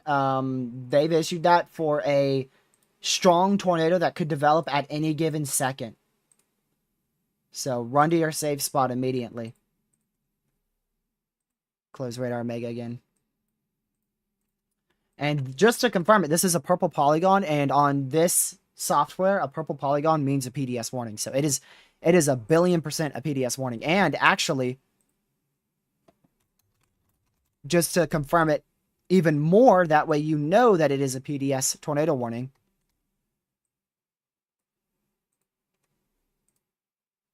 Here is a screenshot from the warning displayed on Twitter. 5:30 p.m. Eastern, valid until 5:30 p.m. Eastern on June 19th, 2025. Tornado warning. This is a life-threatening situation, damaging tornado. This means that in this particular case, it is radar indicated. It is radar indicated, which means a strong, damaging tornado could touch down at any second. And this is a highly populated area for over 500,000 people. That is a very, very populated PDS tornado warning.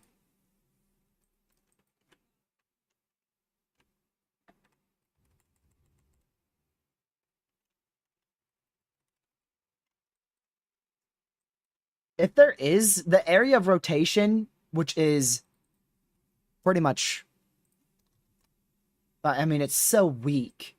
If there even is any, it's on the edge of the tornado warning, moving to the northeast.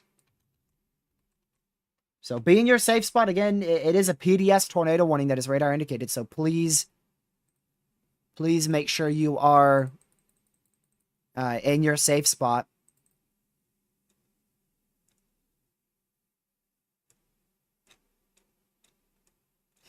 Twitter is freaking out right now. Twitter is absolutely freaking out. This doesn't hit criteria. There is a standard for PDS tornado warnings. Like, you can't just issue it for a little area of rotation or something. There's a process. It has to have a VROT of, I believe, 50 knots. I think it's 50 knots, which is, I think that's about 120 mile per hour rotation, gate to gate. So generally, you have to have about 120 mile per hour gate to gate in order for any storm to even be considered to have a PDS tornado warning. And max, if we take a look at this,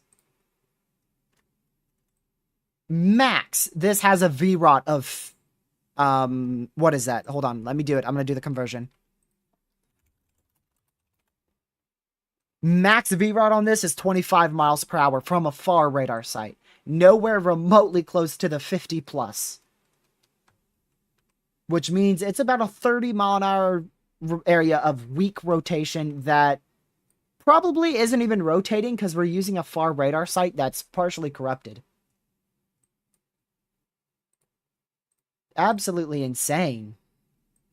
Random guy, you have missed possibly the worst PDS tornado warning in the history of any NWS ever. Seriously. Not as bad as the tornado emergency in Northeast Arkansas in 2021, but in terms of a PDS tornado warning, this is the worst I've ever seen.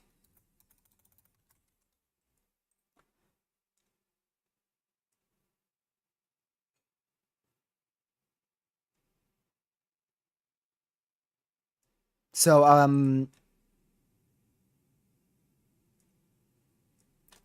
apparently a large and extremely dangerous tornado could touch down at any second out of a storm that's rotation looks like this. On both of our radar sites, it looks garbage. Check CC. Yeah, this is corruption. You can see here, if we go to CC, reflectivity, there's a hail core here. CC, it spikes through that hail core, and thus you get a hail spike right in here, and it's corruption. And that actually might be a little bit of hail, too. Considering it's 1 for 1 inch hail. That actually properly might be the worst PDS tornado warning I've ever seen. I think it is. And it is for 500,000 people. 500,000 people. Like, that is insane.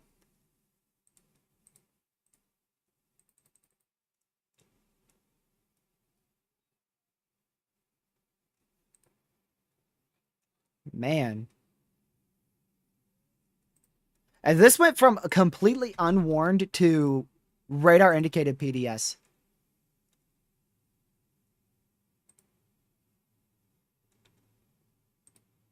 Like, I don't understand with that. It expires in 17 minutes, so just stay in your safe spot till then. Terminal radar is too far, and even then, there's nothing there. Like I said, there's a criteria for these warnings to be issued. And I wonder if, I wonder if this requires a higher up meteorologist to issue. Because if there was more than one person involved in issuing that warning, I just find it mind-boggling. I don't mean to be rude to the NWS, which normally does a fantastic job. All NWSs across the U.S. normally do a fantastic job. But I couldn't see anybody approving of this tornado warning. And look at the new warning. It's not even TOR possible. The new severe warning is not even TOR possible. Who issued this? Mount Holly, New Jersey. And who issued this? Mount Holly, New Jersey. What? Well, if you are in Philadelphia, stay away from doors and windows. Go inside. You may want to go to your safe spot because this does have up to 70-mile-an-hour winds with it, but there is no large tornado with this. I can nearly guarantee that there is no large tornado. I can nearly guarantee that there is not even a tornado.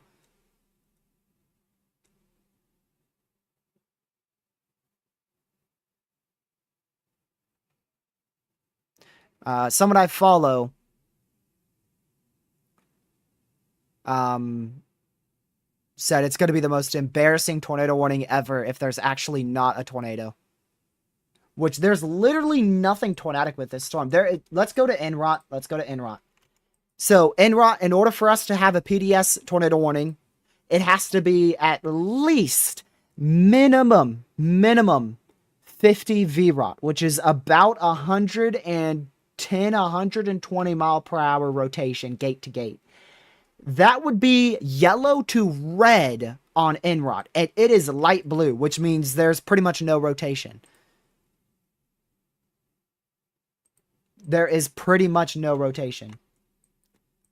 And especially not enough to issue one of the highest tornado warnings the NWS can issue. This is like the second highest tornado warning the NWS can issue. It is a PDS tornado warning. Caden, we have a radar indicated large and extremely dangerous tornado that could develop at any given second. And apparently was on the ground. A large and extremely dangerous tornado was located. Was meaning past tense, as if it's already lifted, over Landenberg. What?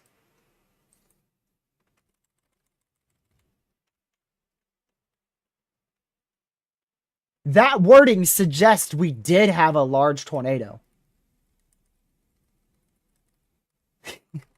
Somebody doggone reported a tree down. What happened here?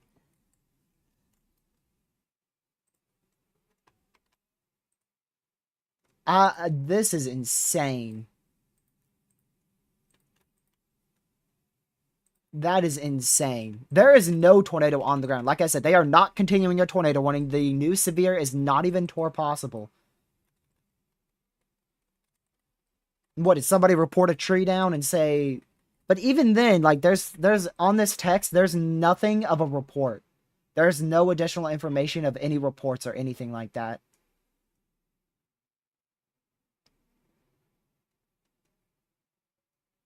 Yeah. It just says a large and extremely dangerous tornado was located over Landenberg. I couldn't tell you all. This is the dumbest tornado warning I've seen in my life. We make fun of the little areas of rotation that sometime get tornado warnings, but an area of no rotation... An area of no rotation getting a PDS tornado warning is absurd.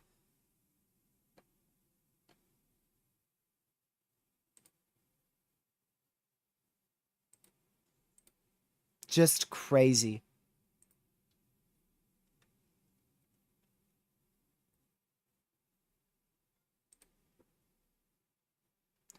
We'll see. We'll see what the NWS finds when they survey this area tomorrow. I have a really good feeling they ain't gonna find much more than some wind damage from gusty winds of 60 to 70 miles per hour. And we are back to no tornado warnings. That is the dumbest situation that I've experienced since 2021. For no tornado on the ground. Last year, we had a violent tornado on the ground with no tornado warning. 2021, we had a tornado emergency with no tornado. 2025, we had a PDS tornado warning just now with likely no tornado.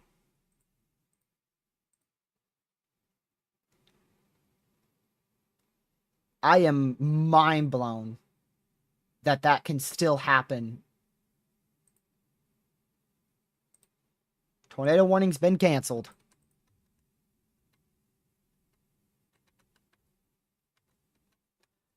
Maybe some hail there near Willstown. And this is definitely capable of producing 70-mile-an-hour winds. If you are in Pittsburgh, this is, or Philadelphia, what? Yeah, Philadelphia, my bad. Pittsburgh's over here.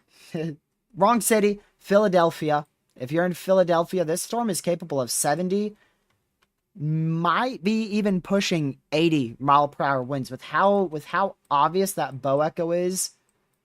Outflow winds like this, sharp bow echo here, and a very strong velocity signature of winds at and behind the shelf.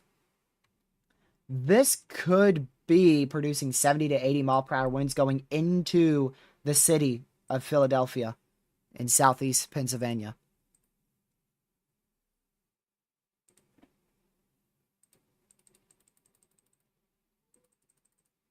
I'm going to be glued to the NWS Mount Holly, New Jersey's page to see if they observe a tornado at all out of this storm when they survey the area tomorrow.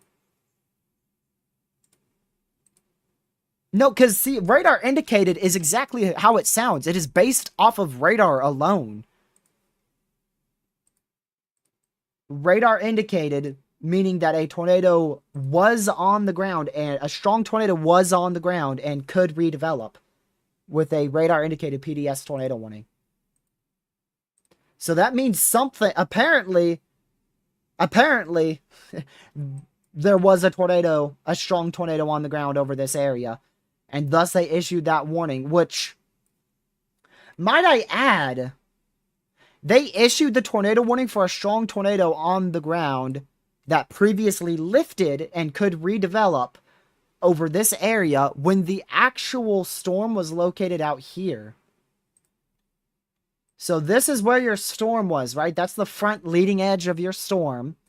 And the PDS tornado warning was issued for a strong tornado that was on the ground and could redevelop near and east of Landenberg in southeast PA, which is well behind where the leading front of this this storm was. So I don't know. We'll figure out tomorrow if there was a tornado, and if there wasn't a tornado, the National Weather Service is going to be absolutely,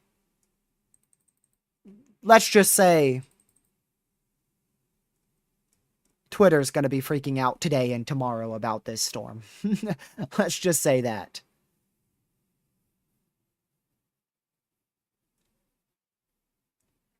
And for such a populated area, it's not like this is in the middle of nowhere, which still wouldn't really make it, that would still make it a very dangerous situation to be issuing a PDS tornado warning for something that doesn't even have a tornado.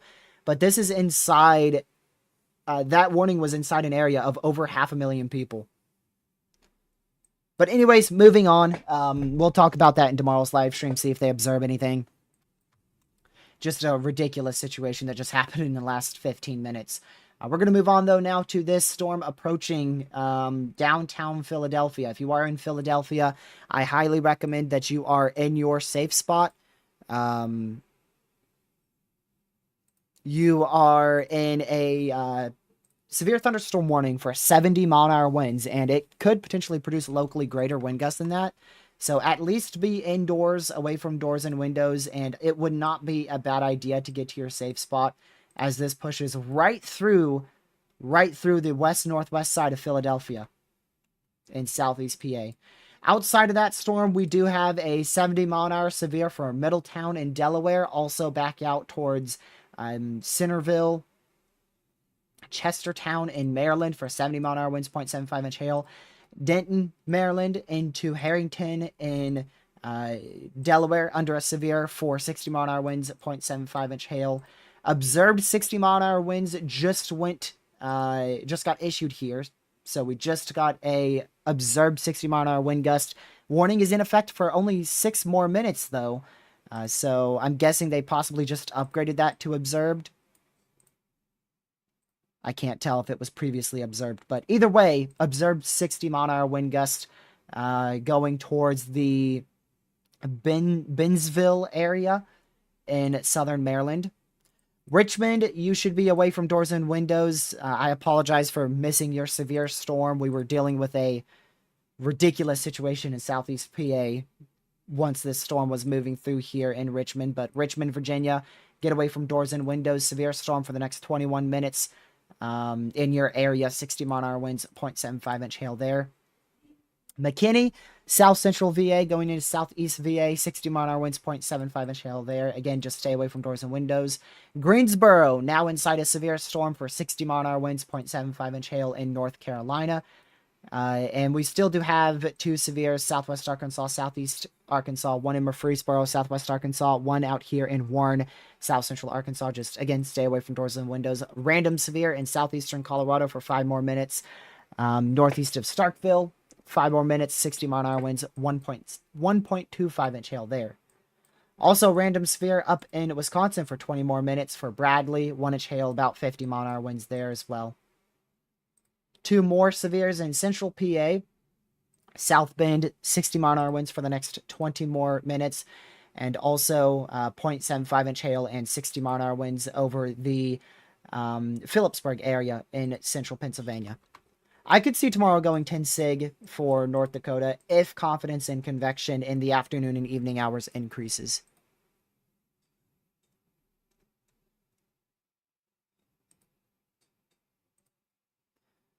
All right, so again, if you are in Philadelphia, there is now a 70-mile-per-hour severe in effect for the northern and western sides here of Philadelphia. Now, if you're going towards New Jersey, like Cherry Hill in New Jersey, away from downtown Philadelphia, that severe is for 60-mile-an-hour winds. So the southern edge of this is capable of 60-mile-an-hour winds, but the actual storm going into Philadelphia, right in here, Philadelphia and southeast PA, that is for potentially 70-mile-an-hour winds.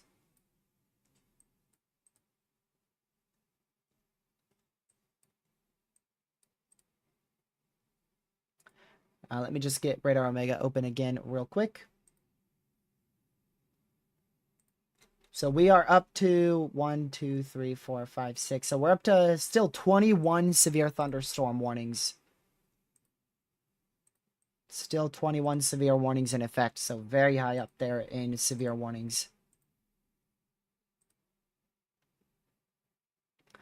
Terminal radar does indicate 60 to upwards of 70-mile-per-hour winds here. With this bow echo going into Philadelphia. That thing's probably got a wild shelf cloud with it.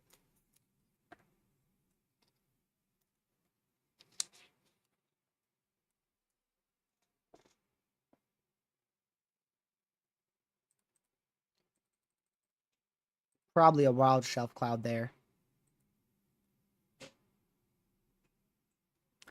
The potential for 60 to 70-mile-an-hour wind gusts and extensive wind damage will continue for the next 1 to 2 hours.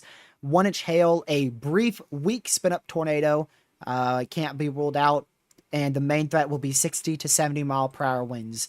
That is a new mesoscale discussion. I'll go ahead and show you where that is right now. A little bit difficult to see, but that is right in here. Right in there. So, brief tornado, 1-inch hail, can't be completely ruled out, but the main threat is 60 to 70-mile-an-hour winds.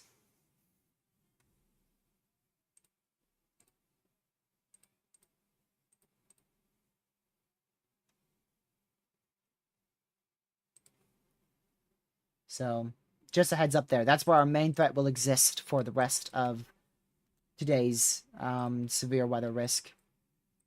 But we're still going to continue to see some severes out here in southern Maryland, eastern Virginia, as well as the isolated severe in central North Carolina.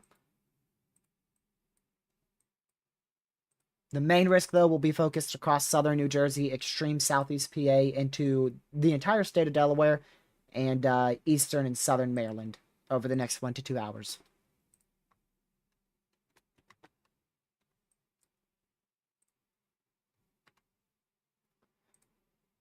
Yeah, likely, that is likely 70-mile-an-hour winds moving into almost over downtown Philadelphia right now.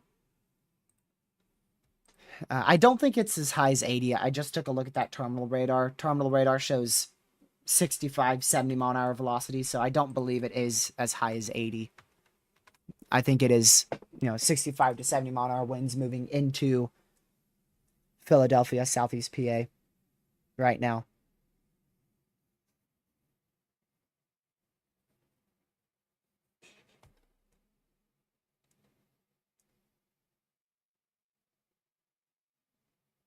There was a chaser on this storm, actually somebody who I consider a friend. No tornado. No tornado. That was about between 10 to 15 minutes ago. And he said no tornado. So, PDS warning for probably absolutely nothing.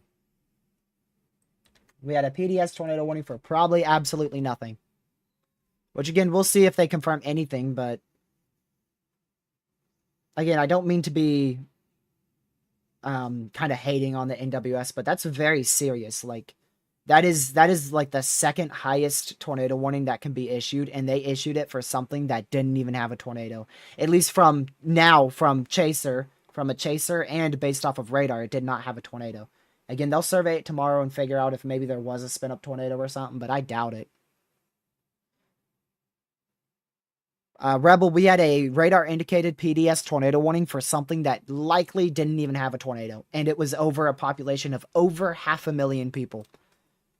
So Twitter is in shambles right now, and severely questioning the National Weather Service out in this area on what caused them to issue such a high-end warning.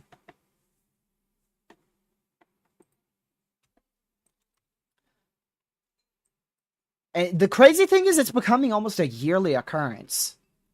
Like, almost a yearly occurrence. We're having a moment where the NWS, like, either maybe they don't tornado warn a crazy tornado, or they issue a high-end warning for something that's not even there. It seems like it's almost getting to a yearly occurrence. Like, almost once a year, we're seeing a National Weather Service do something severely wrong. Which in this day and age, you think is almost impossible. It is 2025, and we are getting to very advanced technology with high-definition radar sites and more chasers than ever across the U.S., more storm chasers than ever, more people than ever interested in the weather, and we are still screwing up our warnings.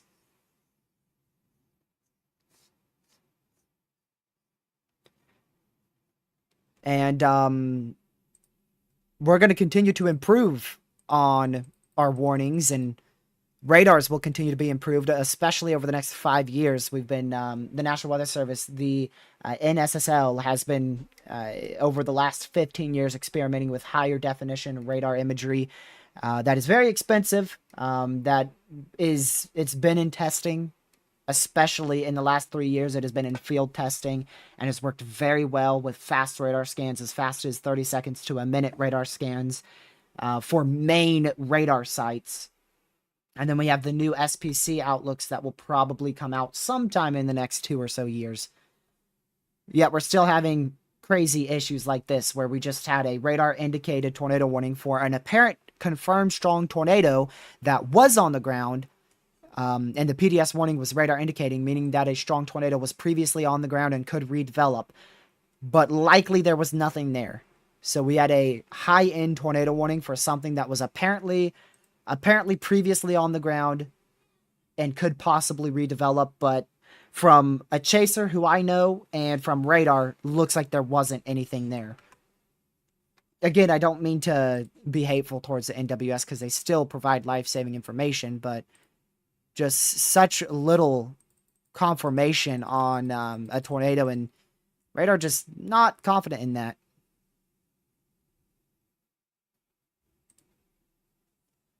Radar is just simply not confident in there even being a weak tornado or any tornado happening with it. Now, in the future, this could produce a brief spin-up tornado. It is not impossible. But if it does, it will likely be very brief and very weak.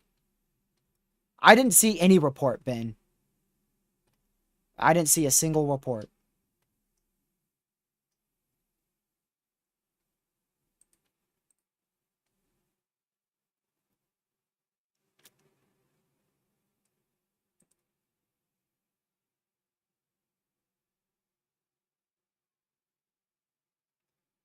Let's see here.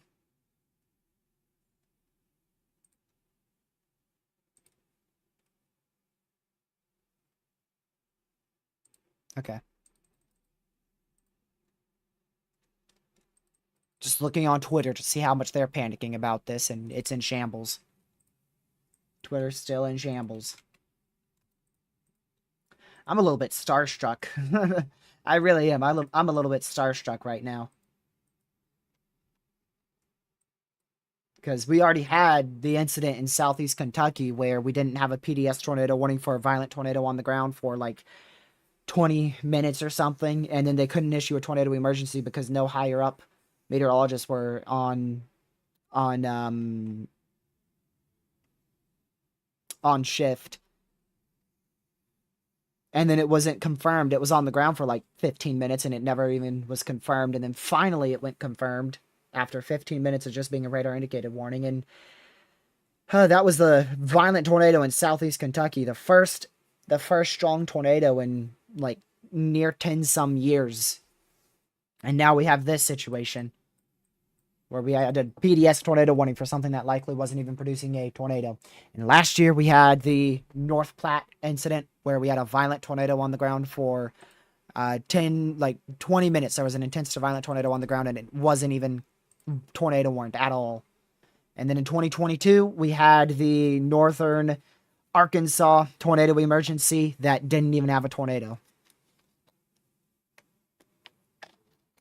I don't remember anything crazy in 2023, but then again, my memory ain't too good.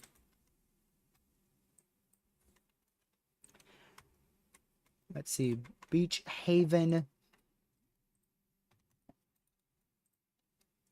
Okay, so you're pretty far southeast. You're good for probably until like near sunset.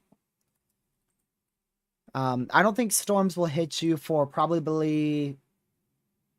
Okay, maybe a bit before sunset. Maybe like 7:30. And they should be mainly 60-mile-an-hour winds by then, if not possibly even a little less. But you are in the risk for severe storms tonight.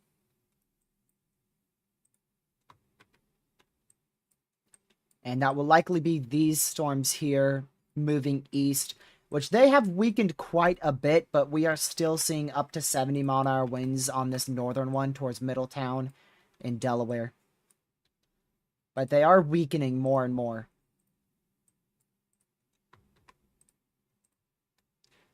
Definitely could have had 70-mile-an-hour winds in Philadelphia just moments ago, now moving through the east-northeast side of the city.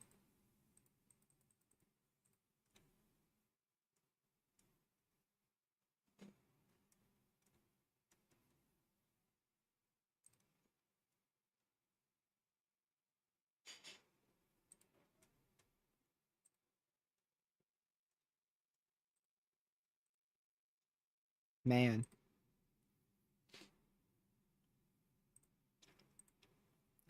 Outflow dominant cell. Got PD as warned. Yup. Yup. Literally. Literally. Literally outflow dominant cell. Got PDS tornado warned. Legit.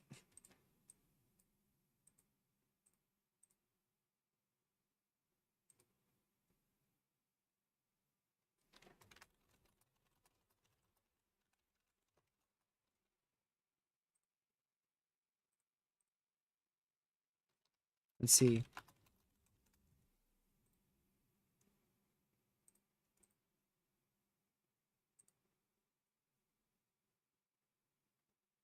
Yeah, Twitter already breaking. Yeah, first tornado warning of the day was apparently a tornado warning for a previous strong tornado that could possibly touch down at any moment. Because that's what a PDS tornado warning means. No. So there's two PDS warnings. Let's start from the beginning. We have five overall tornado warnings from the NWS. The lowest one is a radar indicated tornado warning, which means a tornado is imminent or possibly even ongoing. The next one is an observed tornado warning. A confirmed tornado is ongoing. That's what that means. The next one is a radar indicated PDS tornado warning, which means a strong tornado was previously on the ground and could redevelop at any moment.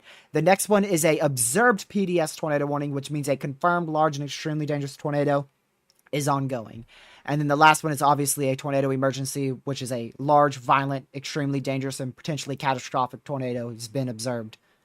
And we were at a PDS radar indicated warning. So we were very far up there on the chain. That is a high level warning from the NWS. It has the tag potentially life threatening situation.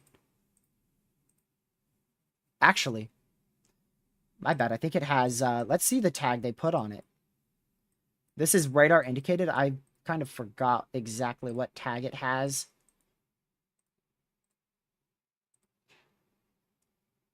Let's see.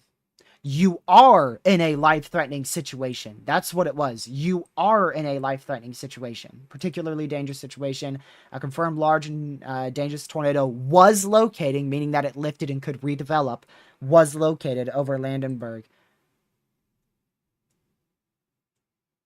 A large, extremely dangerous, and potentially deadly tornado is developing. Yeah, right. Didn't see rotation on radar even close to correlating with that, nor any reports, nor any CC drop or anything like that at all. It just looked like winds.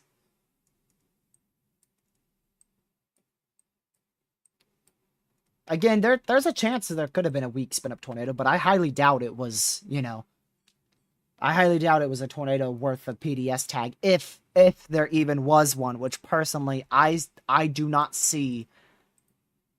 I do not see how this storm could have produced a tornado.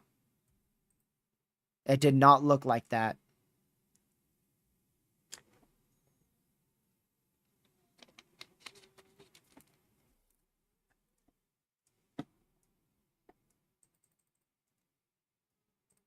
Oh yeah, I also forgot we had the tornado emergency in eastern Texas last year. Me and Lucky were me and Lucky were together. Lucky was visiting the house, just sat down with our food, and he said, I'll never forget it. He said, TRG, what is pink on Radar Omega? I said, I don't have any pink warnings on Radar Omega. I came in here, I checked, and it was a tornado emergency for Texas. I was like, Lucky, it's Tori. And it got observed as an EF1 tornado, which, if you didn't know, was not a violent tornado. Now, what was that?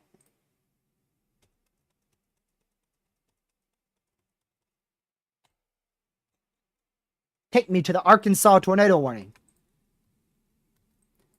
So, storm capable of producing a tornado in southeastern Arkansas. This is a tornado warning, radar indicated, which means a tornado is imminent or possibly on the ground. So you need to be in your safe spot if you're in this tornado warning in southeastern Arkansas. That is a active tornado warning. Please run to your safe spot. And there is, even with how far our radar site is, there is an area that looks to be rotating here. And you can see a hook echo embedded in the supercell. So that does look like an area of rotation that needed a tornado warning, and thus we have a tornado warning. So be in your safe spot there. That is just to the southeast of Wilmar in southeastern Arkansas. That is valid for about another hour, all the way till 5:30 Central, which is 6:30 Eastern.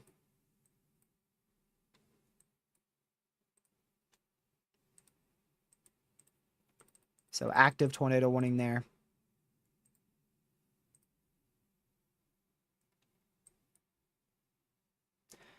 But yeah, if you guys haven't already, make sure you hit that like button. It's greatly, greatly appreciated. Help me spread the word about today's severe weather outbreak, even though it is nearing a close.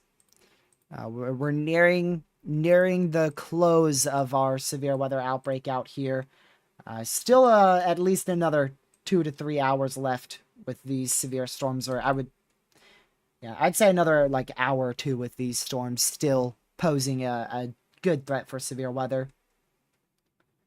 Not 100% sure why the severe watch is being maintained over my area.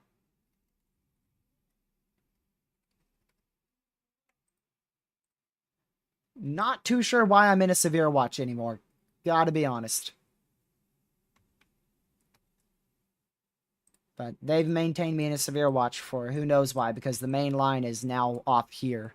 That's where your main line is now. And then it goes up through here and then back up over there. And then who knows where it goes from there. I don't know where it goes from there. Don't know where it goes into New York. But that's where your main area is. So anybody behind that is really not going to see much if you're in this area. Still heavy rain and isolated gusty wind, but this region, not really going to see much more tonight.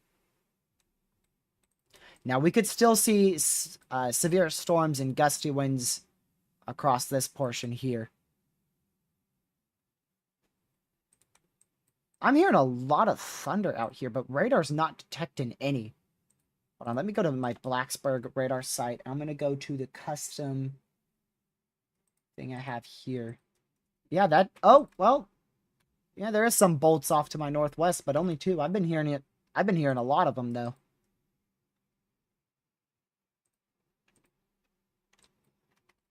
All right, new significant severe if you're in Stackwoods, Trenton. This is a significant severe for you for 70-mile-an-hour winds. Something I do want to point out is this is heading directly for New York City. So New York City, I would prepare for 60-mile-an-hour winds. Again, I know, 3rd time now, but I would prepare for 60-mile-an-hour winds to move through New York City around 7 p.m. Eastern. Around 7 p.m. Eastern, we could have 60-mile-an-hour winds moving through New York City.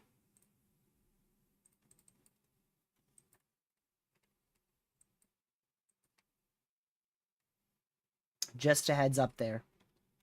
And still 70-mile-an-hour winds. New severe just got issued there for Vineland.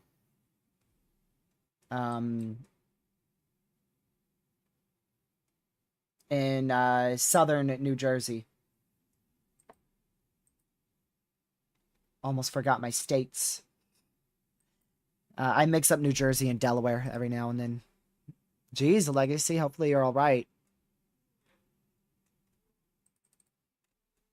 Hopefully you're okay.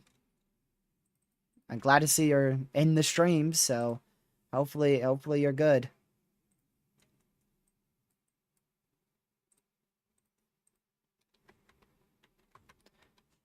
I'm surprised you're in the stream. I'm surprised you're in this stream. If you don't gotta be here.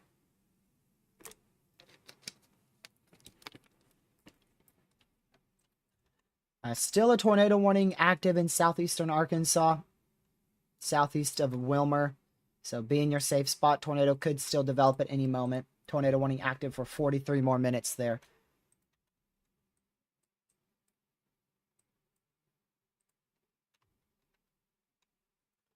Yeah, this has definitely been a crazy severe weather outbreak. I think most of you guys would agree with me, especially those who have been here for almost the whole 5-hour stream.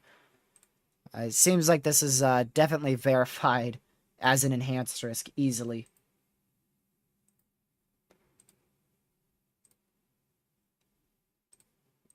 And the random, apparently random PDS tornado warning we had too. So shoot, tornado risk verified. According to the warning, we had a strong tornado on the ground.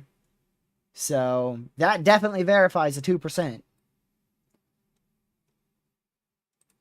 And then we still do have a tornado warning again in southeast Arkansas, which is not even in a 2% tornado risk, by the way. You guys are in a marginal risk in southeast Arkansas, level 1 out of 5.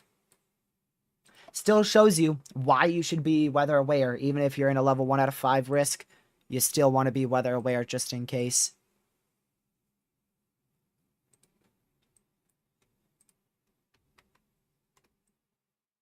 So this is going to be the main area for severe weather over the next hour or so. Southern New Jersey, most of Delaware, into just a small remnant of eastern Maryland left there in that severe weather risk.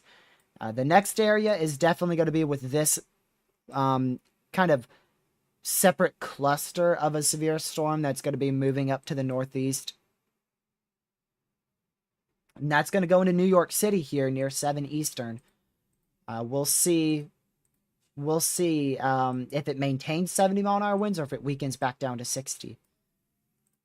And then still some severe storms out here in southeast Virginia over the next few minutes.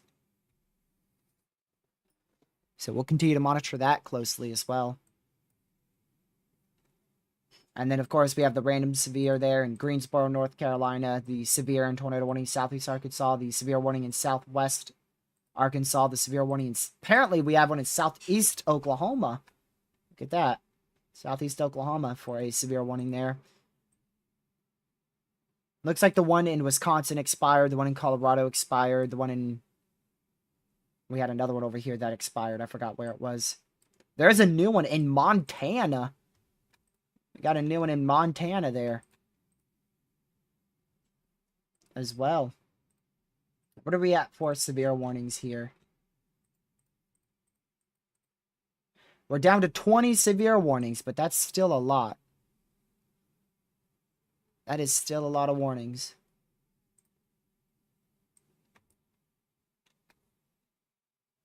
I'm gonna close Radar Omega. I don't like to keep it open long. I'm not a fan of Radar Omega anymore. I gotta be honest. I'm not gonna sit here and lie and tell you I still like Radar Omega. I don't like it no more. I'm gonna be straight honest. I'll still use it for model runs, for starting the live stream, and every now and then during coverage, but mainly I'm gonna be using Weatherwise and GR2.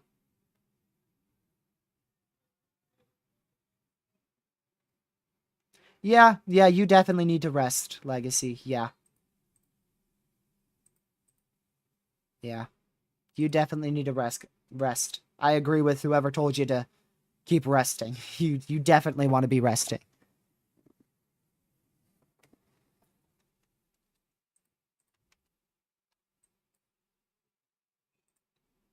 Yep, we had a PDS tornado warning for a previous... So apparently we had a strong tornado on the ground. It lifted, so they issued a radar-indicated PDS warning. But I never saw... There was no reports of a tornado. A storm chaser who I personally know didn't have a tornado on the ground. Radar never had a CC drop at any point. Max rotation was 20 miles an hour on that storm. If at all rotation, max was 20 miles per hour. And remember, a PDS tornado warning needs to be issued, or could be issued, when VROT hits 50. A VROT of 50 is a conversion to about 110 to 120 miles per hour. That's when a PDS tornado warning could be issued. And this wasn't like... the PDS warning we saw today was also for over 500,000 people. So over 500,000 people thought a strong tornado could drop over them at any moment. And I don't think there ever even was a strong tornado.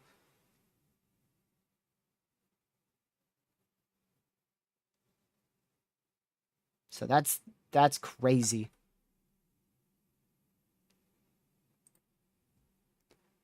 Thank you, Glenn, for the $20 donation. Watched you for a little while. I do disaster recovery. I've seen the devastation of Mother Nature causes. Much respect for what you do, keeping people safe. I can fix the rest. I do plan on, when me and Lucky go out chasing, I plan to go and help with disaster relief as well with the money you guys have given us. I plan to do that. That is something we will do eventually whenever I'm chasing and there's like a very strong storm or something that has impacted a lot of people. We will go and give supplies to people thanks to you guys. And Glenn, I appreciate the $20 donation. I greatly appreciate that.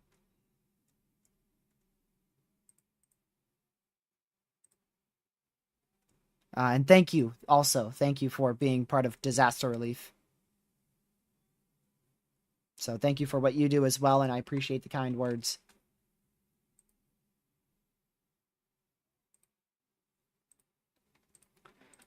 Let's see.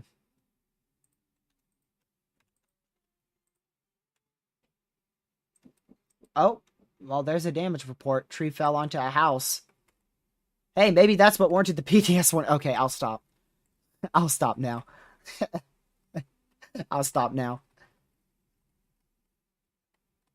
Hopefully the person's okay though.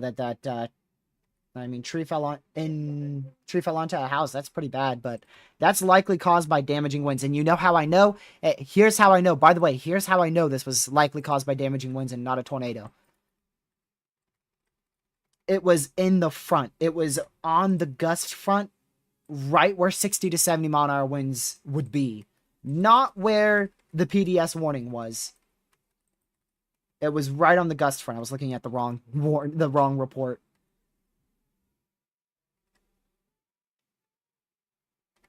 So that was not caused by a tornado, but hopefully whoever's house that landed on, hopefully they're all right. Yeah, I've had a house fall in my garage before. Or what? I've had a tree fall in my garage, not a house. I apologize. Man, words are being twisted up now. I've had a tree fall in my garage before, but not my house. Dude, that PDS warning has screwed up my brain. I sincerely apologize, y'all. Seeing that PDS warning for an area that didn't even have a tornado or an area of rotation is just really screwed up my brain. I hate when a house falls onto my garage, man. Don't you guys hate that? Yeah, I've never experienced that one. I've experienced a tree falling on my garage, but not a house.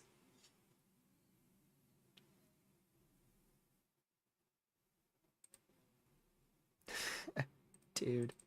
Yeah, but like I said, hopefully whoever's house was hit by that tree, hopefully they are all right. No reports of an injury, so that's really good. And also good news, that was reported by emergency management. So that means EMS was on scene. And whoever may have been impacted by that tree, EMS was there to help. So glad to see that was reported by EMS, because that means EMS was on scene and was actively helping whoever was impacted by that damage.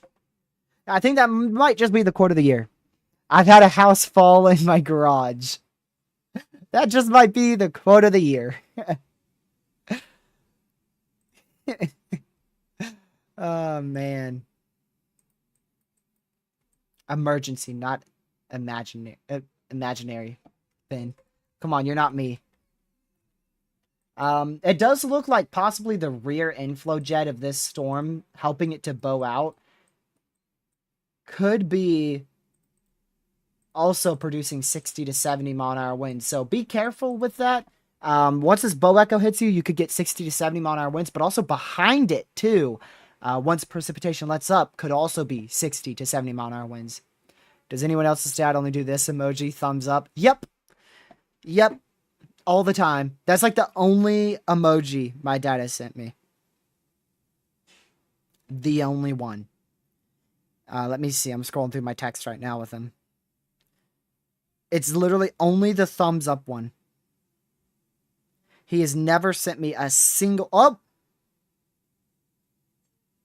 Nope. That's thumbs up. I thought maybe that was a different one. It's just, it's all thumbs up. It's all thumbs up, man.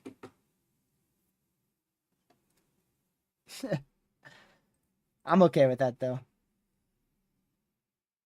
Personally, for me, just okay is quicker than finding the emoji, but I suppose they have it on, like, their hotkey list or something.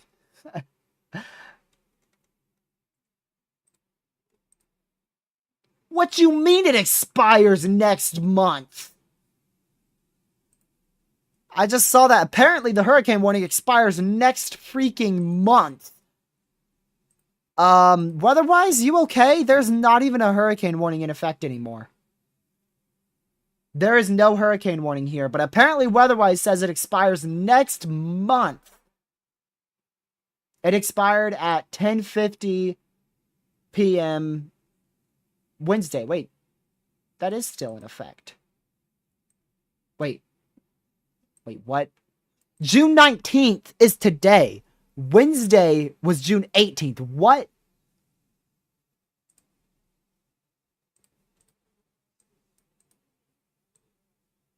I am so confused. Wednesday is June 18th, not the 19th.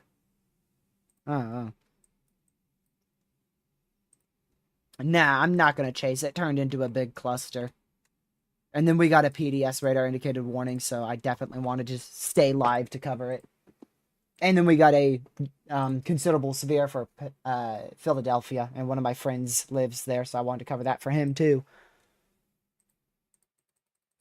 Overall, this severe weather outbreak was too significant and too widespread for me to go chase because too many people were being impacted. I don't like to chase when there's a very impactful day happening. I try to stay live for them. And that's hard to choose. It's hard to choose between, do you chase this potentially high-end setup or do you cover it?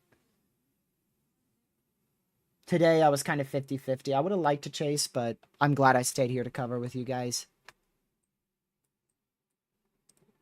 Still a radar indicated tornado warning in effect for 30 more minutes. This storm is weakening, so that's good news. But still stay in your safe spot if you're in that tornado warning in southeast Arkansas, just northeast of Fountain Hill.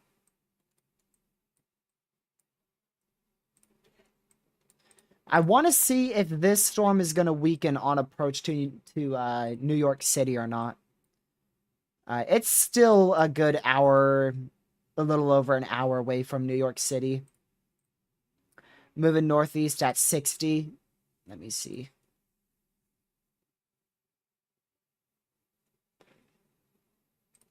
Moving northeast at 60. It's currently here. Yeah, it will be in New York City in right about an hour.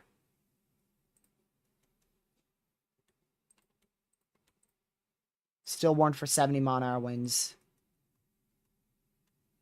Okay, see, now that's a better fake hook echo, Caleb. That is a bit of a better fake hook echo. But it's not a real one. So this storm's just going to be capable of very frequent lightning, heavy rain, and about 50-mile-an-hour winds.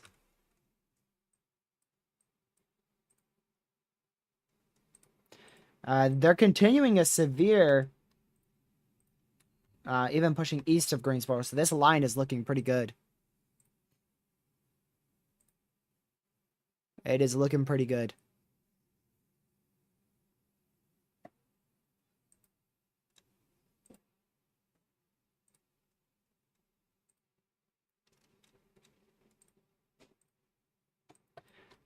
But that's what it is. It's a line. And like I said, I don't like to chase lines. I already got like probably the best shelf cloud I'm possibly going to get this year. I got that back in May, so. This storm is on a weakening trend, but at the moment it is still warned for 70-mile-an-hour winds for Vineland in southwest New Jersey. So if you're in that severe, just be away from doors and windows.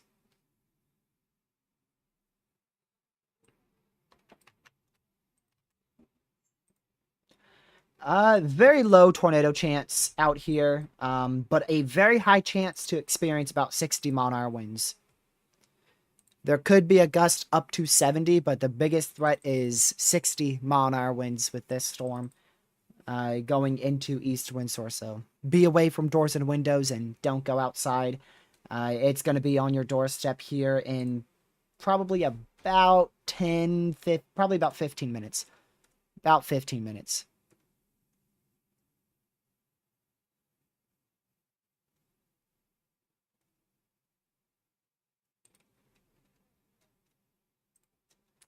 Tornado warning just updated. Still in effect. So still a tornado warning in effect for the possibility of a tornado to drop at any moment here, just northeast of Fountain Hill in southeastern Arkansas. Yep, you sure have, Caleb.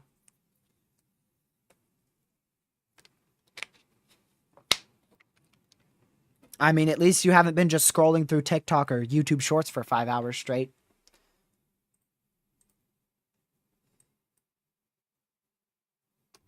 At least you've been a little bit more productive by chatting with people.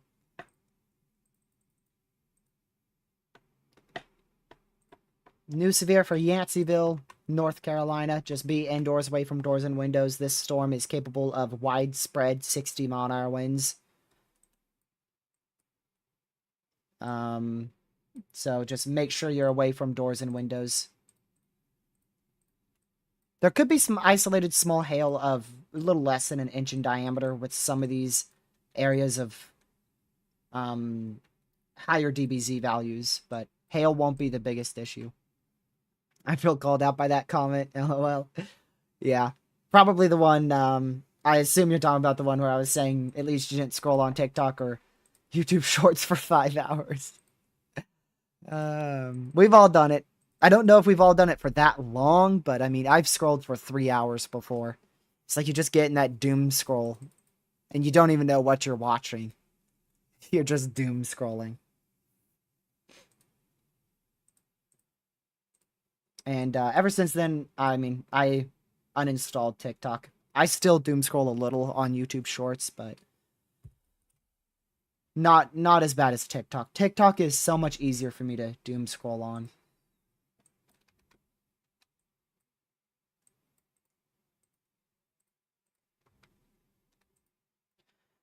So the wind speeds of about 60 miles per hour, so they downgraded back down to 60-mile-an-hour winds there for Clayton and Vineland and southwest New Jersey, so still just stay away from doors and windows. Strongest storm right now is the one approaching East Windsor, Hopewell, that general area. I believe this is in New Jersey now, right? Fun fact, I don't know where the Pennsylvania-New Jersey border is. Okay, yeah, it's right there. Yep, so it's moving into New Jersey now. I couldn't tell. I couldn't tell where it was.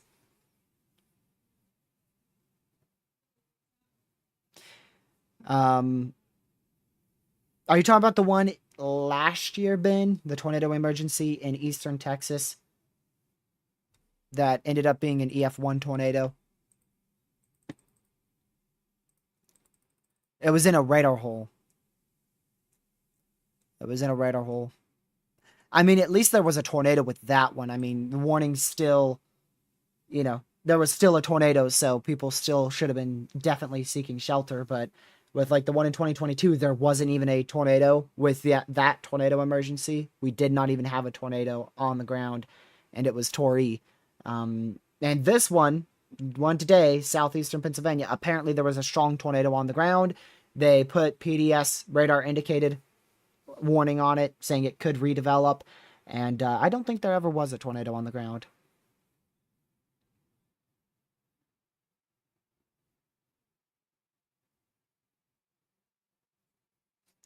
Actually, Capybara, I think tomorrow could go. There's a small chance it could go 10 sig Tor if confidence increases in supercells firing. And right now, there's already now an enhanced risk. They already upgraded much of the risk area to enhanced 30 sig wind and hail. So definitely could end up seeing an upgrade for tornadoes too. Mainly in probably North Dakota. So almost the complete opposite side of the country from where we're tracking now. We're tracking like Connecticut, New Jersey, and tomorrow we're going to be tracking way up here in Montana, North Dakota. Halfway across the country.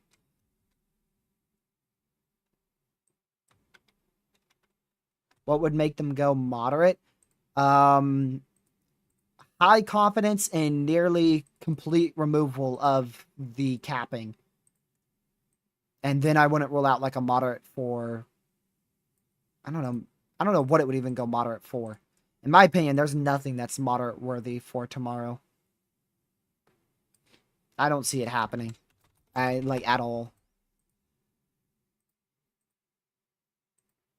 Unless something ridiculously uptrends. I would almost say hail has the best chance. But I'm not for sure.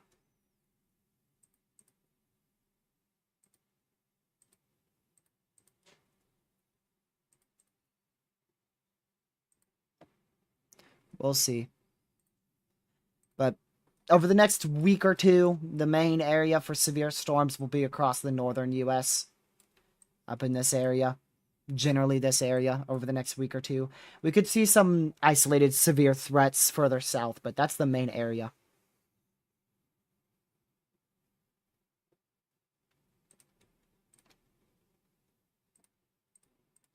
Most storms are down to about 60-mile-an-hour winds. The only one that's not is the one that's going over Trenton and about to go over East Windsor here over the next few minutes.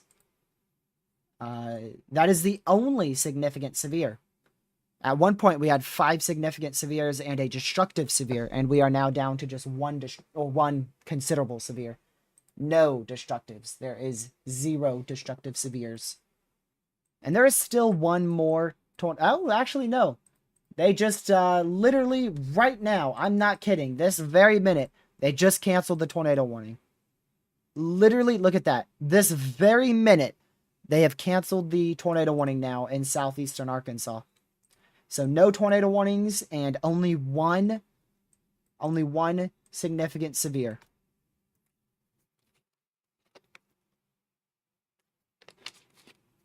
Yep, they are, Ben. And unfortunately, there's a lot of people who will likely give death threats. Whenever stuff like that happens, unfortunately, meteorologists do get death threats when things like that happen. So I'm sure they'll get some emails and text messages of death threats. I mean, it happens more often than you think. You think, no way they'd get death threats for something like that. Yeah, they do.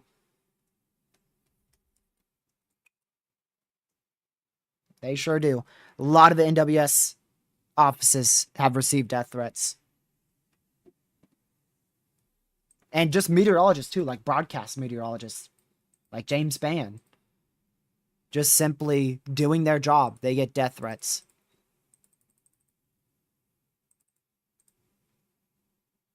Yeah, I'm very much serious, yes.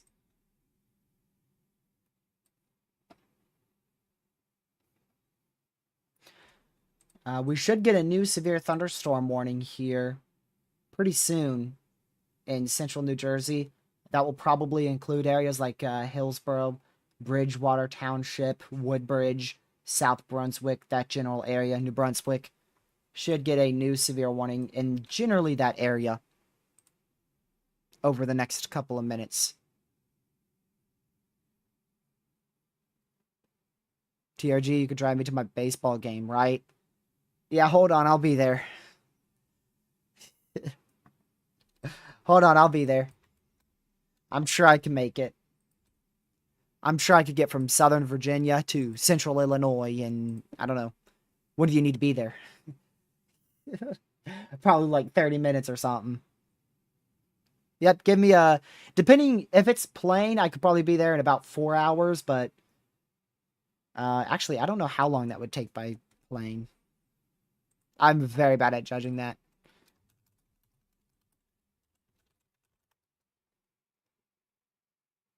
Actually, about 2 hours. By plane, I could be there in about... I could probably be at your house in about 2.5 hours if I took a plane. Well, no, because I got to get down to the airport. I got to get on the plane. I got to get the right time for the plane. I got to get to your airport, which is probably not going to be, very close to your home. So probably closer to 4 hours. Yeah. Probably closer to 4 hours. If an airport was on top of my house and on top of your house, I could be there in probably 2 hours. But that's not how it works. And driving there, yeah, you're looking at like 16 hours. You know what? I'm going to see how long it is for driving too.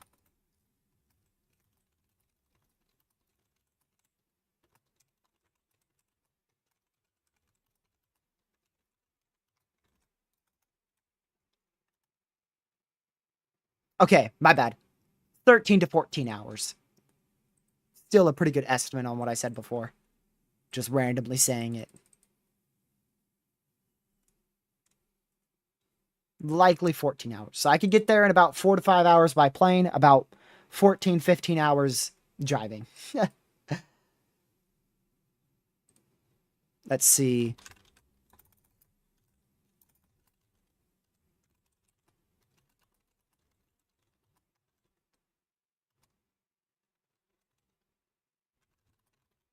So by car, it's going to take you about 7.5 hours to get to Caleb Legacy. And by plane, it's going to take you... Let's see.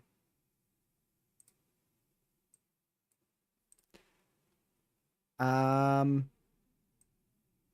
got to get the right one. About an hour and a half.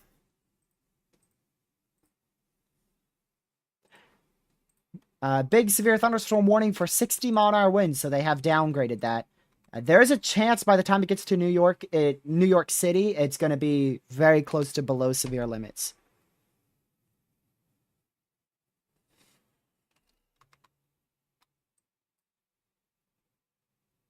So there's still a chance New York City could get 60-mile-an-hour winds out of this, but the good news is it's beginning to weaken.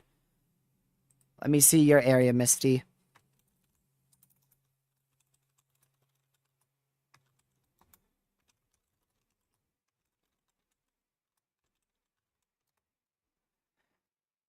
By car, you're looking at about 3 hours, which is not bad at all. I have chased substantially further than that. And by plane, if you had a straight shot by plane, probably about 20 to 30 minutes. Probably about 30 minutes. But I don't know where your nearest airport is, so that's the problem. Is airport to airport. No, I'm not a pilot. Nah.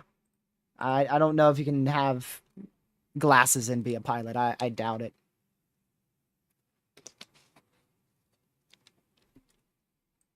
I don't want to be a pilot, and I never want to fly in my life.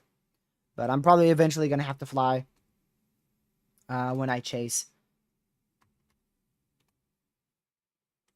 So this line here in North Carolina should continue for a couple hours. We'll likely continue to see 60-mile-an-hour winds for the next 2 hours across portions in northern North Carolina. And these storms out here, as they approach the coastal areas, will continue to produce 50 to 60 mile per hour winds.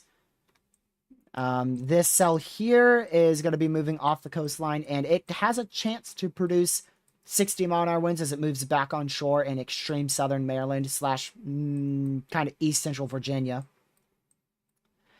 This storm will likely stay offshore, but for the next about 30 to 40 minutes, it's going to be able to produce up to 60-mile-an-hour winds towards Milton in south central Delaware.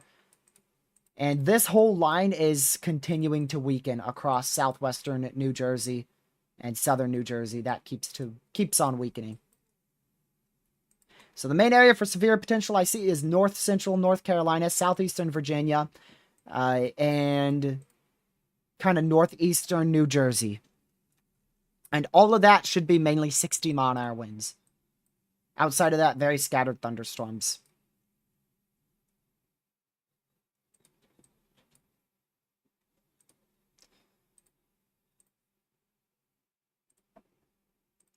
Let's see here.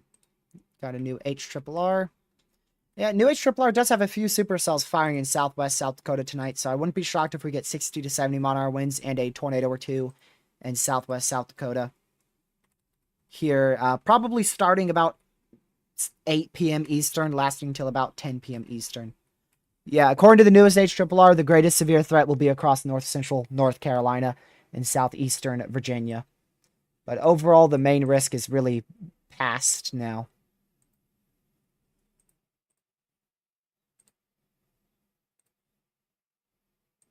Let's check our warning count again.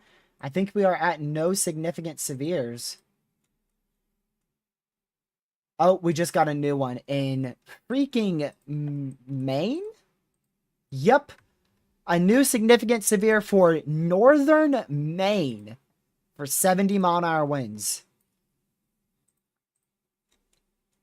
And we still have 18 severes. About 18 severes, one of those now significant in Maine.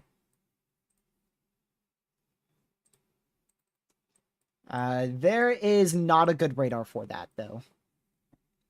The more east it moves, the better radar coverage we'll get there.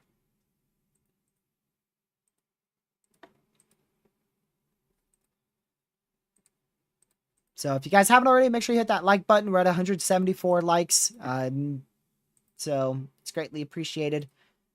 Make sure to hit that like button, share the stream with your family, friends, social media. If you haven't already, consider hitting that subscribe button. We're only 13 subscribers off from 9.9K. We are getting very close to 9.9K.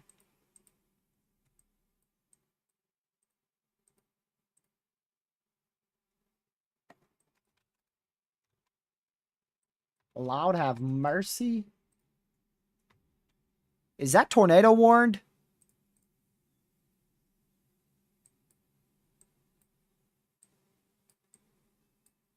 It's not tornado warned? What? How? How is that not tornado warned? Like, you're telling me that is not tornado warned. Like, hello? What you mean, brother? That has got to be rotating enough to potentially produce a tornado. That is in far southeastern Saskatchewan, Canada. That is by far the most impressive storm for rotation and just overall appearance, tornadic-wise, we've seen all day today. By a milestone, anywhere in Canada or the US. By far the most impressive.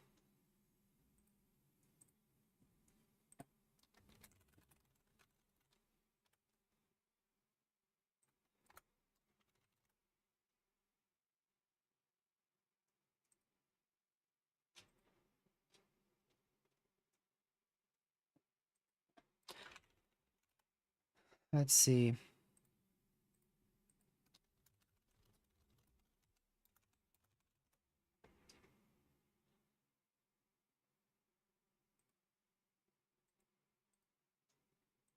I believe we were like literally one of the only people to stay live for most of the day. I'm looking at all the main channels, and I don't think anybody else was live covering this risk for much of the day today. And that's how it is. It really is. That's why I wanted to go live and not chase. It seems like for the Eastern US, a lot of people just leave us hanging. A lot of the people I know who do weather coverage don't stream the Eastern US. Because much of the time we don't have a big... much of the time we don't have a big tornado threat. It ends up just being an enhanced risk for wind. And that's still a notable threat. That is still a notable threat.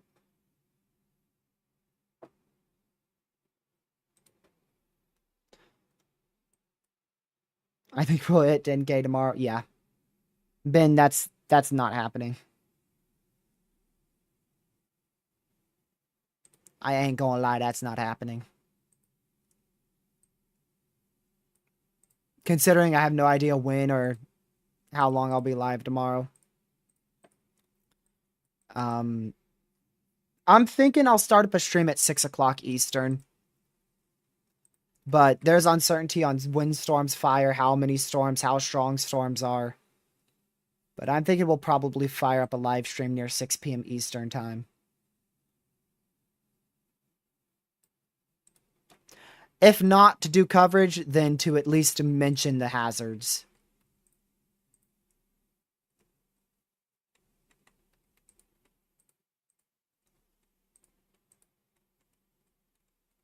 But I'm fairly confident we'll see storms fire probably close to 5, 6 o'clock in eastern Montana and track through much of North Dakota through the entire evening and overnight hours. I am not staying up all night for a North Dakota 5% tornado risk. Heck no. No way. I will not be staying up all night for that.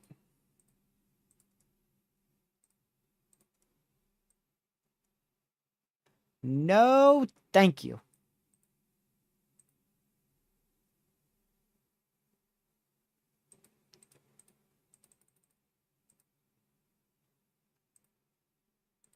$60 tour, buddy. I'll be doing an all-day stream. I'll be doing an all-day stream, dude. I'll be doing probably a 16 to 20 hour live stream. Yeah, Capybara already pointed it out. I'm surprised it hasn't been tornado warned.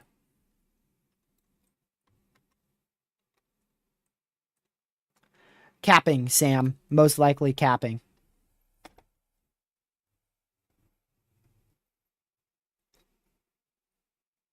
I'm going to stop being lazy by not being on YouTube Shorts for 3 hours doom scrolling. That's my version of not being lazy. I'm not going to sit here for 10 to 12 hours when there is not much to cover.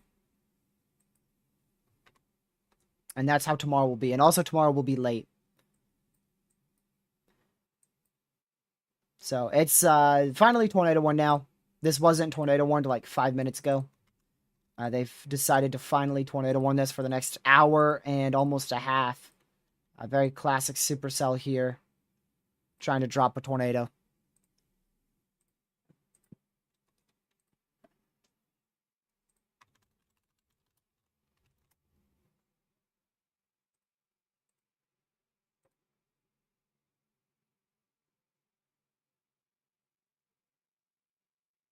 Man, that is a high stinking base.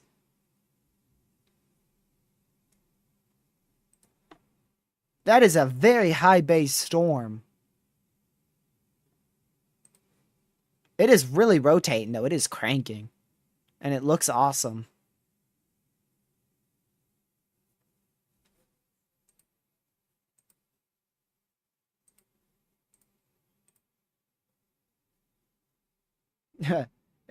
It's PDS.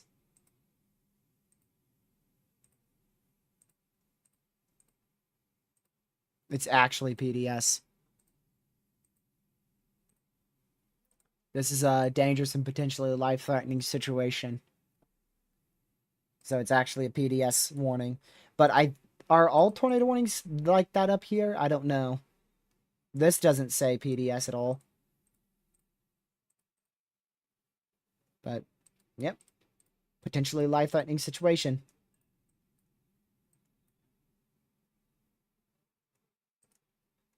I guess they do, Caden. Don't ask me. I ain't the professional for Canada's warning systems. It looks PDS to me. It says potentially life-threatening situation. It'll go to North Dakota. Yeah, where it will probably die out at.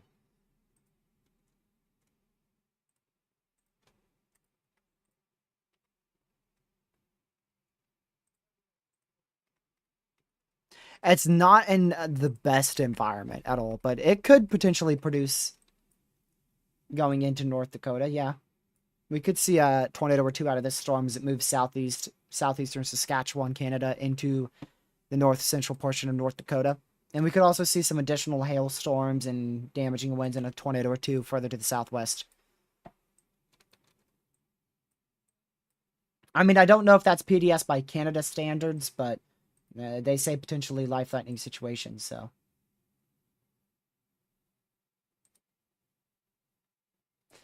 Let's see here.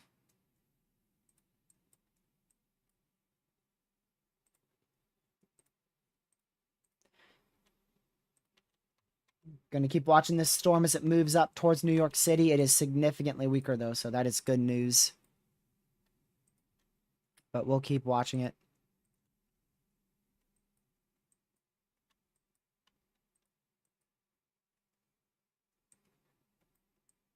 Yeah, our only significant severe in the U.S. Wait, does that say Kansas?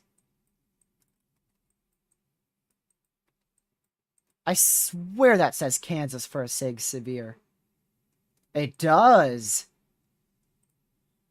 70-mile-an-hour winds, 1.5-inch hail in Kansas. Significant severe there. So that's a new severe thunderstorm warning.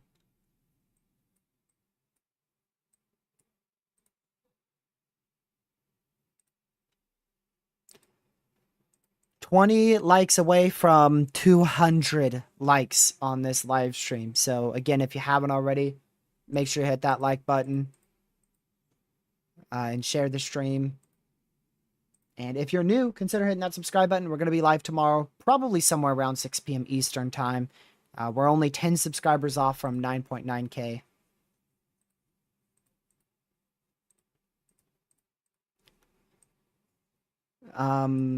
What's tomorrow? Tuesday? Friday? Wow, I am off on my days. I went from Tuesday to Friday. Yeah, tomorrow is Friday. Dude, that's crazy. I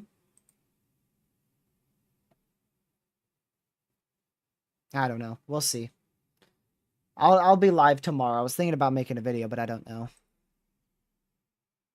Tuesday, Thursday, today's the same day, right, Ben? Right, same thing. I'm tired, dude. I'm tired. I was up till almost 2 a.m. yesterday. Day before that, I was up till almost 4 a.m. I'm tired. I cannot wait until we have barely any severe weather and the tropics are doing nothing. Whenever that may be. Please. An inactive July. Please. Yesterday, I was up till 2 a.m. We got off of, what? I forgot when I stopped live streaming yesterday. It was sometime we stopped live streaming yesterday. I forgot. Then I stayed up till like 12:31 just watching radar and my meteorology book, and then we had the rocket explode. SpaceX rocket 36 exploded in southeast Texas, and I stayed up for another hour watching that burn. Then went to sleep.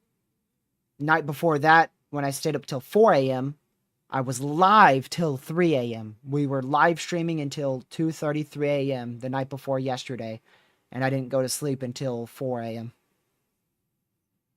Also, the hurricane yesterday night. That's another reason I was staying up. I almost went live last night at like midnight, 1 a.m., but ultimately decided not to.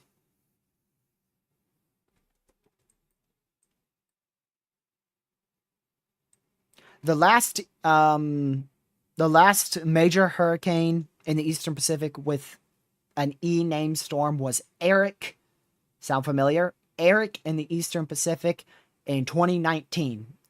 Southeast of Hawaii, it became a Category 4 hurricane and didn't impact land. And that was in the middle of July. This was in the middle of June.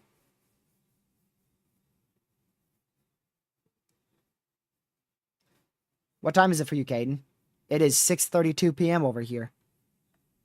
I should be an hour ahead of you, not 2 hours behind. I should be an hour ahead. Unless you moved on me.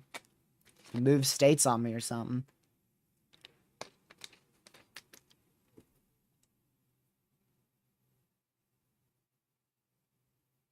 No, I'm an hour ahead of you. I'm not an hour behind you. I'm ahead, buddy. I'm in the future. It's 5:30 for you. It's 6:32 over here.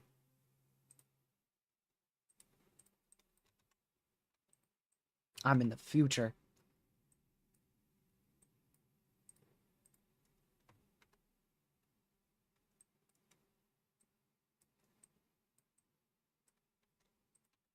Oh, random Wisconsin severe. 1-inch hail, about 50-mile-an-hour winds. Reedsville, Georgia. Very close to, let's see here. Some rain. Yeah, you're very close to some rain. Probably won't get much more today. Honestly, I think you're about done. I wouldn't rule out another pop-up shower, but I think you're done for today, honestly.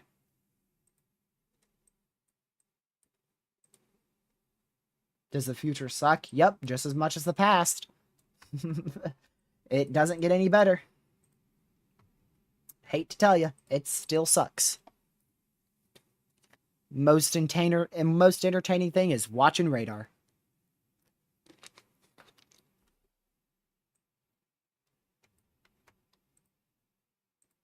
Yep, the past, present, and the future all sucks. Man. Northport. I'm very optimistic. Thunderstorms rapidly developing off of an outflow boundary right now. Definitely could get some lightning and very heavy rain depending on exactly where they go. But storms developing all over the place. I don't expect anything to be severe. And this could continue to occur for the next 2 hours, maybe even pushing 3 hours. So, isolated thunderstorms for the next 2 to 3 hours. What in the special weather statement? Widespread thunderstorms expected. Gusts of near or over 35 miles per hour with a few cloud-to-ground lightning strikes. A few weaker or dead trees may fall from these gusts. Yeah, I gotta get outside. Quick! I gotta go breathe some fresh air before this extra rain comes through, so... I'm still gonna stay alive for a bit longer. We're 6 likes away from 200 likes. We started at our like goal at 50, then it went to 100, then it went to 150, and now it's about to approach 200. It is approaching 200. So, hit that like button. Once we get to hurricane season, I want to do a lot more videos. I really want to do a lot more videos once it gets to hurricane season. Once we start up our active hurricane season. I really enjoy making videos. I like to do live streams, but live streams, especially ones like today, take so much time out of my day.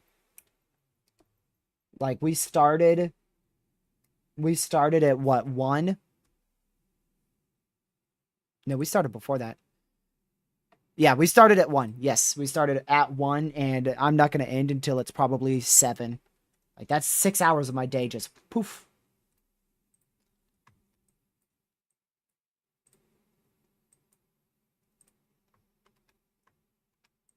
Let's see.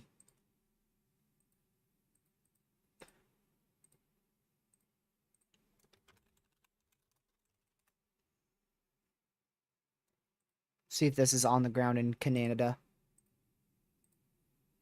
Nope. Not on the ground.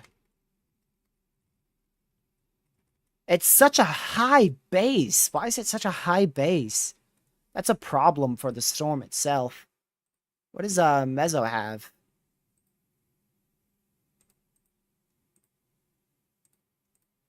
Let's see. Gotta wait for the slow SPC. 84 and 60. Yeah. Very, very, very, very high based. About a 23, 24 temperature degree dew point spread. Temperature dew point degree spread right there. Very high based. So, we'll keep watching that storm in southeast Saskatchewan. Far southeast Saskatchewan in Canada. So, just make sure, we'll just make sure to keep an eye on that, see if it still stays tornadic entering the U.S., but very high-based supercell.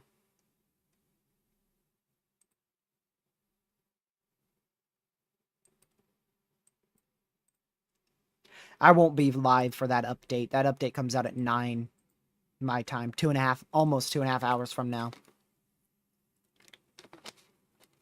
5 likes away from 200 likes if you haven't already. I know I've said it so many times. Hit that like button, share the stream so we can get to 200 likes before we end.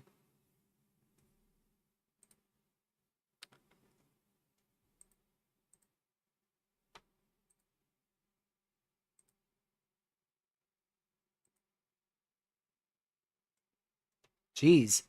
Our other live stream got almost 6,000 views the other day. I didn't realize it was that high.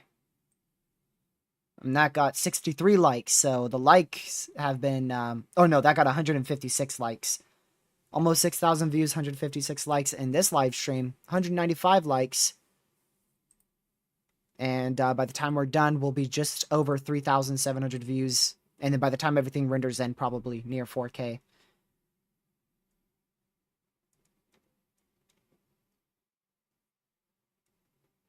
Wow, we had a 10,000 plus view live stream earlier. Man, we had 2 of them. We had 3 of them. We had 4 or 5 of them.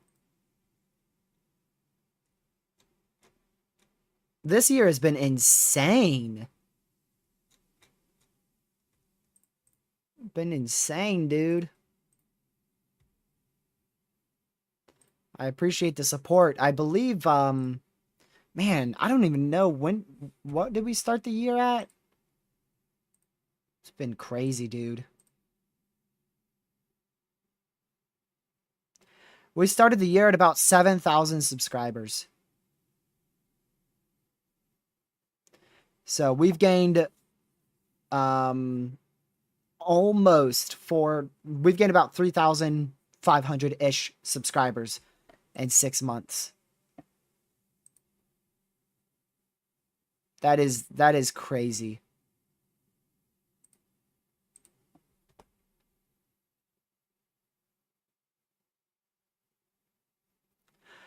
You know what?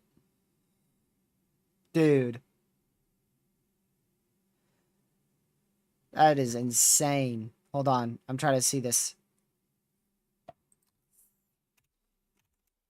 I gotta get the statistic.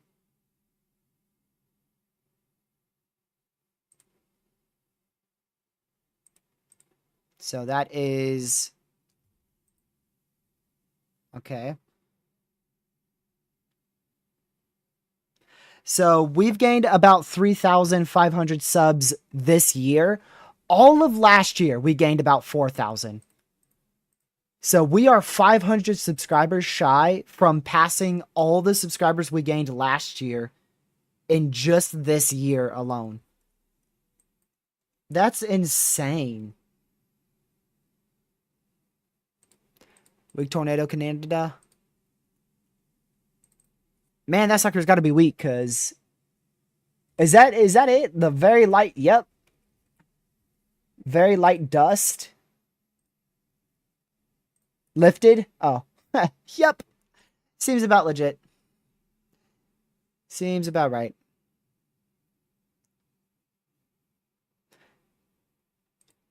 Ben, that would be wild. I need to do more videos. I gotta push myself to do more videos than live streams. Live streams are very, very good, but consistent videos are also just as good. I will never stop live streams. We're gonna still... I know there's weather YouTubers who don't live stream weather events. I'm always gonna live stream weather events. Live streaming weather events is the most fun thing with having a weather channel.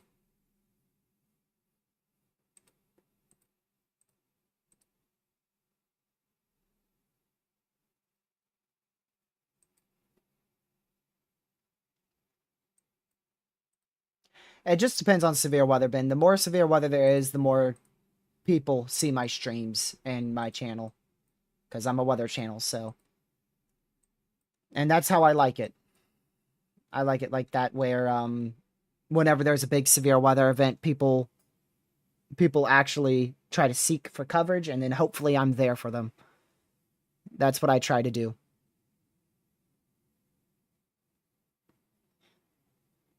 Whenever there's big severe weather events or something crazy, I'm covering it. Hopefully.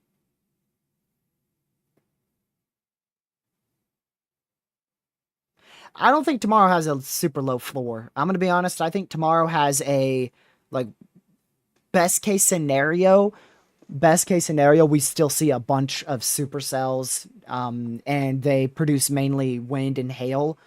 That's probably our best case scenario. I don't see a way how, like, nothing fires. Worst case scenario, we see a bunch of supercells that produce very large hail, significant damaging winds, and a bunch of tornadoes, possibly even a few strong tornadoes. And one of those could be long lasting. That's the ceiling for tomorrow. In my opinion, the absolute floor is like just a few supercells, but even then I still see at least a few supercells firing. I don't know what the HRRR is on about with like nothing firing tomorrow. Just your dumb model for you. Still a significant severe in place in far northwest Maine for 70 mile-an-hour winds. What about the one in Kansas? Is that still there? Yep, still significant for 70 mile-an-hour winds there. And then I think we could be live Saturday, too.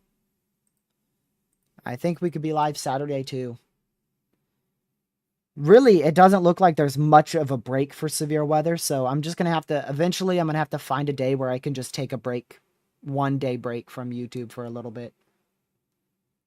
Whenever we end up with like a marginal risk, which right now we have a marginal on Saturday, but I expect that to go slight risk by day 1. Well, now why'd you do that, Sam? You shouldn't have dropped it. They did issue a severe for far southeastern Maryland. Not surprised with that. 60 mile-an-hour winds, 0.75-inch hail there. I dropped my new phone. I was running, and for somehow it slipped out of my pocket, and it fell on the cement whilst I was running.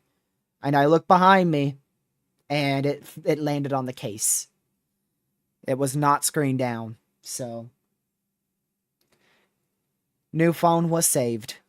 Still doesn't have a single crack in it. That was the only time so far that I've dropped my phone.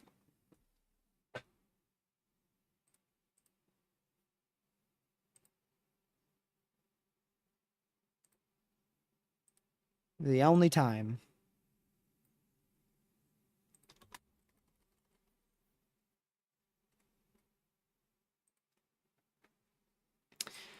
There is a tornado on the ground up here in Canada, by the way. So, strong tornado ongoing with this supercell in Canada. Looks like a land spout to me, not gonna lie, but... Oh, wait, no, that is definitely not a land spout. I just went back in the stream. Full-blown mesocyclone. Yep, strong tornado ripping up a bunch of dirt out here in Canada.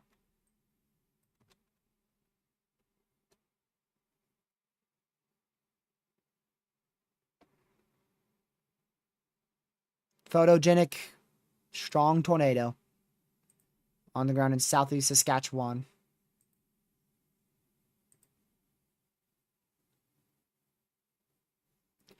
Three likes away from 200 likes. Again, if you haven't already, make sure you hit that like button. Not really much happening on the East Coast. There's still a few severes, but none of them are nearly as concerning as what we were previously dealing with. Looks like that storm's going to make it into New York City with up to 60 mile-an-hour winds over the next hour or so. So if you're in New York City, stay away from doors and windows and stay inside.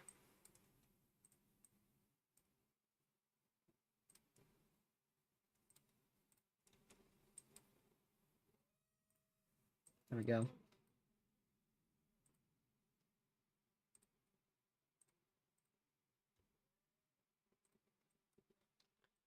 All right. Well, we're just going to wait here, see what any of these other storms can do, just in case anything pops off here shortly. We could see some small hail and damaging winds out of these storms in North Dakota, but the main storm in North Dakota is actually currently in Canada, moving towards northern North Dakota. So that's going to be one to keep an eye on. Currently a strong tornado ongoing there, far southeast Saskatchewan, Canada. Now it's going to move into North Dakota and get very close to hitting Sherwood in north central North Dakota here in about an hour. Probably not going to stay live for that, to be honest with you. I want to get some stuff done today. I literally woke up, exercised, ate lunch, stream. And that's all I've done.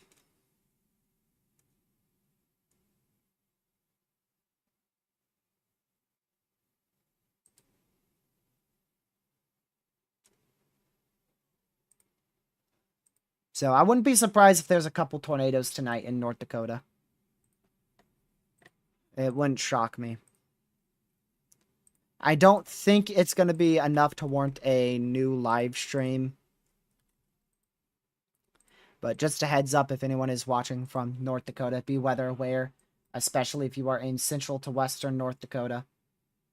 It's going to be the main area to watch tonight. And then outside of that, we're still going to see some 60-mile-an-hour wind gusts here, about to move through Durham, Raleigh, that general area.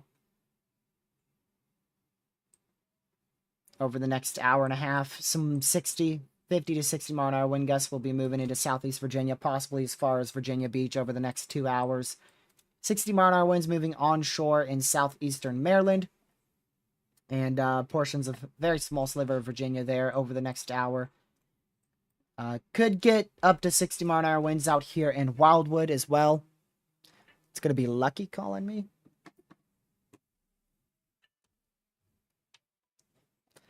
Don't... I'm still streaming. What you got here? I know there's a... Oh, that is a crazy shelf. He's got a shelf cloud. I figured you were going to call me in a minute.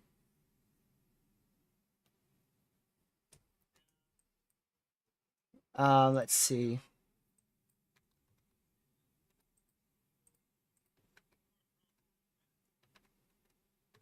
The main storm's going north of you. Poor Lucky.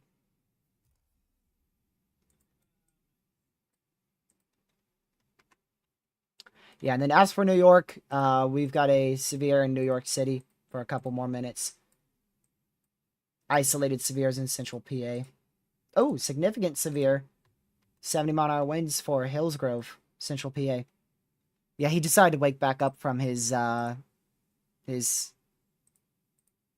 nap there. His all-day nap. His hibernation has ended for a minute.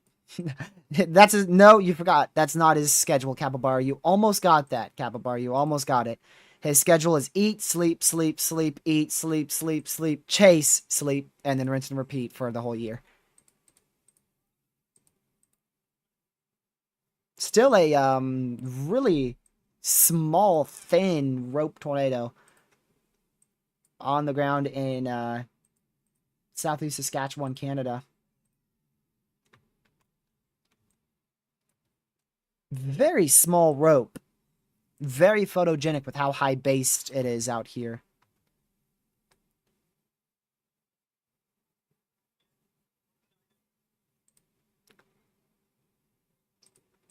Nightbot put you in timeout because you spammed and did caps.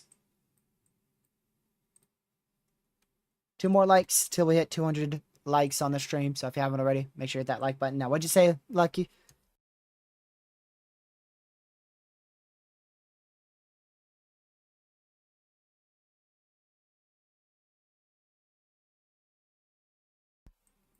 I'll be honest. Yeah, the main storm's in Oxford. That's where it's heading to. They canceled the severe back towards Chapel Hill.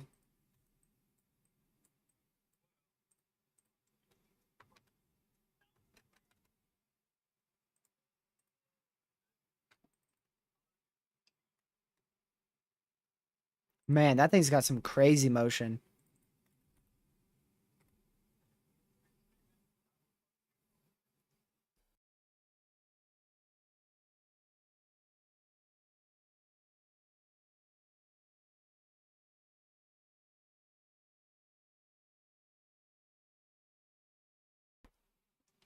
That is a strong to intense tornado ongoing in Canada.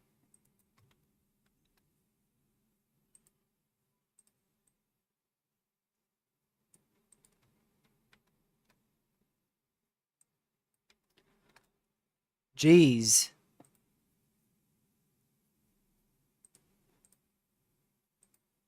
I don't think that's going to last too much longer, but it's definitely going to pose a threat for a tornado going into northern North Dakota.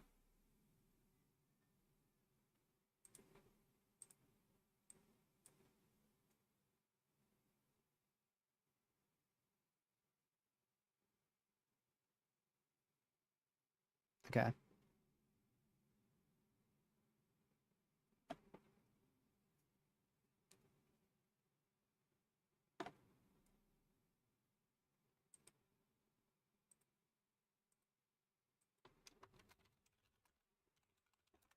Trying to see real quick, y'all. Give me a moment.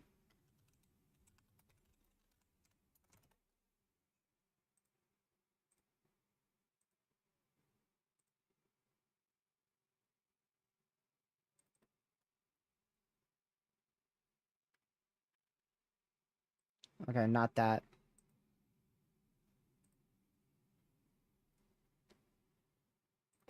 I mean, it's just the spread of temperature dew points is what's going to prevent it from probably continuing to produce a tornado into the U.S.